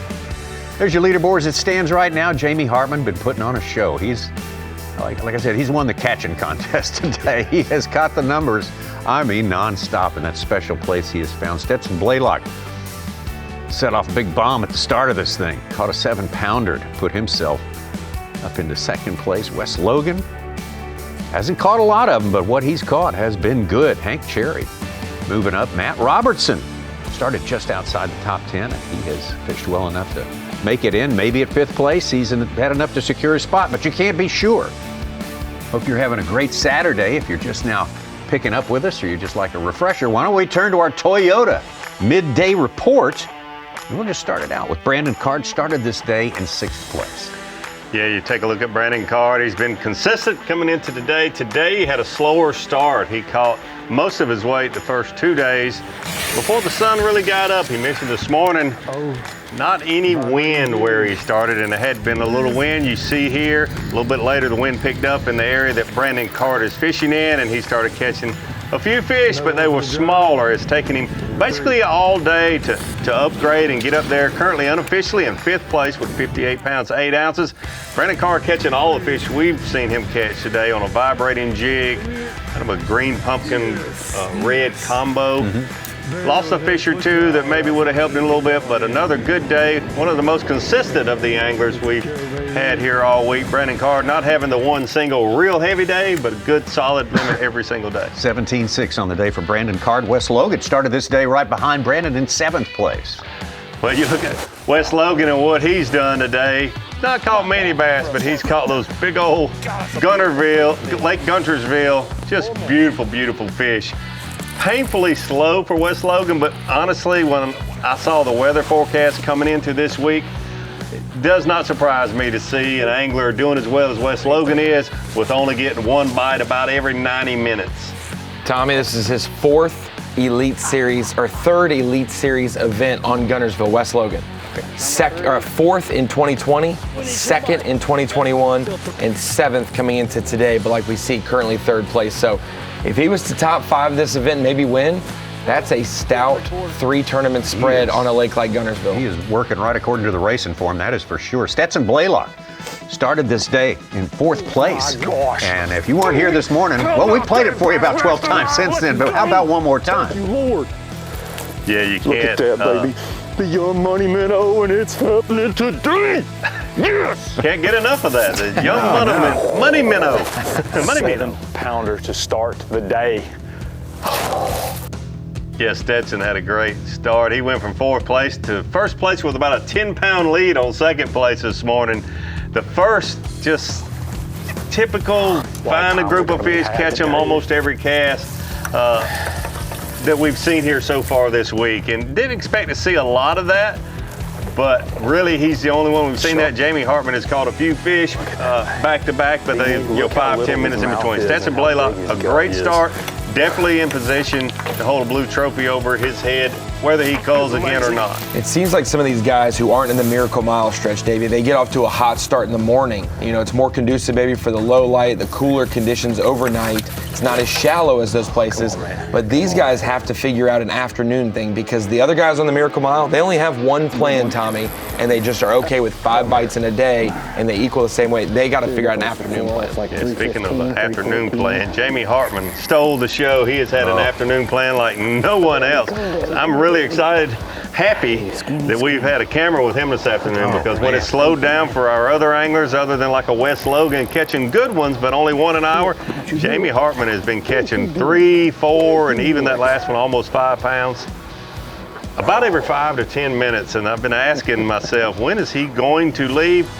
He might move on somewhere else after that last fish. Jamie Hartman catching fish a very conventional way in 2026, but the only angler we've seen so far with a camera, shaking a minnow, spinning rod, the only spinning rod we've seen all right. That's true. Good point. So maybe some guys thought they had to come to Guntersville without the forward facing and power fish, use lipless and chatterbaits. Jamie Hartman is using the minnow, shaking the minnow without forward facing, and he has caught probably 20 bass today.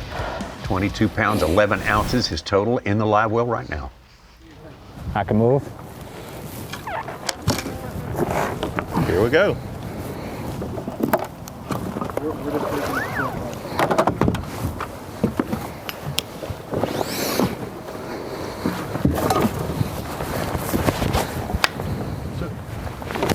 So they're listening. What's kind of like your update? Well, we got bags, and like every day, I should back off them now. I got just under 23 pounds, and I mean, I know there's more fish here. It's just like the puzzle to try to put it together. Are you burning them, or are you not burning them? Should I leave them alone? But I honestly think they're coming, so I don't think I can hurt it. I honestly don't, but man, you just never know. I'm gonna, oh man, I don't see, that's the big thing right now that I'm thinking. Should I leave them alone or should I go? But if you don't mind, it's gonna take me 2 minutes to get over there. I'm gonna leave this all alone right here. See, I'm running them over. I know I am right now. Let's just get over there and try to scout a little bit. Maybe pick up a big one. I agree with what he said. You really just don't know if you should stay there or there are just so many more coming that you're not going to hurt them and you should try to upgrade little by little. That's the eternal question for when you're on them.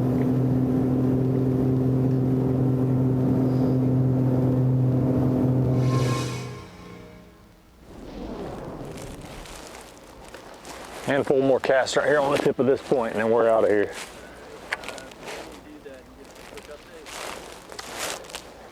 Yeah, it is just made a pass through my starting area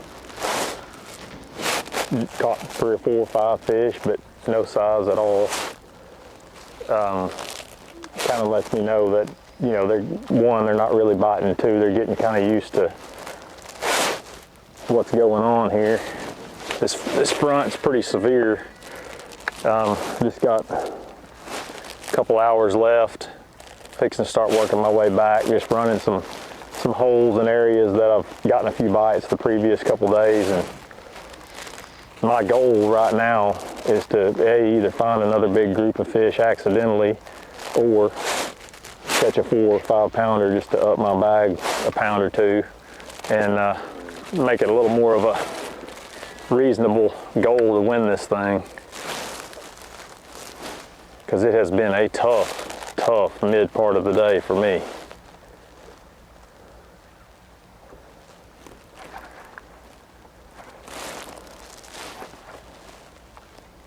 Well, you stand in the line waiting to weigh your fish beside someone like Stetson Blaylock, and he's got that big stringer of fish, and you may have had a tough day. You say, wow, he's just got to figure it out. He's catching them everywhere. I can't figure it out. When you didn't realize that Had it not been for that one spot, Stetson's had a very tough day. Oh, yeah, absolutely. He's got the one spot. Yeah, the one spot. 4 hours without a fish almost. Done the job. Man, oh man. Lots of ways to go about it. Sort of expanding the ways that we're seeing fish caught here at Guntersville during the course of this day number 3, the semifinal Saturday, and we always love that. We always love a good race at the top, and we got one right there too. Jamie Hartman and Stetson Blaylock right there, and Wes Logan, look out for him. Matt Robertson roaring back a little bit today. He wasn't going to stay down. He was going to fight his way back into the top 10. Looks like he may have pulled it off. We'll see.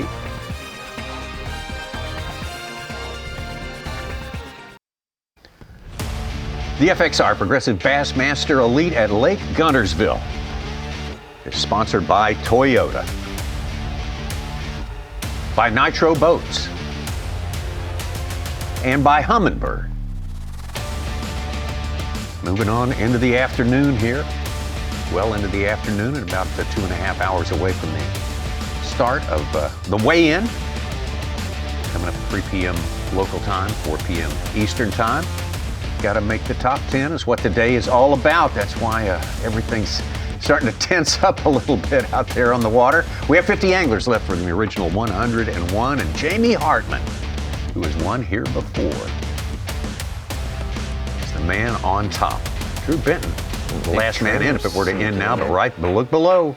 Trey McKinney, Caleb Kufall, who's won here before. Kyle Welcher, yesterday's leader. Jeff Gustafson, who's won a few ponds up, actually won a classic up there. Brandon Lester, one of the big picks in the fantasy world for this tournament. Brandon Cobb has done well on Guntersville. Caleb Hudson, the rookie, showing out for the rookies there in 17th place. Matt Airy, Drew Cook, and Jacob Porosnik, all in the hunt there. Welcher's on out of it 4 yet. fish, one pounder, and he's near our top 10. Boy, Jamie Hartman's really looking good, but you look at the history of this tournament, I don't know if it's a good thing to be leading on day 3. Yeah, don't keep me out of the top spot. You might want to throw one back. He should have left 3 hours ago. Yeah, that's yeah, with what we've seen so far. Our rookie Nick Trim getting from 13th into our top 10 right there. All right. Decent day, slow Went and morning. fished probably one of my best stretches from the whole week earlier, and managed to cull, and then caught a few more just 3-pounders. But we've moved back over here to a new little zone this morning while I had a little time.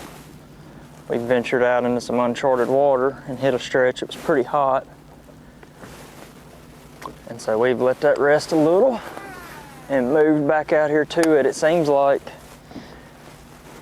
I can catch them on the first pass on a place, and then you kind of got to leave them alone. I don't know if just the boat coming through, or there's no way that my crankbait goes by every single fish that's out here, but something kind of happens and it's hard to cycle back and generate any bites. But I've been able to kind of leave them for a little while, and I guess let them freshen up and come back through here and catch a few more. So we're almost back down here to the waypoint where it started earlier. Let's see if we can get a bite using the wind to our advantage to make a long cast, try to cover a lot of water. The biggest thing, I think, to staying consistent on Guntersville is to understand clarity and current and what both of those things do to them. And today, with all the wind we had last night, the water has got a little more dinge to it. There was one right there that's chased it up. Golly. Water's got a little more dinge to it, and it seems like they're just a touch shallower in those places. And then in some of this stuff that's further off the back ditch, it's still real clean. They're still out there in that 7-8 foot. Damn, man, that wasn't no giant, but I would have liked to hung him on the scales and make sure he wasn't bigger than what I got. It's the first one I've had to do that. A lot of them, I don't feel like they were tracking it. I feel like they get it when it gets pretty close to them, but it's the first one I've actually seen come up behind my plug.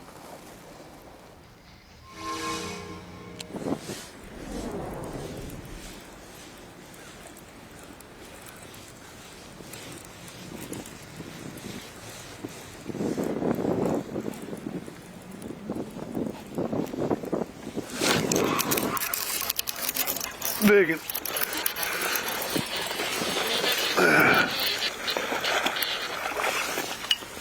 Come on around, come on around. Yes! Yes, baby! Yes! Gosh. Finally, they're starting to bite. Yeah, baby. Gosh. Finally got a nice one. Another 4-pounder. Pound upgrade? Yes. Yes. That cold number 3.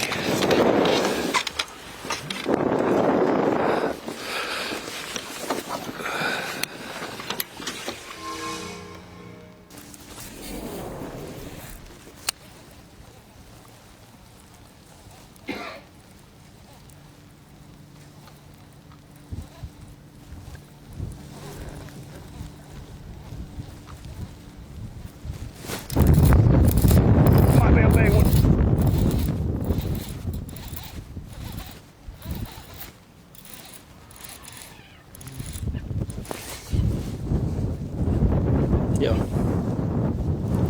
No!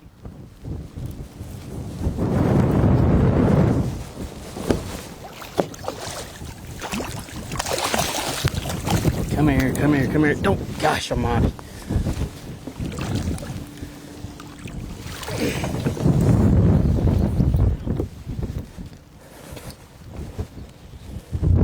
Don't leave yet!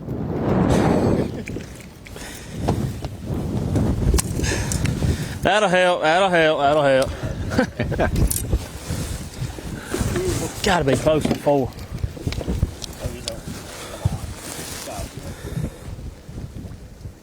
Short. Some anglers say our photographers kind of get in their way. Not Wes. No, he wants to get in their way. He's working with them. That's great. Wait a minute, wait a minute a second.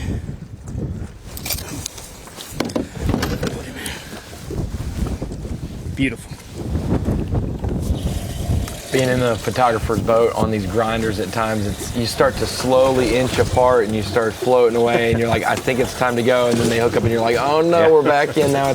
We're here for another hour because it could be a window. Right, yeah. Sometimes you're floating away saying, let's just keep going. Yeah. Wes Logan joins Hartman, the second angler to catch more than 20 pounds all 3 days so far. Good for him. Hey, real quick, I want to give a shout out to my little fishing buddy, Cooper Baker.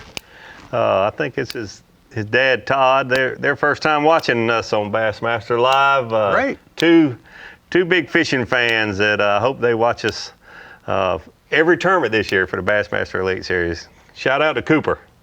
Picked a good day to watch. Boy, they're catching big ones.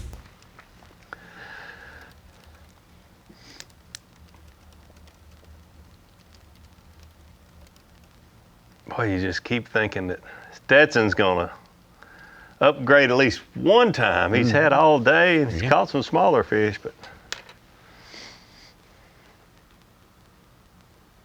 either way, he's going to certainly have a chance to hold that trophy over his head tomorrow, but there's 4 or 5 people that have gotten a lot closer to him in the last hour. It's like one of those weird days where you got him so early, so you want to try to keep that going, but you do something totally opposite or extreme.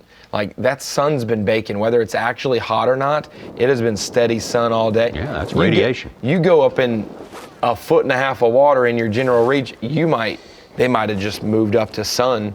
And they may pull back off where they were in the morning, but where they go in the afternoon could be extreme. Stetson's been around long enough to know you don't get these opportunities every outing. You got to be as careful and think it out as well as you can.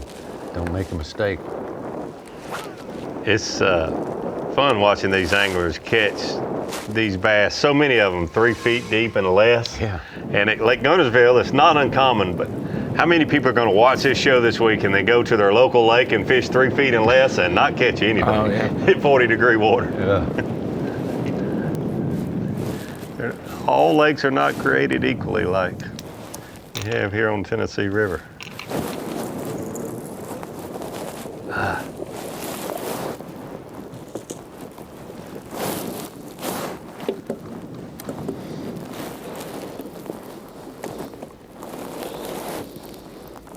Should.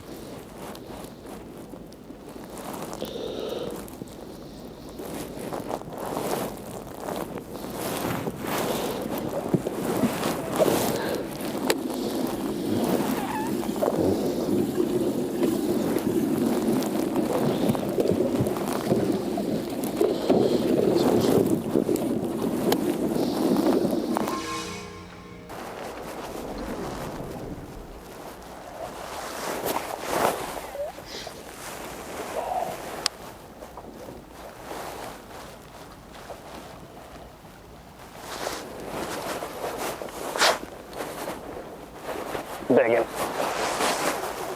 Giant.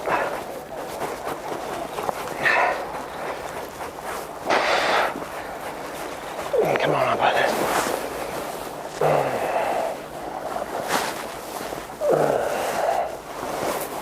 That'll help. That'll help. Thought she was bigger than that at first. Yeah, it's not big. Look at that. That's, oh, I guess it was in there. Still, just not getting it good. There we go. Not getting it real good. At least that'll get rid of that little one. That's him. He's probably he's probably 270, I don't know. He felt really good. He's a chunk. Okay.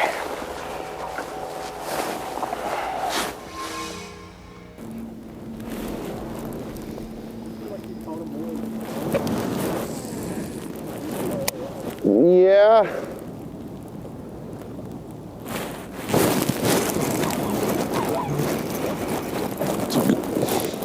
Well, the shallow fish are definitely picking up here. Get active.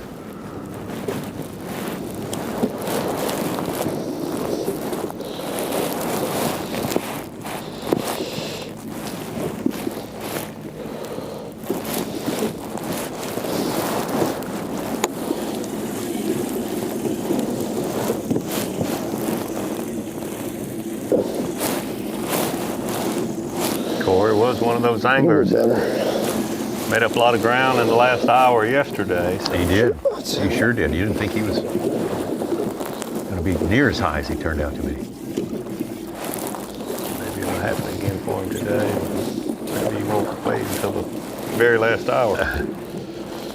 Although it's getting close. Just weigh these quick so we know what we got.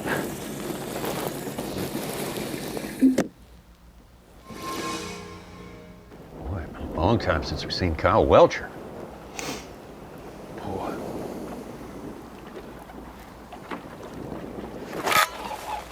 Biggin. Well, it ain't that big. I thought it was a dang biggin.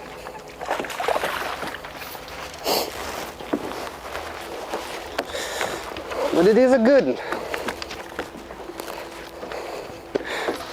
Daggone.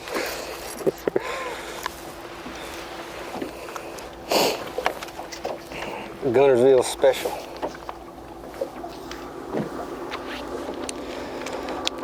Ain't that long, but he's fat.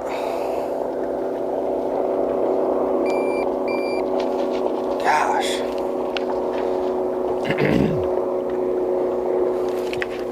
Welcher's got a good track record here as well. That took a while.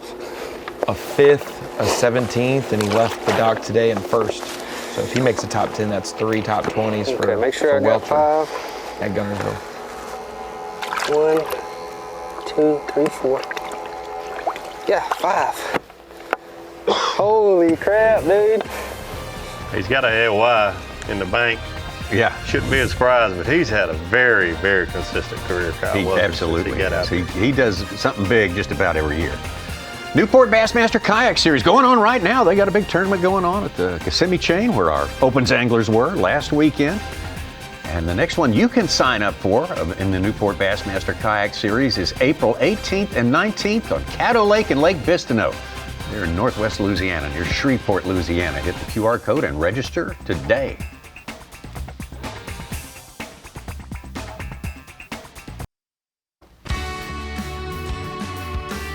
The FXR Bassmaster Elite at Lake Guntersville.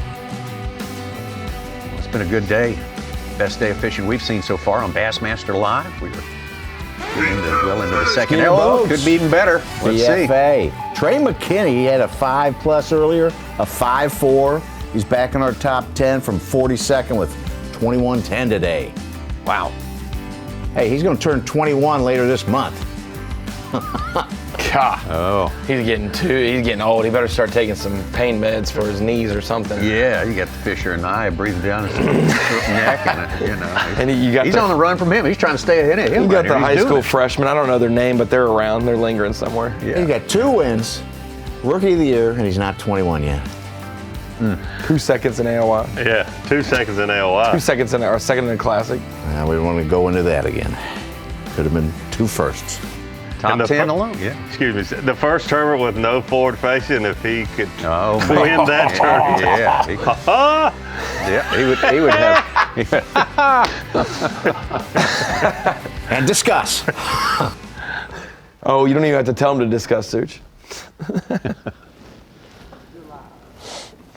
All right, guys. Well, we are back in the area that we had caught the big one out of this morning, and you know, we let it warm up. I decided to come in here a little bit sooner than waiting until the last hour, but we had just called one time, got rid of that little one, and yeah, I just feel like this is my best chance to catch those those 4+ pounders. And we're gonna need at least 19 to make the cut for tomorrow. So I'm not trying to be. We ran down. We caught some fish on a jerkbait, which were key. Helped me settle down a little bit. And those fish were just on the river bars and stuff, grass edges, jerking. But now we're back up here throwing this bladed jig up shallow, and we're just hoping to run across the right bite, and it can happen fast. And I just feel like if I threw a jerkbait the rest of the day, my odds of catching that better quality fish just aren't as good as this. So, same thing as yesterday. It's exactly what happened, and it worked out yesterday. We're going to see if it's going to work out today, but all in all, I would much rather be doing this than anything else. So, one more 5-pounder, it'd go a long ways. So, that's what we're going to keep doing. We got this strong north wind today that's, see, like that. Sometimes that starts shaking. Sometimes that shakes and it's a fish. So, but that north wind, I think, really kind of kicked him in the head. But we still got time, and fireworks can happen here in the last little bit of the day for sure.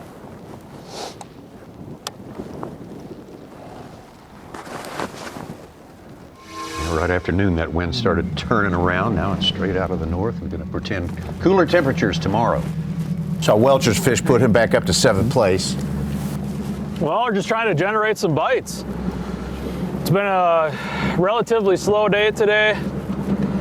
I think we've had 7 bites. We've caught 2 shorts, so we got 5 fish in total right now, and it's been a grind the last couple hours.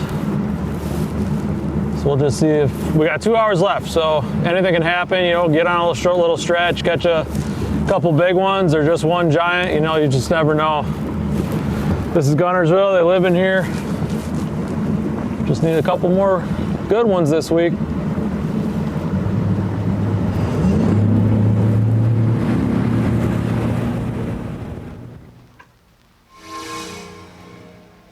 Back to Kyle Welcher, newly back into the top 10. After leading the way to today.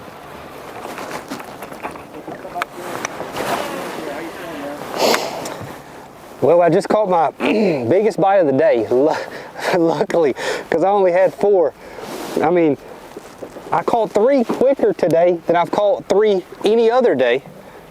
But then it just fell off. But then that north wind picked up, and I could tell by how the coots are acting, and just kind of, it don't feel like a great day for them to bite. I'm sure people still catch big bags, but it doesn't feel like, you know, nature is very active today.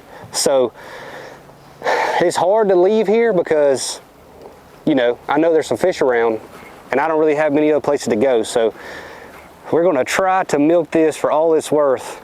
I mean, I think I'm really close to going tomorrow. I don't know exactly how much I need, but one big one, and we'll be good.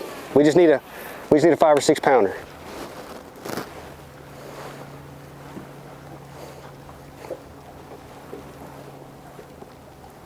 Again, it's surprising to see the leader struggle the very next day after, you know, first 2 days in his case seemed relatively easy. Yeah. Had limits fairly early, you know, by 10 or 11 o'clock. Corey was the same way after day 1. Sure helps when you have a 6-pound 12-ouncer in your limit too. Yep. And probably a couple more near 5. It does. It does. All 5 of them came from right there. I'd have been all around, but all 5 of them came from right there. Well, that's what he said. The exit interviews after yesterday's taking over the lead. He said, you know, I just didn't move around a lot. That was my key. Yeah. That was, you know, you see everybody going hither and yon. And I've caught so many on this bait. Much like Jamie Hartman did. Yeah. In the first half of the day, Stetson Blaylock. Compared to it about it.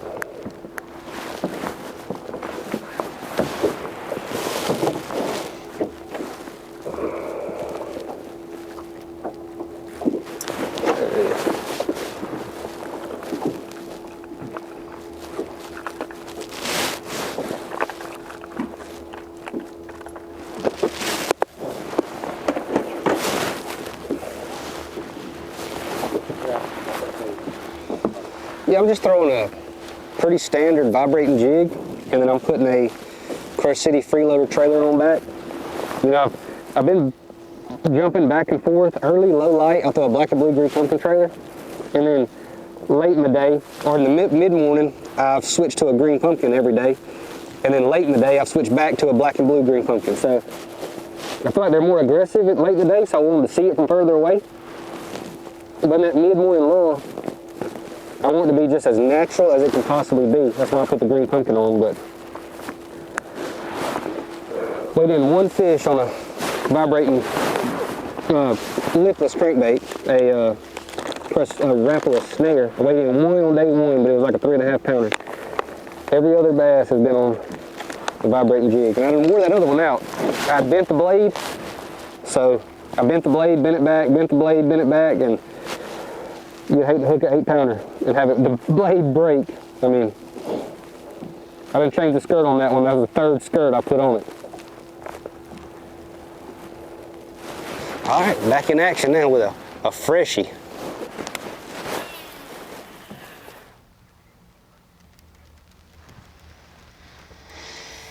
Well, it's time to talk about another recognition that happens on a daily basis here on Bassmaster Live, and it's Mercury Move of the Day, and it's not a big move up the leaderboard, but it's all about getting to the very top of the leaderboard, and a 2-part story, Davey. 2-part story.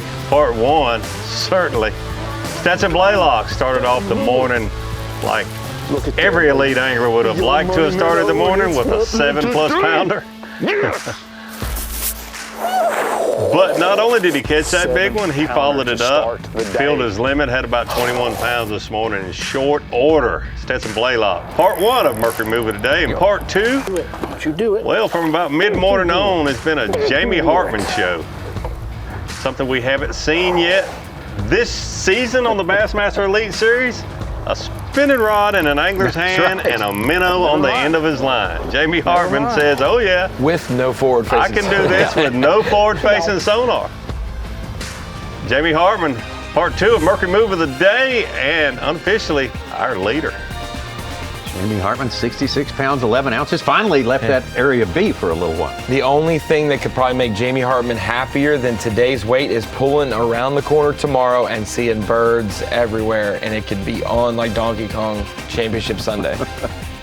He may be proven you don't need forward facing. All you need is a spinning rod and the minnow. And a minnow. There you go. We'll be back. More to come.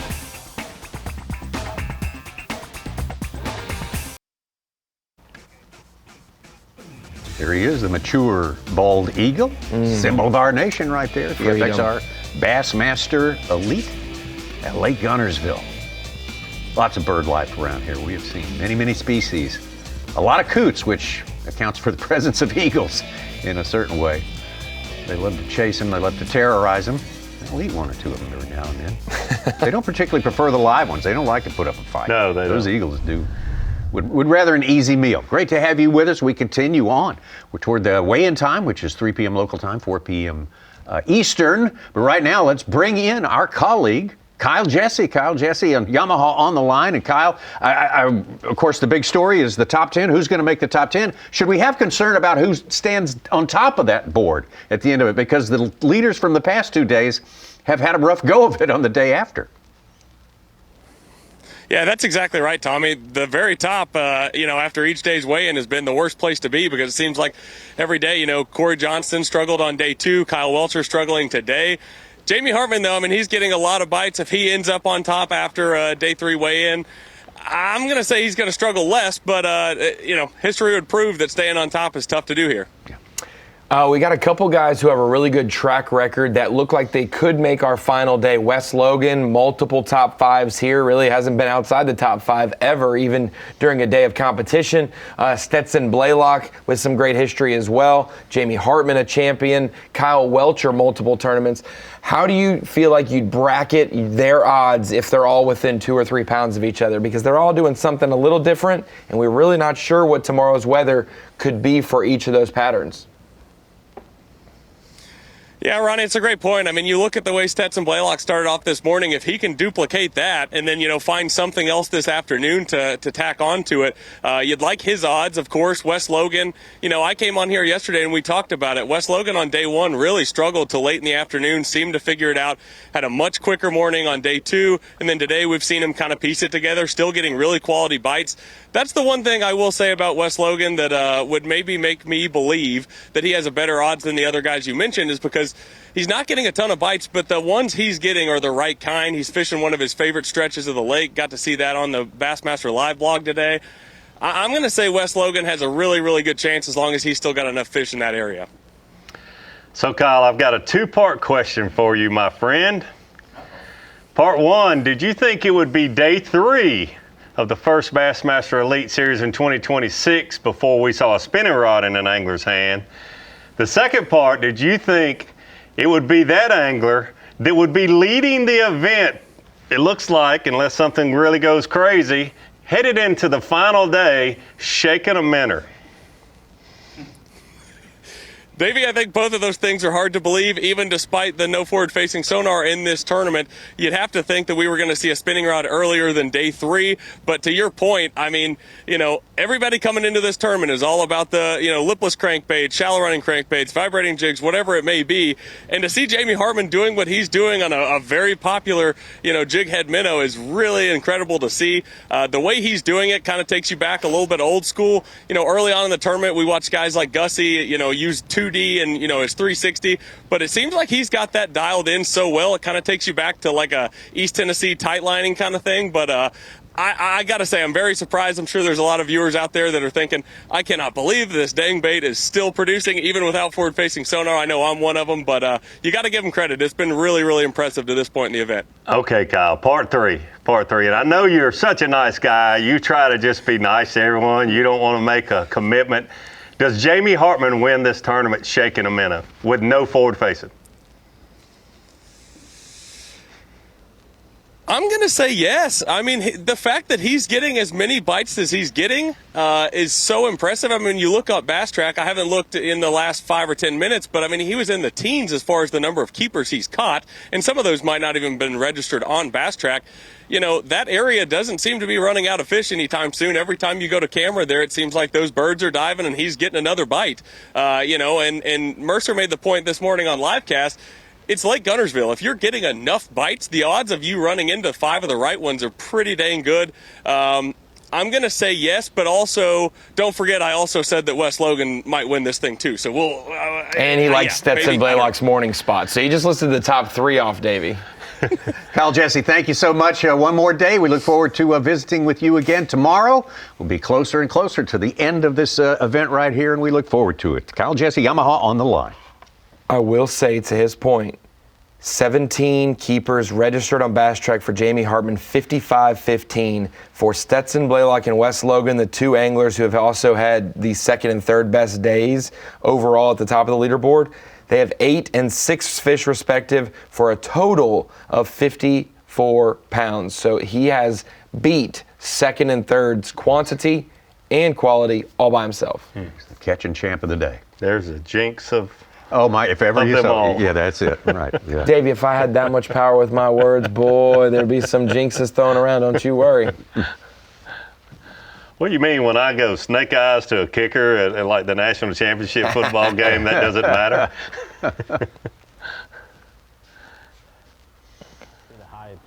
High sun, man. They're not in there now. Or I caught every dang one of them. Which I guess is a possibility.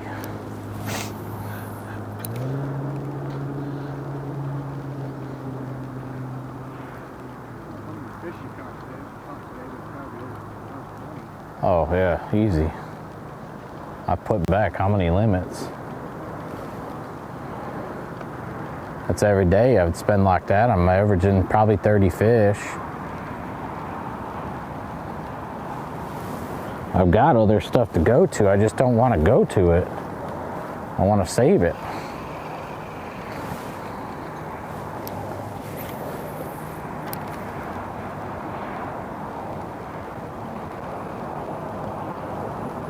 There's certain times as a tournament angler when the time flies by us, certain times when it drags by so slowly. This, from now until his check-in, will seem like 12 hours.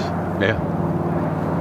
It's just, you got them, you don't want to fish anything you know, so you're looking at the clock minute by minute. You don't want anybody else going back over there. Yeah.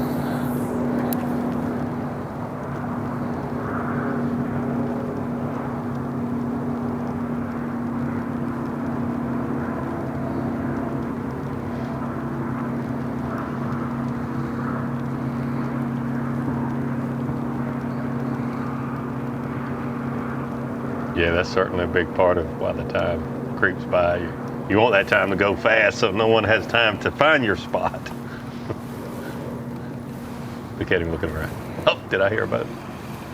I want to pose a question to you two guys now, just speculating a little bit. If this had been a forward-facing tournament, same conditions, same week, everything, would we have seen 30-pound bags? I think we would have seen at least one. For sure, I think at least one of them. Yeah. All right.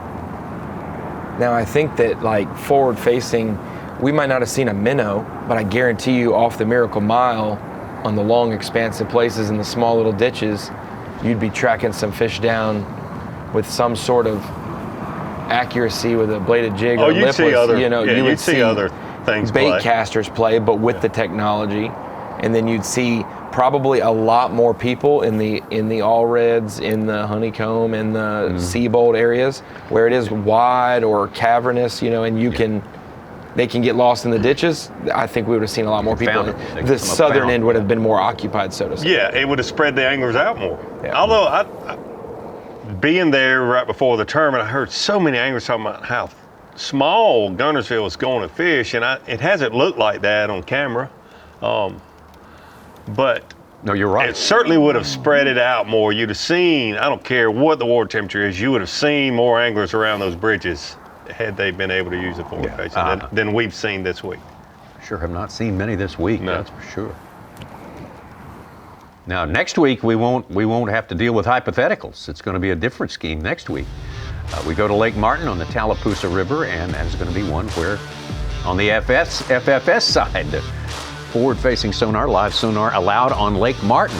After that, we're back to no. On the Tennessee Tom Bigby Waterway, Arkansas River, Lake Murray, going to both be forward-facing. Santee Cooper without, Lake Champlain without, Pasquotank River with forward-facing, and we'll wrap it up with forward-facing sonar on the St. Lawrence River. So there's your season for 2026, and that's the way it's going to play out with regard to the technology.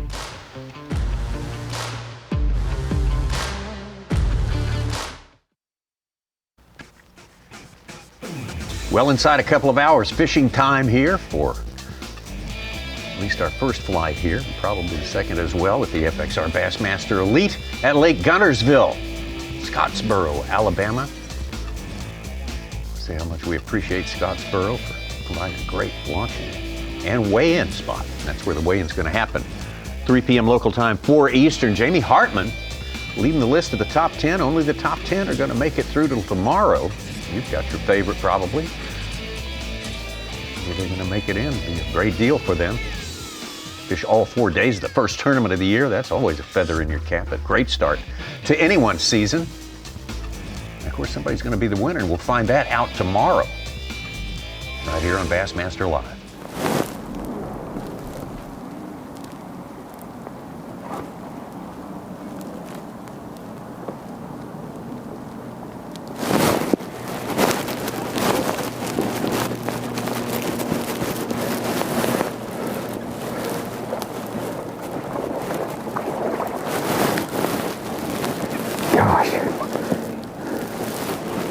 How you want them to eat it.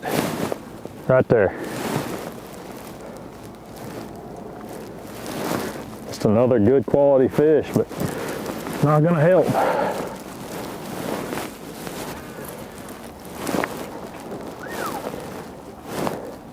I thought that was it. Yeah, by the way you reared back on it, I thought it was it.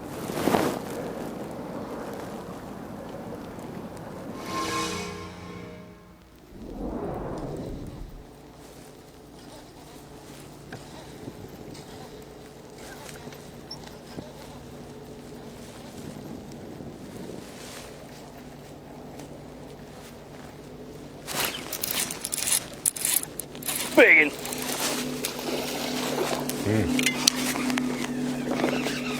Where'd another go? Stay on, baby. Dude, that thing's going crazy.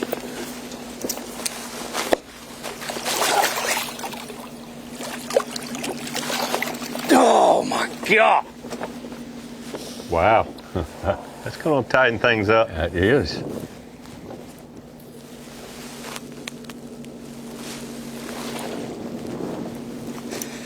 I'm talking about gone, boy. Gone. That's how they're supposed to eat it. Dude, look what the color of that bass. It's like yellow.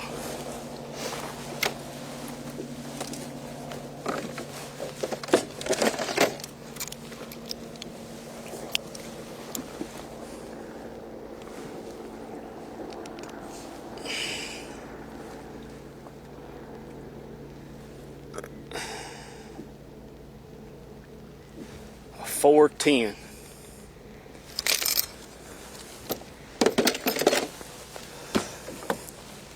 I don't know if we're live, but that was awesome.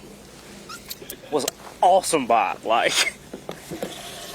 Oh my God.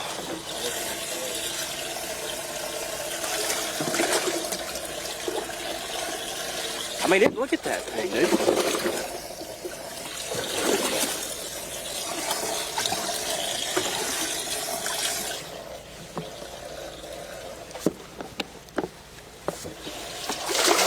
I don't know which one it is.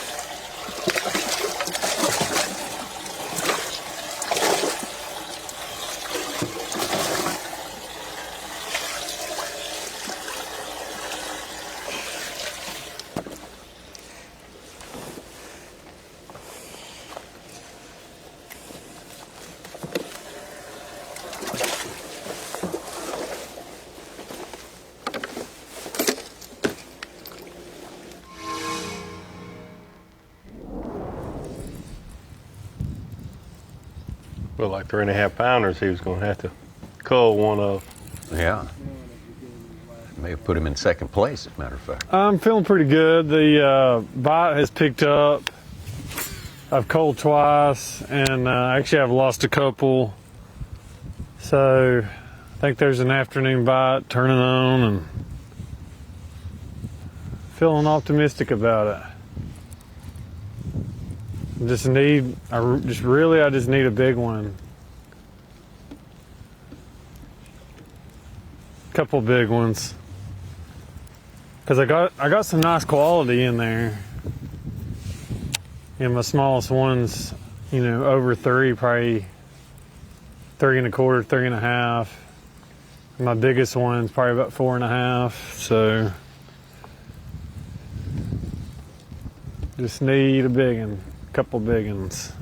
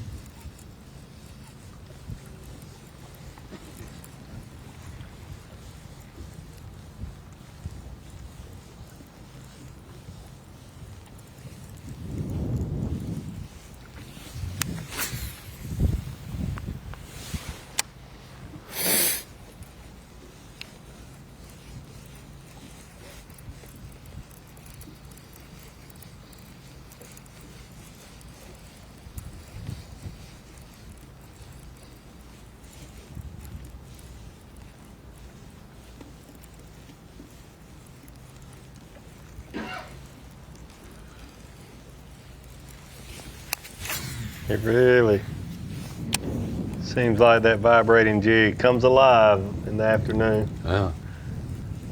Even on day one, when it didn't necessarily warm up very much, like it has today and yesterday.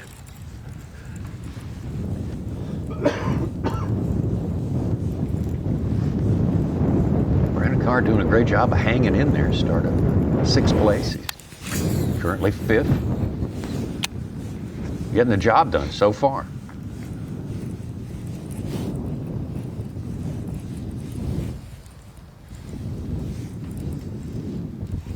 Yeah, Such, what'd you say, like only 3 or 4 people have caught 20 pounds now, all 3 days, if we can believe Bass Track today? Hartman and Logan right now. Well, only 2.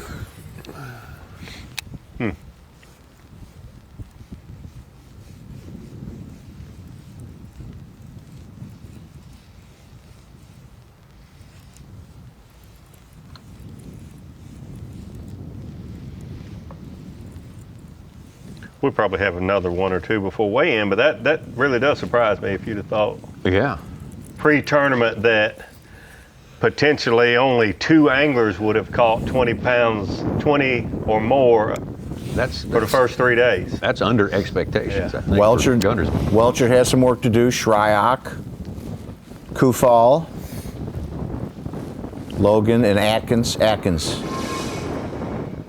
Got a little bit of work to do.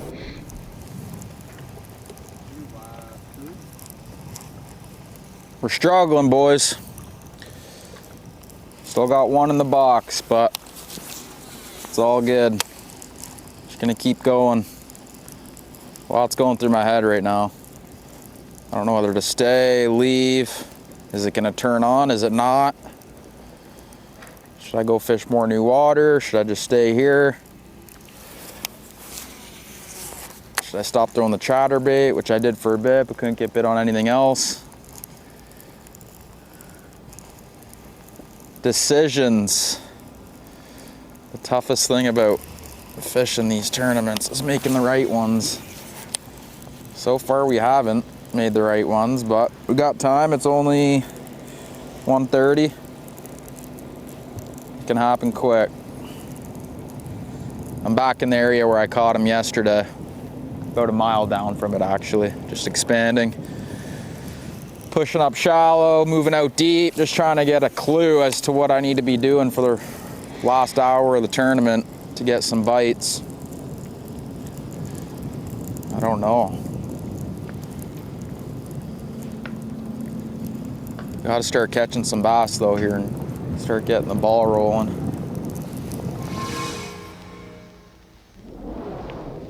Damn! Hey, throw him back in, hook him and throw him back in there. Damn. yeah. We're gonna have to do that over. I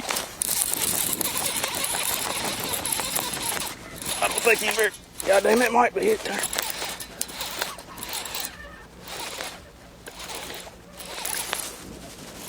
Dude, that's another good one.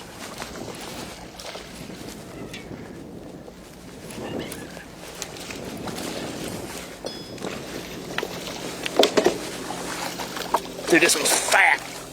Golly. Gone again. I think they're biting right now. Like biting. 5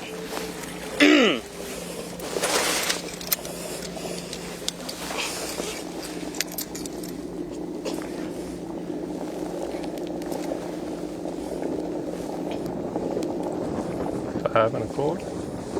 5 pound. He's big around them. 4.7. 4.7. Built a little more like a tuna can than I thought. Hey, things are looking up. I don't even know which one it is. That one. 1, 2, 3, 4, 5. I need you tomorrow. Go right back over. Yeah, just easy. Yeah, just go down. Yeah. I'll be back. Got the big bag of the day. Cut his deficit to 2 pounds and change. Yeah.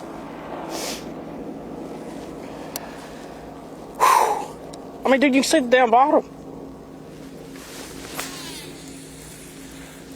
Jamie Hartman had the hot hand as soon as he took mercy on those fish in his spot. Man, Wes Logan taking over in a big way. I think back about, it's probably been 3 hours ago now. He was frustrated. So many. Yeah. It's Saturday on Guntersville. Can't find a place to fish. I'm Couldn't tired of fish looking the at these bridge bridge. piling. Yeah. And man, he has really put himself in position to win in the last hour.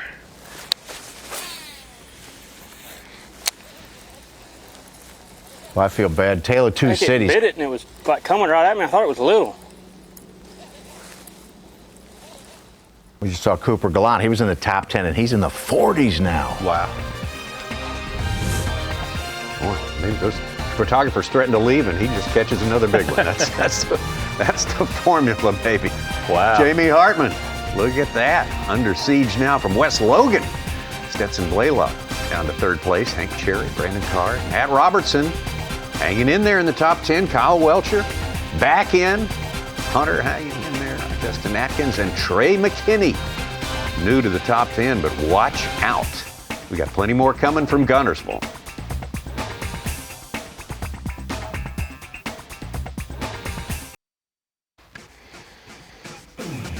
Pushing closer and closer to weigh-in time here at the FXR Bassmaster Elite. It's the FXR Bassmaster Elite here at Lake Guntersville, Scottsboro, Alabama. What a legendary fishery at a different time of year. The only time we've really been to Guntersville this time of the year is for Bassmaster Classics. 2014 in February, 2020 in early March. Is that a deep dive app? You got those shaded vegetation, shaded different colors. The shaded relief. Yes. That's life imitating art right there. The live and dead grass right there. Miracle Mile. I mean, when it's on, Davey, it's on. But that is a long stretch of river to dial in the spot, no doubt. One big reason it's called the Miracle, or it's so famous to be the Miracle Mile because it's really about 5 miles. Yeah. That's a miracle right there. like a miraculous hour for Wes Logan. Yeah. Past hours. He has found the big ones and has been good at putting them in the boat. We've run into a nest of them is what we've done. Now for real, we got into one little stretch that they started biting, and thankfully they were really good quality. I made a slight color adjustment. I just had a gut feeling to change it. There's a lot of people fishing around here, and I just kind of went something a little bit more subtle, and they seem to be actually wanting to commit to this. And a lot of the boats have kind of gotten out of here, so everything's kind of calmed down a little bit. I'm just going to keep my trolling motor down for another probably an hour and just keep fishing, try and run across another little spot or two. I'd really like to catch a great big one. Of course, everybody would. That's kind of goes without saying, but it would definitely go a long way. But I don't know. I hope we have enough to fish tomorrow. I'd like to come back out here one more time. A lot of potential on this lake. Anything can happen as long as you're out here fishing. So, but yeah, we've been having a little bit of fun the last hour. They've been doing what they're supposed to. I don't know. I will say they're not where we've really caught them the last 2 days. I don't know if the pressure has moved them, or I don't really know. I think a lot of it is the pressure. Like at one point I counted that I could see in eyesight like 15 boats. So, but that's part of it. I'm not complaining. It's just you got to deal with it. Got to adjust and figure out how to make one bite.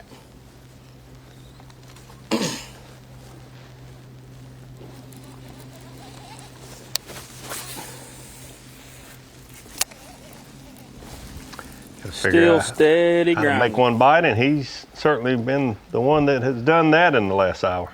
One of them 7-8 pounders that live here. A couple others just topped 20 pounds. Matt Robertson, 5th place. He just got over 20 pounds with a 4-pounder. And Drew Benton, 11th place. Well, just got over 20 pounds. Day.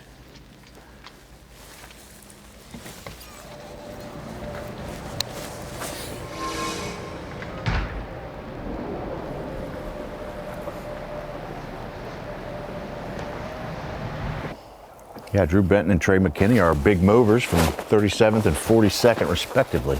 Oh, he needs There's to a good upgrade. one. That's a good one.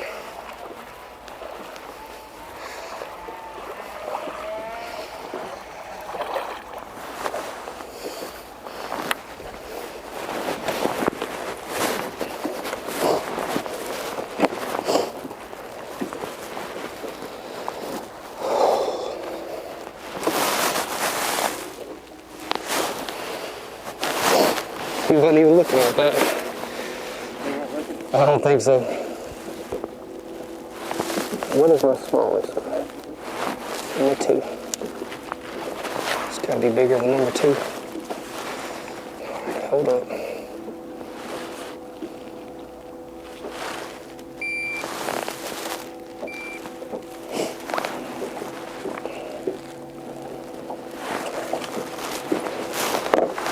Three, 2.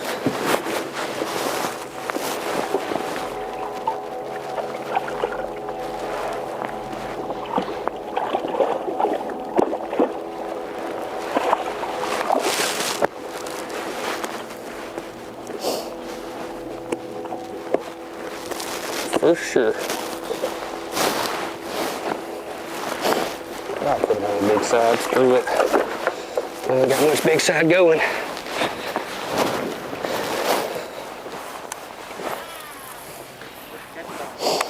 Same bait. I keep trying to change, but old vibrating jig, just the type of grass I'm fishing. It's actually really difficult to fish any other bait through this exact grass. It's such a mixture, and there's so much dead stuff. If you throw a lipless, you just don't make many clean casts.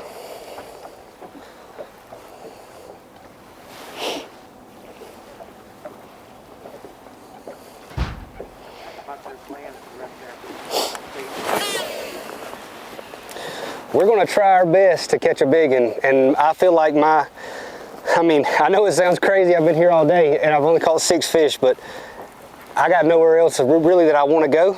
So we're going to stay and hopefully catch a big one. I do have one place we're going to fish for like 15 minutes where I think there's potential there for a big one. But that's it. We locking in. We fishing here for probably another 45 minutes. Then we're going to fish one more place for about 15 or 20 minutes, and that's it.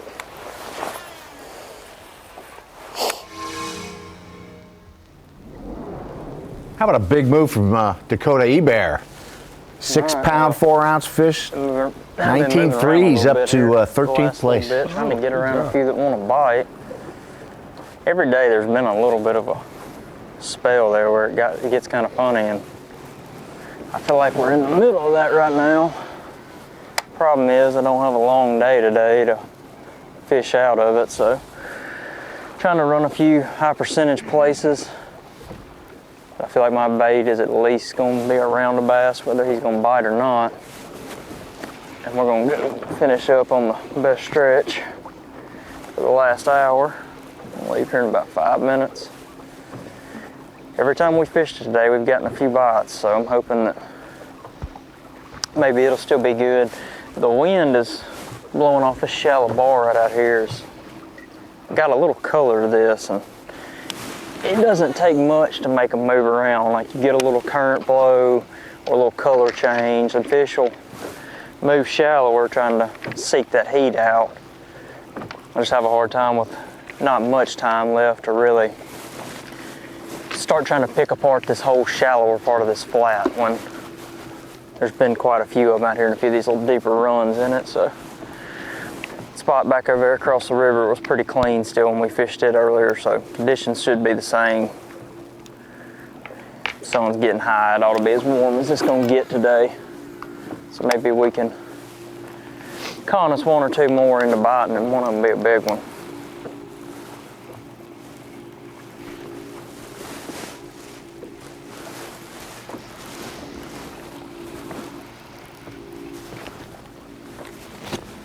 I really feel like I'm probably pretty dang close to making it. I just need one more good bite. Because this isn't really ideal conditions. I mean, it's high pressure and a north wind today. We've had more of a west wind the last couple days, which is when they really do want to bite.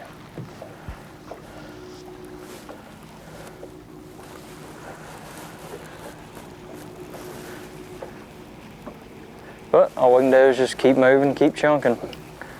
You ain't fishing but for one. It doesn't take long to get what you need.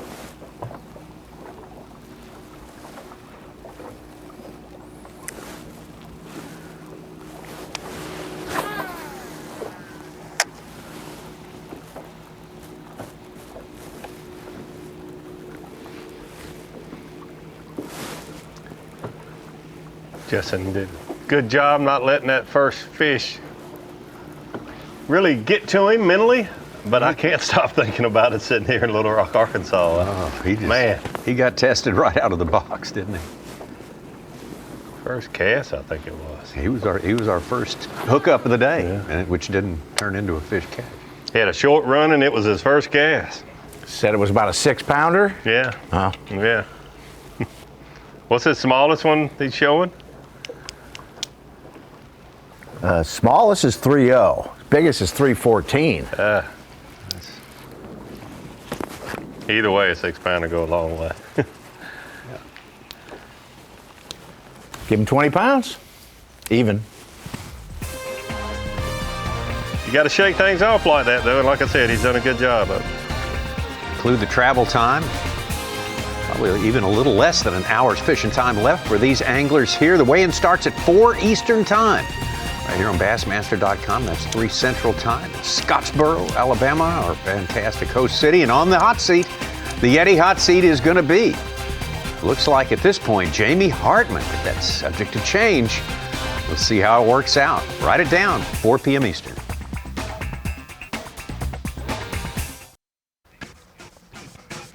All right, the FXR Pro Fish Progressive Bassmaster Elite.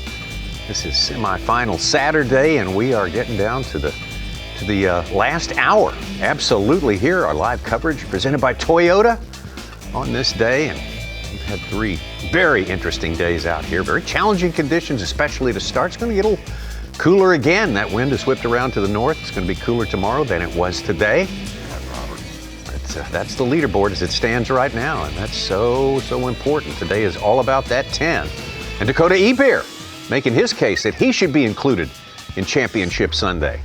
What a slow start he had last year to start his Elite Series. That's a turnaround. Much better start this year. Yes, sir. See if he can hang on. There's again some anglers we don't know about, so there could be some surprises at the weigh-in. B.A.S. in a little over an hour. B.A.S. caught about 11 pounds in the last 15, 20 minutes.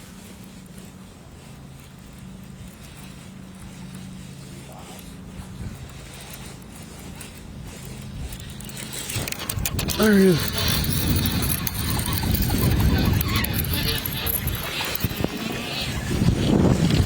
I don't know if he'll help.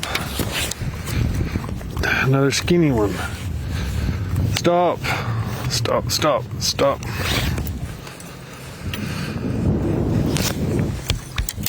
Tommy, there was only 3 anglers who left the dock without a marshal today, and that was 48th, 49th, and 50th. Loberg is reporting, but Sands and Fighter are the only 2. So we have a lot more pictured today than than we've had the first 2 and days. those who were not pictured. 50th to 10th is a big move if he was to make a move. 3 pounds. 3.3 is my smallest.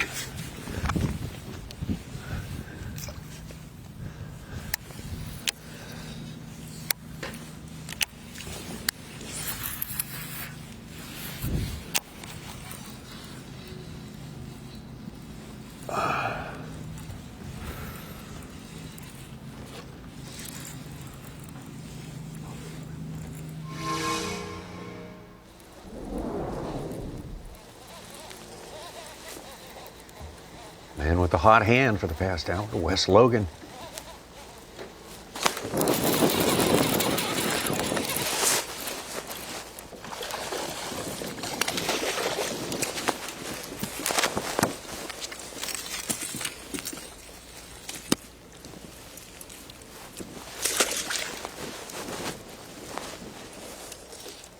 You'd have to do something to call. Smallest is a 4 even. Got to be feeling good about tomorrow, though. Where were y'all at 3 hours ago? Would have made my sanity a lot better. Wes got a second elite trophy last year, like 10 killer. Dang, why can't one of y'all be a freaking giant? First was here in the state of Alabama, Neely Henry. I think he's won on Mother's Day and Father's Day. That's a cool stat. Add that on Super Bowl day. What's left after that? Fraptious Day. Yeah. He could win at Martin. Well, when's Valentine's Day? February 12th, usually somewhere around there. Sunday. 14th. 14th, that's right. Saturday. That's Saturday, yeah. You got St. Patrick's Day coming after that. That's going to be around classic time. That'll be, yeah. I think that's 17th. Is it the 17th? I believe it is. Then that's 2 days after the classic. Yeah. Hey, if you win the classic, you can celebrate for 2 days. You don't have to stop You'll on actually that be, day. You'll actually be asking people to pinch you. Yeah. Hey guys, if I won the Bassmaster Club, just make sure I'm it's not real. wearing green. Make sure it's weird. Pinch Make me. sure it's real. Green goes with orange pretty well. Yeah. Down there, Tennessee. What?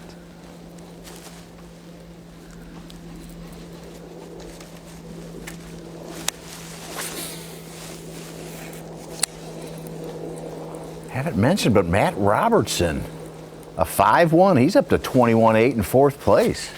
Good day. He was 4th, and he fell to 14th yesterday. Today he's back up there. And with about 2 hours ago yesterday, I thought he might not make the 50 cut. Yeah. He came on Who was strong. this? Matt Robertson. Oh yeah. power of positivity, whether it was forced. I'm sure he was. It was forced yesterday morning when he's like, "You really want me to give you an update on the day?" You know, it's going great. I've got one fish.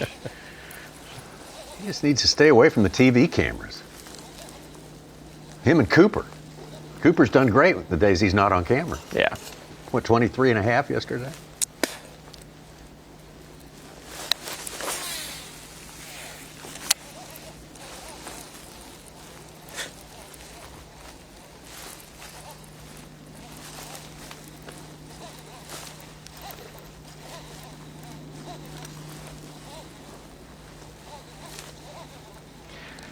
You said earlier in the day, it's a fishing Lake Guntersville kind of like a free throw sometimes. And whew, we've seen Shaq's not too good at free throw. No, So no. For some it gets difficult.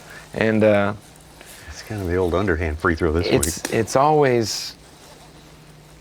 It's disheartening when you don't catch them at the Sabine, right? Because it's tough. Yeah. But it's tough for everybody. When you don't catch them and it's in an expected blowout, man, it's deflating. Especially if you're like 8th coming in today and you finish 42nd and you lose all these points today. You're like, ah.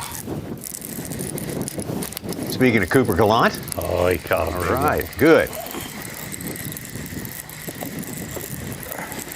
It's not an 8-pounder. No, it'll keep. It's a bass. Yep.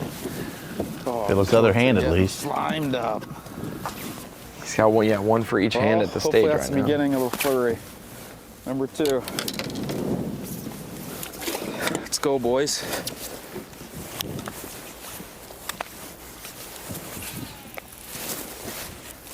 Let's go.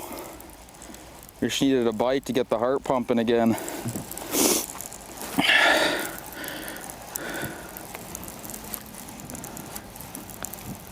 Fresh water. No one's fished up here all week.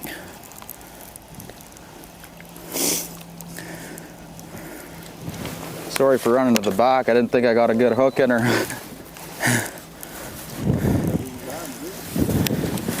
I can now eat it.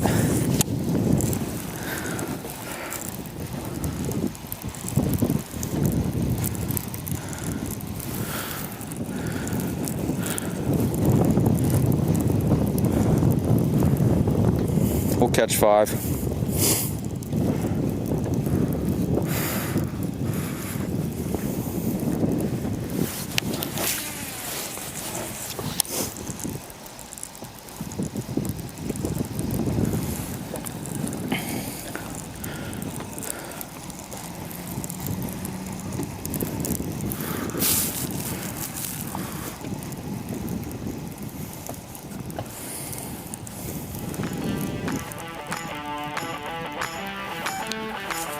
Oh, real quick, I don't want to use up all my shout outs today, but shout out to J.O., old buddy James Overstreet. He's watching with us this afternoon. Good. You hear from J.O. today? Hear from him.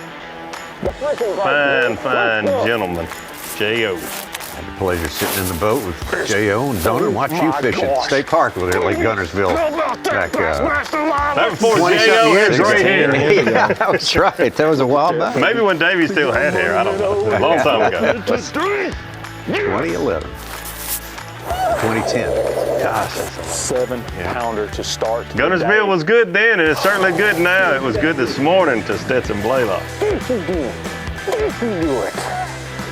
Jamie Hartman, we call this the return of Jamie Hartman to a place of victory. In years past, 2019 champion here, coming back and showing he still got it. He's been a little nomadic. New York, Arkansas, other states in between. If he wins tomorrow, I mean, how many times you got to win here before you buy a place here? I mean, come on. Seriously. You got to get close. Well, you look at the standings, you might not want to live here if you want to win here. I'm just saying. Jamie Hartman, Wes Logan, Stetson Blaylock, Matt Robertson, and Hank Cherry looking good to make it to the top 10. We'll see how Dakota Ebert, Brandon Card, and the rest fare at the weigh-in. The weigh-in is coming up right around the corner. 4 Eastern Time. Our final day coverage tomorrow on FS1 beginning at 8 a.m. just as it did today. Although we won't go 3 hours, we'll go 4.5 hours on FS1 with you tomorrow morning. Really looking forward to that. Should be a smashing day out there. It's going to be terrific. Progressive Bassmaster Elite Series FXR Pro Fish Elite Final Championship Sunday tomorrow. See you there.